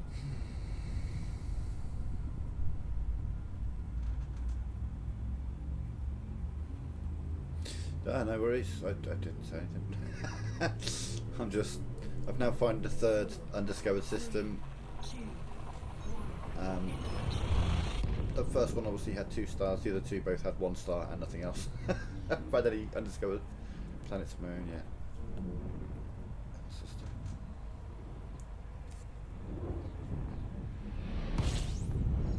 Jesus. People have been thorough around this area. Fuel scoping. Am I near a nebula? Is that what's going on? Fuel scoping complete. I'm starting to feel I must be near a nebula of some description, or a station, or something. Some of the nebula have stationing, and that's generally where you're going to find one if you're going to find a nebula station out in space.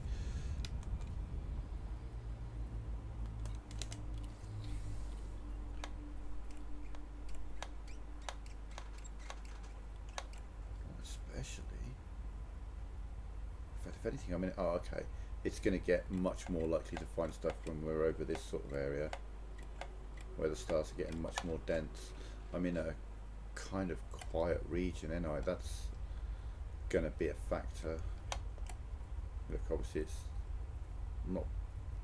it's less dense here than it is there, and obviously way more dense there than it is there, and then it'll get even more dense as I get up there.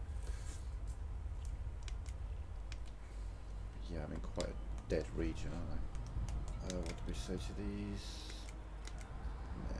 Frameshift drive charging.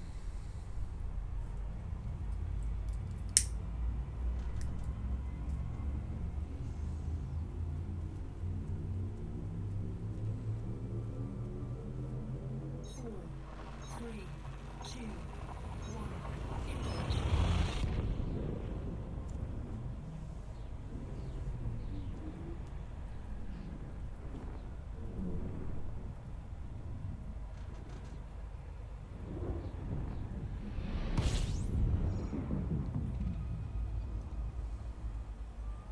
Swear to God, that fucking star moved as we came in then. Fuel scoping.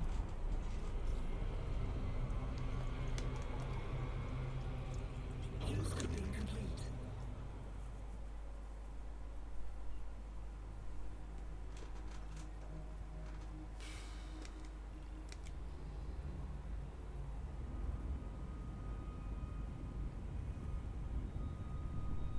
Frameshift drive charging.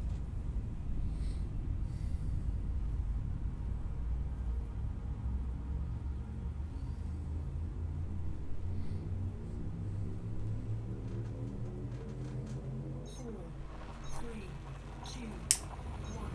Engage.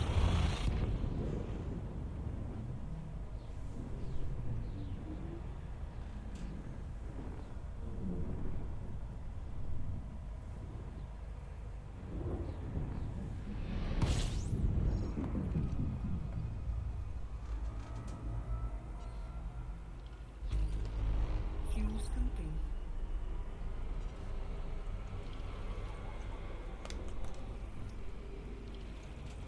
Okay. Fuel scoping complete. There was 21 bodies, not 3, but I think I can see the future here.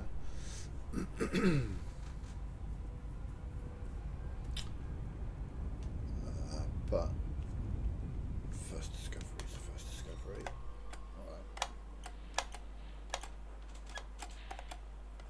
Asteroids, icy bodies.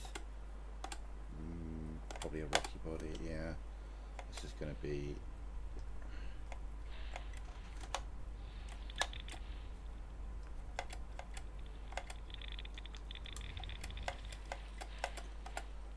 Asteroids, yeah.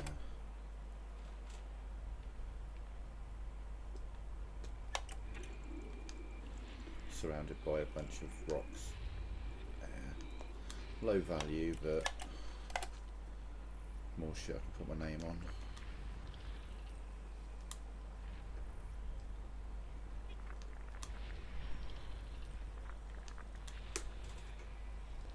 You get like an extra 25% bonus for first discovery, but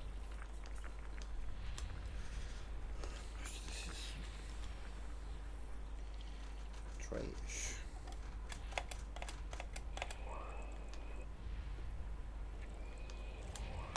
Bit of again an indicator that we're in definitely less explored space.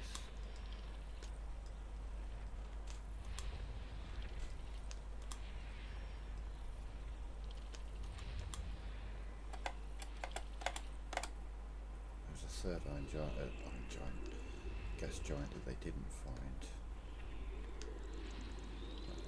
That one.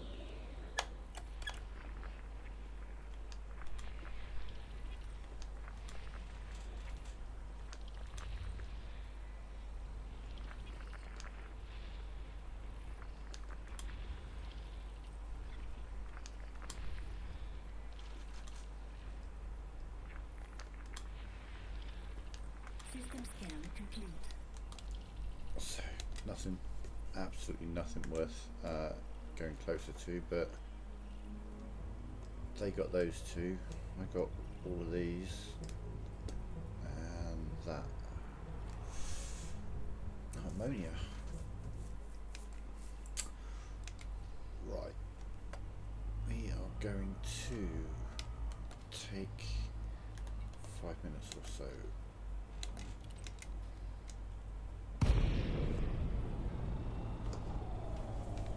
Safest place to be in space is out of Super Cruise and just sat here. Right, yeah, I'll be back in 5 minutes or so. It might be a couple more minutes than that. I'm not sure. I'll be as quick as I can though. But we'll be back soon.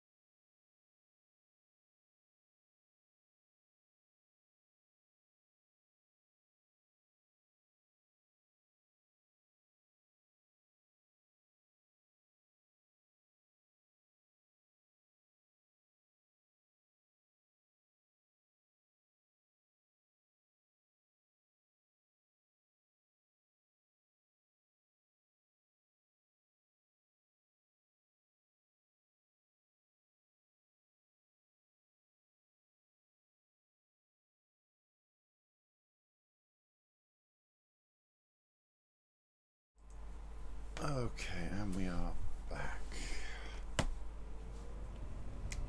Frameshift drive charging. Class B. See those very often. Well, you do, but far less frequently than A. O. I haven't seen many O's on this journey yet. 3, 2, B's very blue. And might as well just be called B for blue, you know. See how blue it is from here.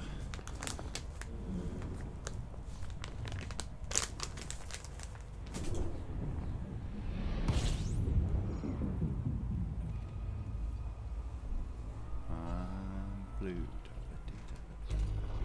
fuel scooping.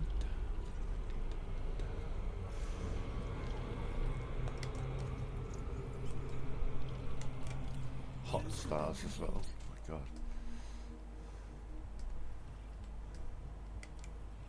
Yeah. Very hot stars actually.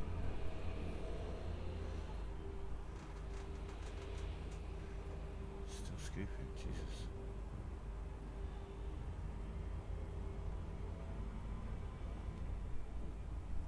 Frameshift drive charging.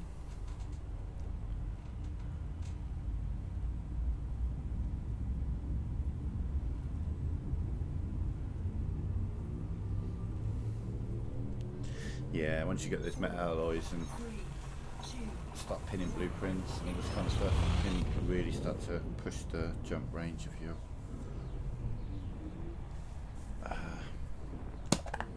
explorer. Say that dolphin, that'll make a great little explorer if you want to use that. It's not going to quite get the jump range that the Orca can get, but it's decent. fuel scooping. It's small, you know, so Fuel scooping complete. okay, so again we have someone's been in here but they were in and out, they didn't stop. So let's find all the bodies,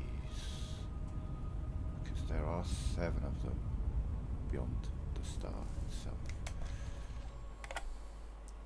Rocky Ice World, icy bodies, rocky bodies.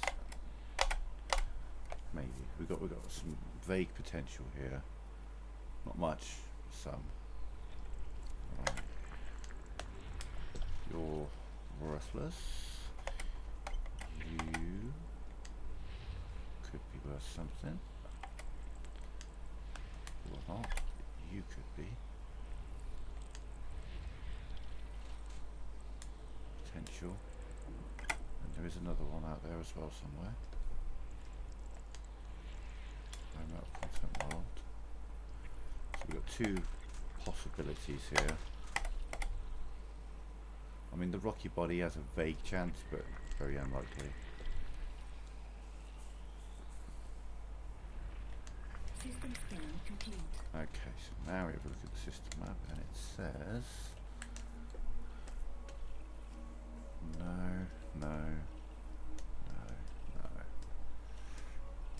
Ugh. What's the first discovery of the high metal content world like?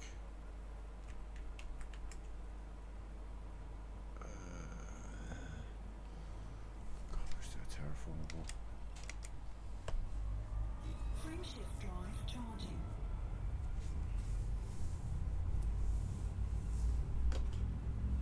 But yeah, it's clear that we are really starting to encounter less and less explored space. 4, 3, 2,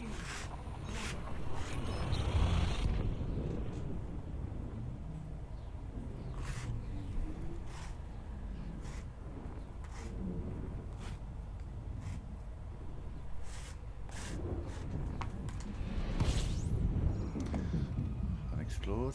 Okay, don't say the words. Nice. Okay. My first free and clear, fully undiscovered system, complete with planets. Hell yeah. Fuel scooping complete. Let's travel a little out and then we will do the FSS and see what we got here. So at the moment the system map won't show anything, it will just show the star. So FSS.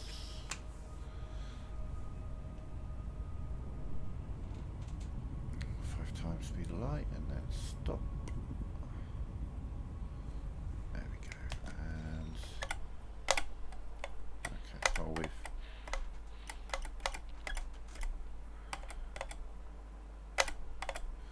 we'll see.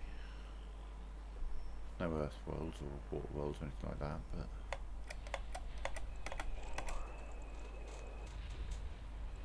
okay. Class 3 gas giant.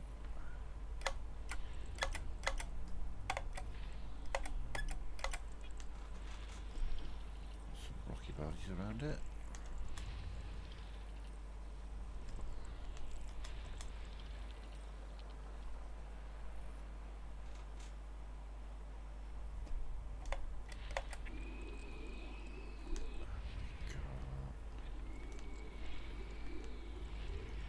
Gas giant with ammonia based life,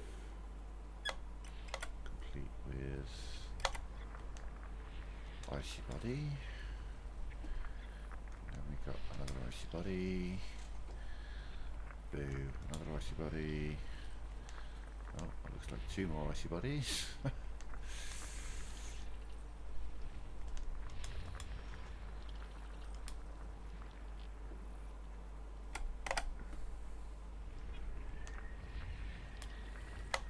Body, and then 1 more high metal content world.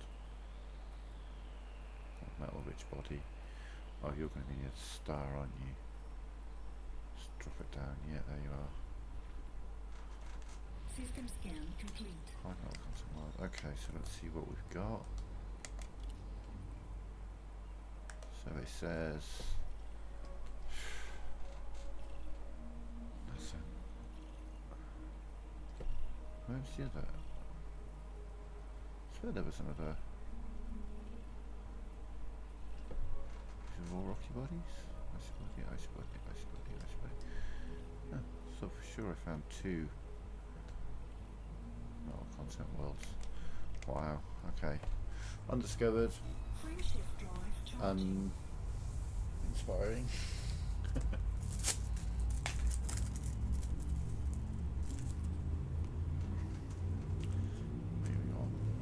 Again, just not worth the time and effort to put the surface scans in. If I find a system like that where there's an Earth-like world in there, yeah, I'll scan the entire system because, you know.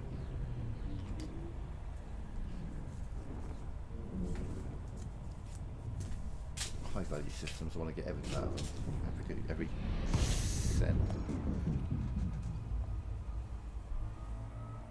System scan complete. Fuel scoping.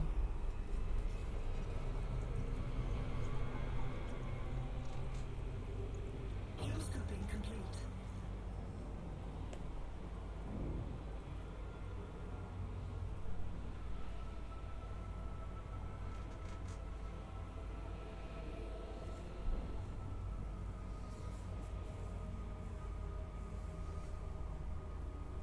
Frame shift drive charging.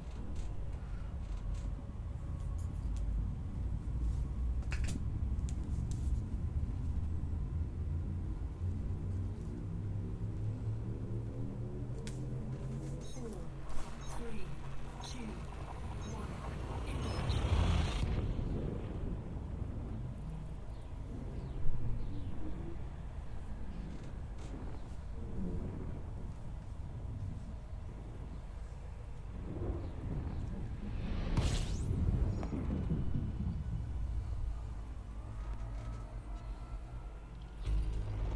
Fuel scoping.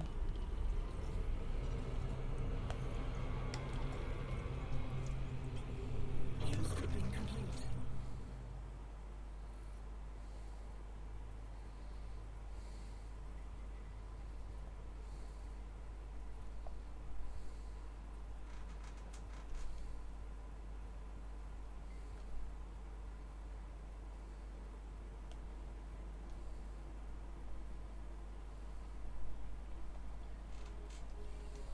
Fuck, they haven't discovered everything. They have not discovered everything. That said, let me just double check that. 38 bodies. Yeah, they haven't discovered 38 bodies in the system.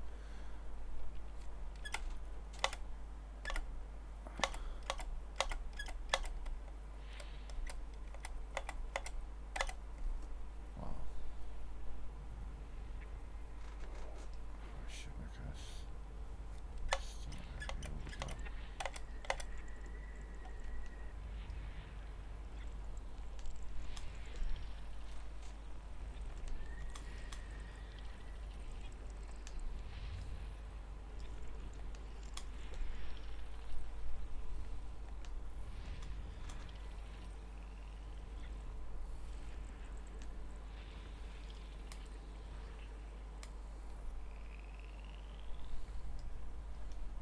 We'll come back to you. Between 2 and 3. 2 and 4 will be 3. Okay, 5.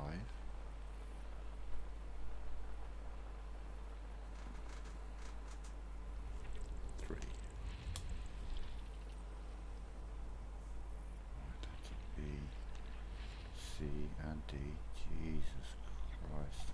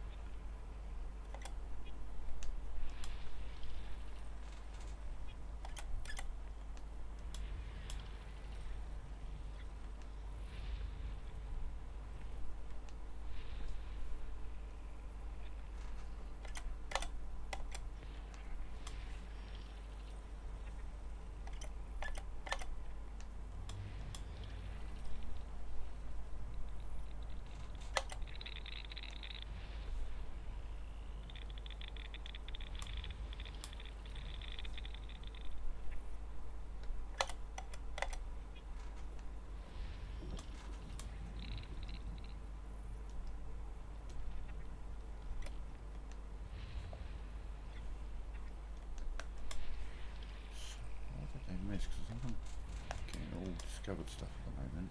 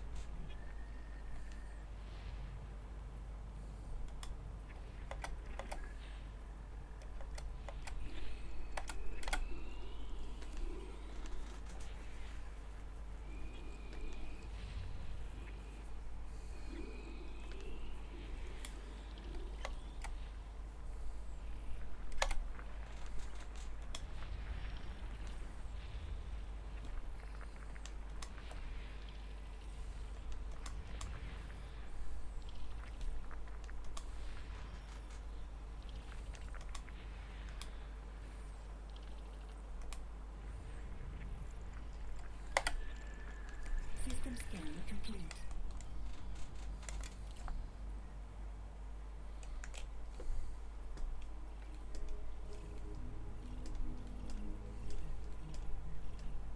So they didn't discover that. One terraformable world that hasn't been surface scanned. Then we've got all of these, none of which can be terraformed. All of, no, he didn't find the moons, okay.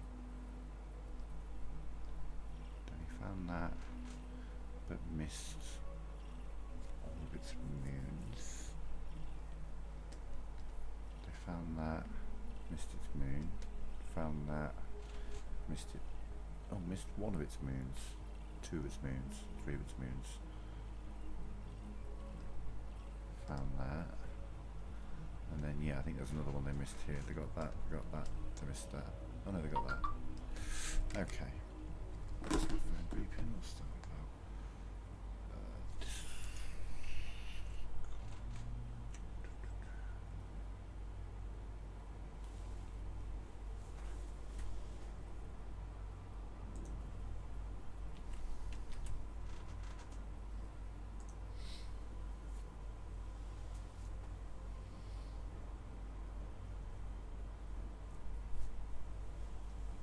But nothing really worth writing home about. Frameshift drive charging.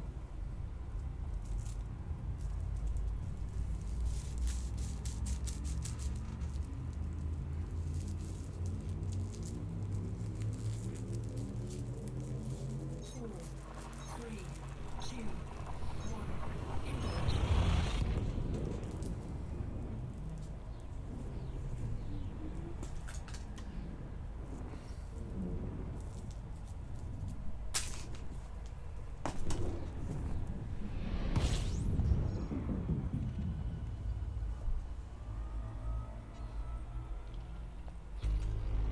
Fuel scoping.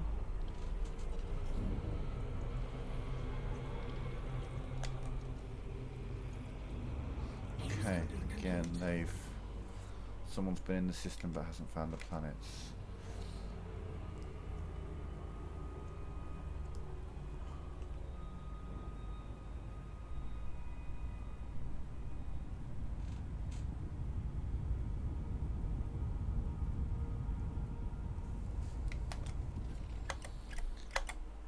Some metal content. Well, there's potential here, to be fair.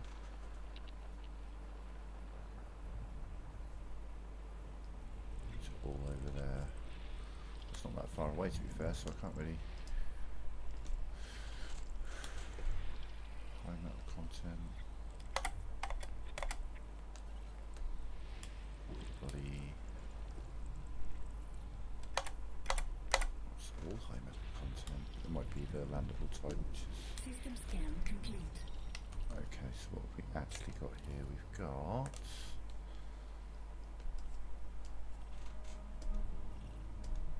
nothing terraformable.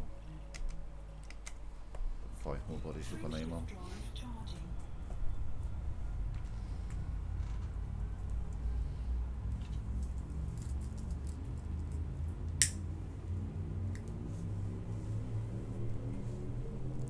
Four, three, two, one. Engage.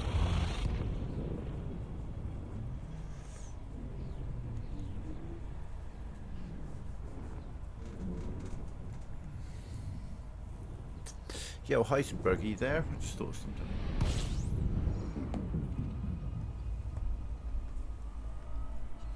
Don't know if you're busy.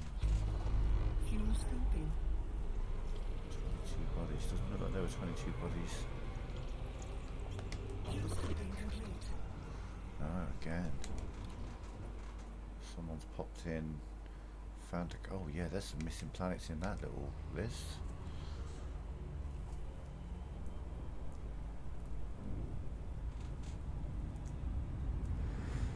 Honestly, looking at that system map, there's room for a good one. Looks like they found Venus and Saturn, but nothing in between or something. I don't know.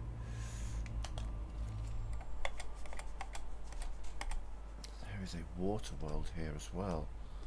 Holy shit, someone's going to be kicking their dick.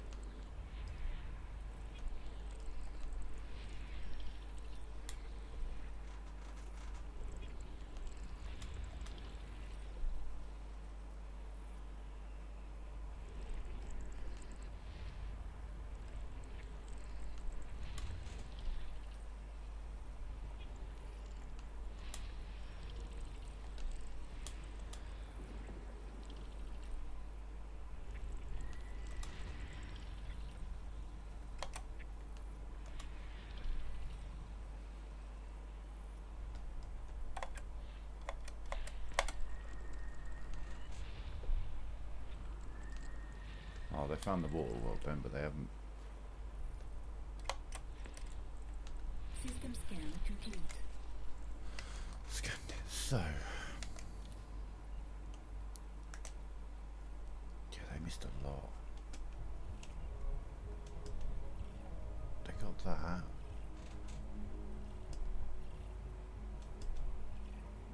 Okay. 4's terraformable.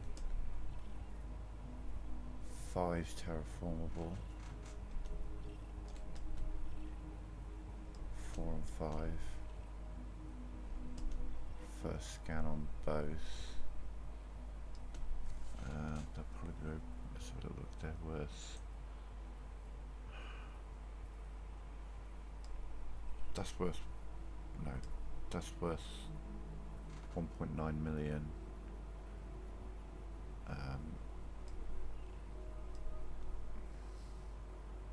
That's going to be 1.1 because I won't get the first discovery. It would have been 3.2 if he'd have missed that one as well. But 4 and 5, this is like a 3 million system, so yeah. Let's go say hello to those.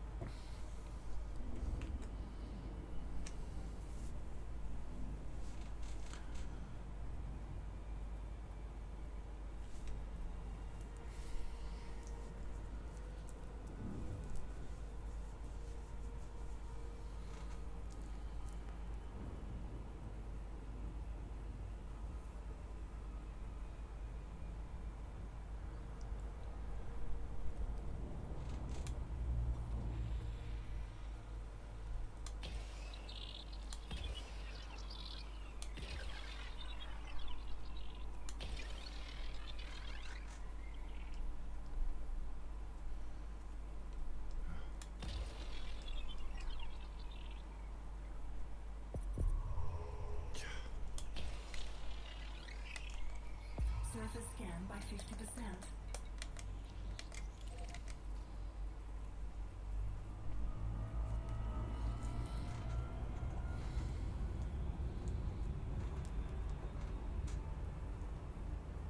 Surface scan complete.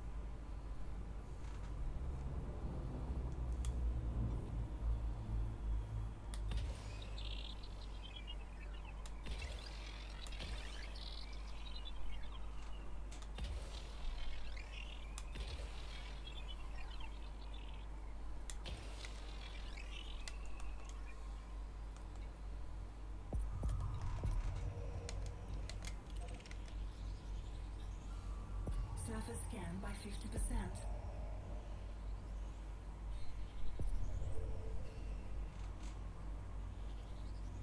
Surface scan complete. Frame shift drive charging.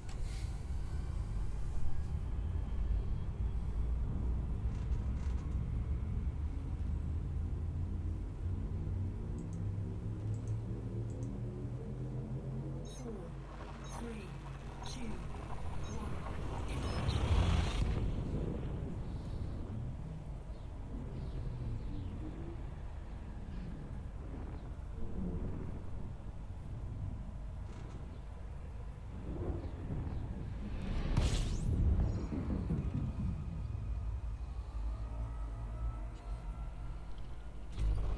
Fuel scooping.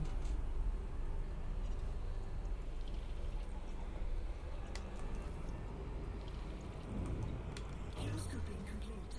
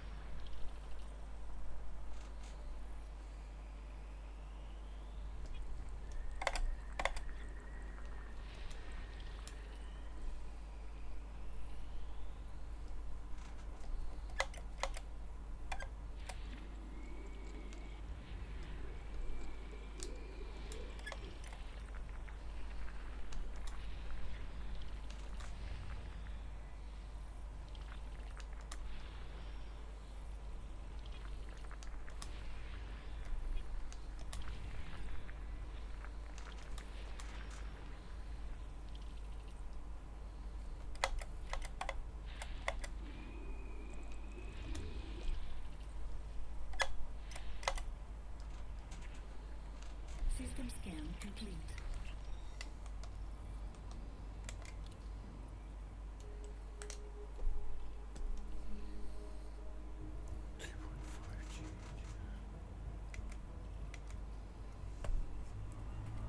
Frame shift drive charging.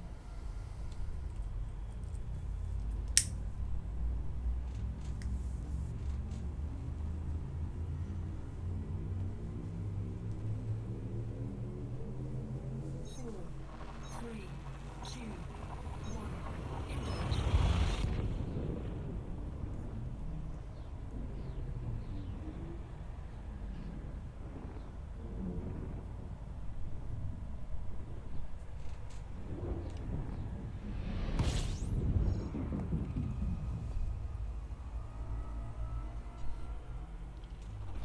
Fuel scooping.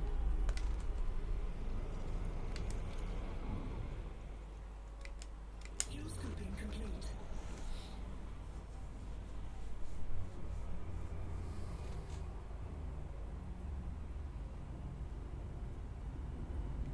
Frame shift drive charging.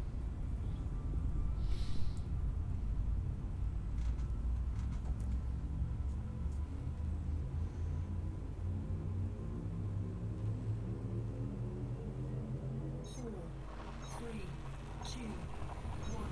Ignition.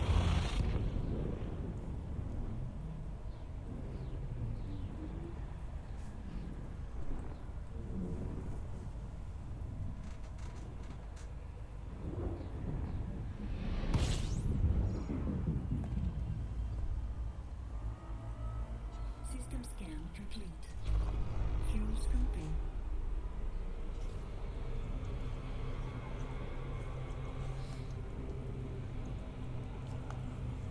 Fuel scooping complete.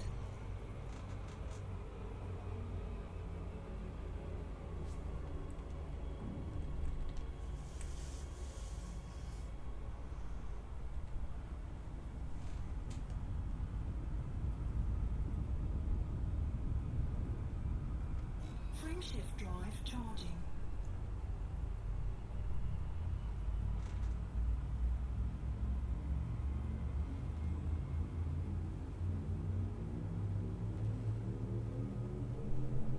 Four, three, two, one.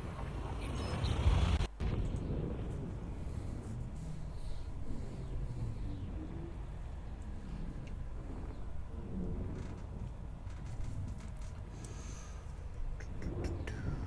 Go. Oh. Someone's been here before.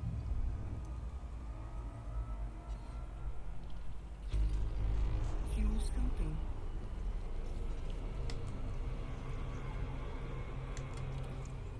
Fuel scoping complete. Potentially worth a scan though. We'll see what they are. Don't know if any of them will be terrifiable.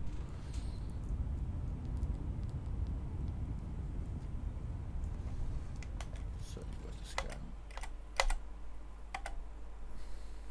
Maybe.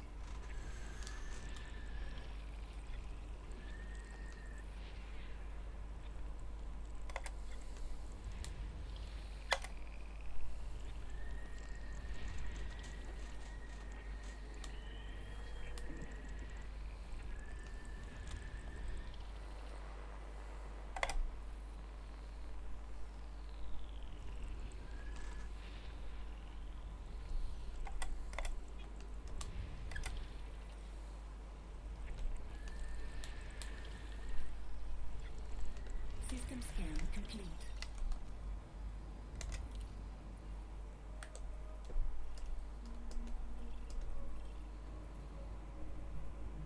Two.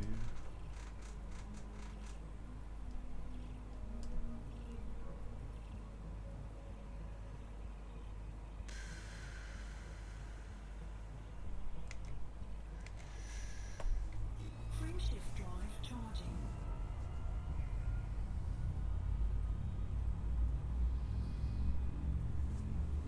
Hang on a minute.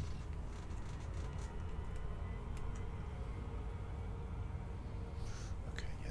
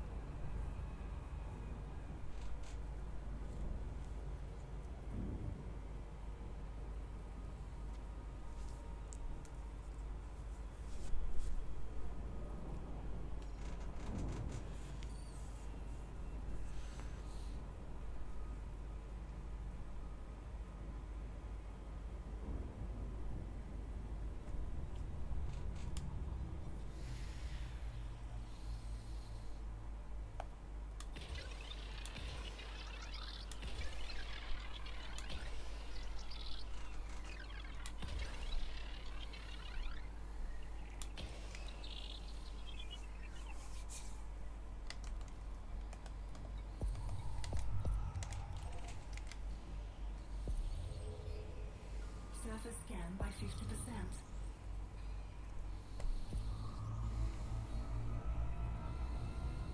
Surface scan complete. Frameshift drive charging.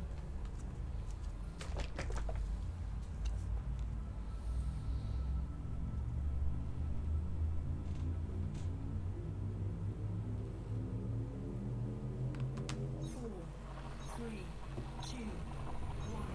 Engage.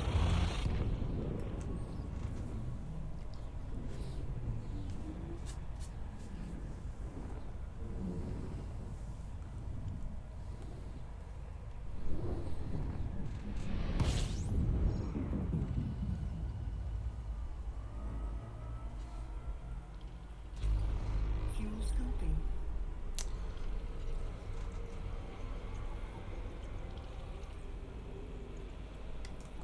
Fuel scooping complete.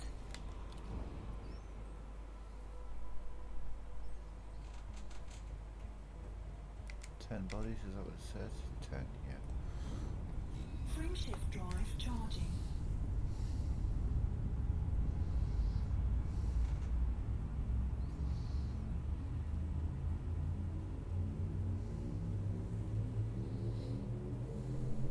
Four, three, two, one.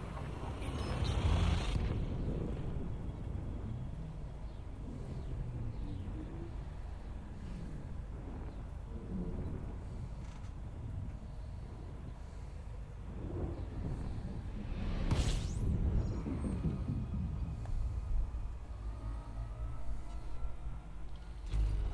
Fuel scooping.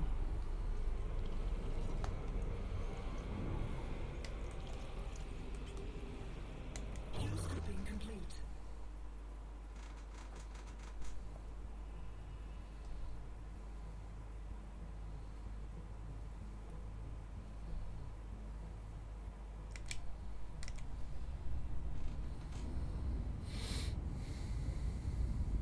Frameshift drive charging.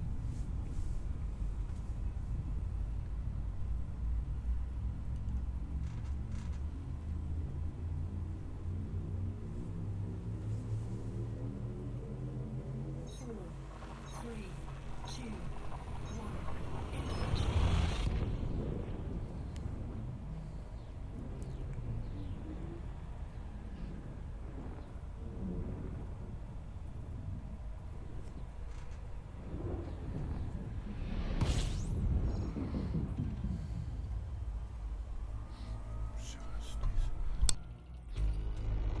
Fuel scooping.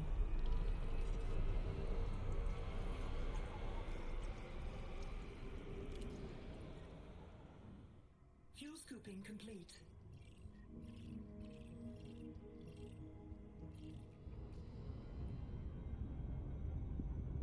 Frameshift drive charging.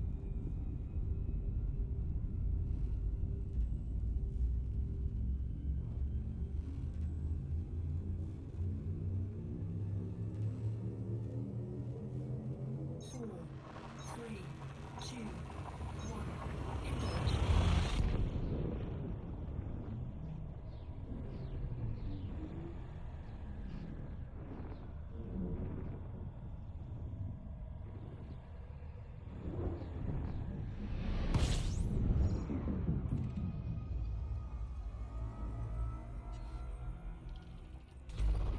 Fuel scooping.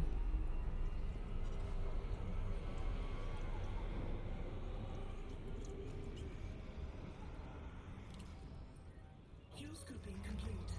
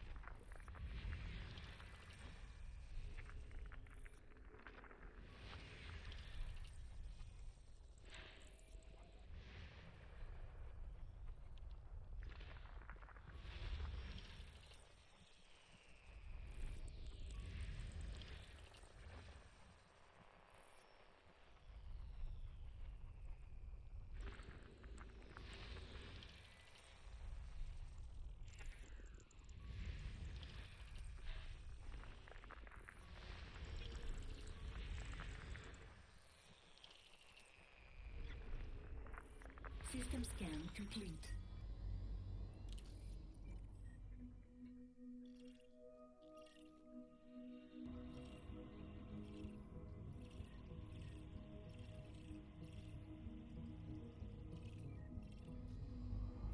Frameshift drive charging.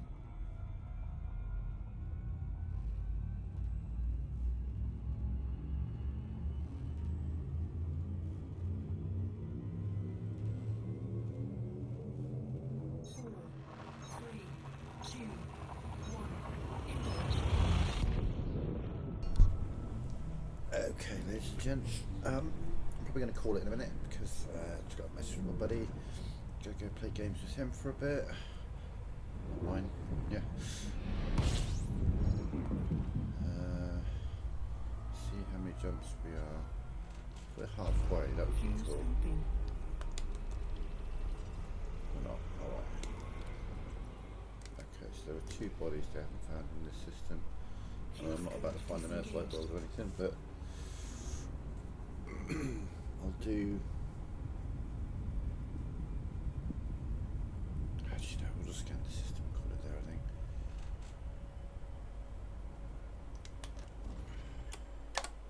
Got an icy body and a gas giant. Wood. In fact, we'll do one more system.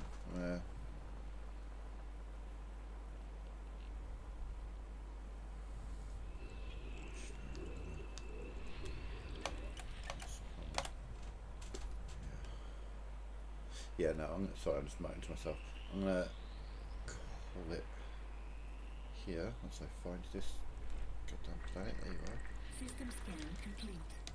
We're at 147. And as I say, we're getting more and more into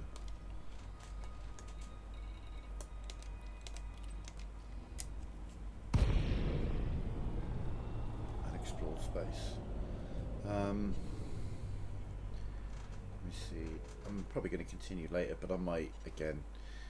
Sometimes I like to play this game listening to music, just relaxing. I can't listen to music and stream at the same time.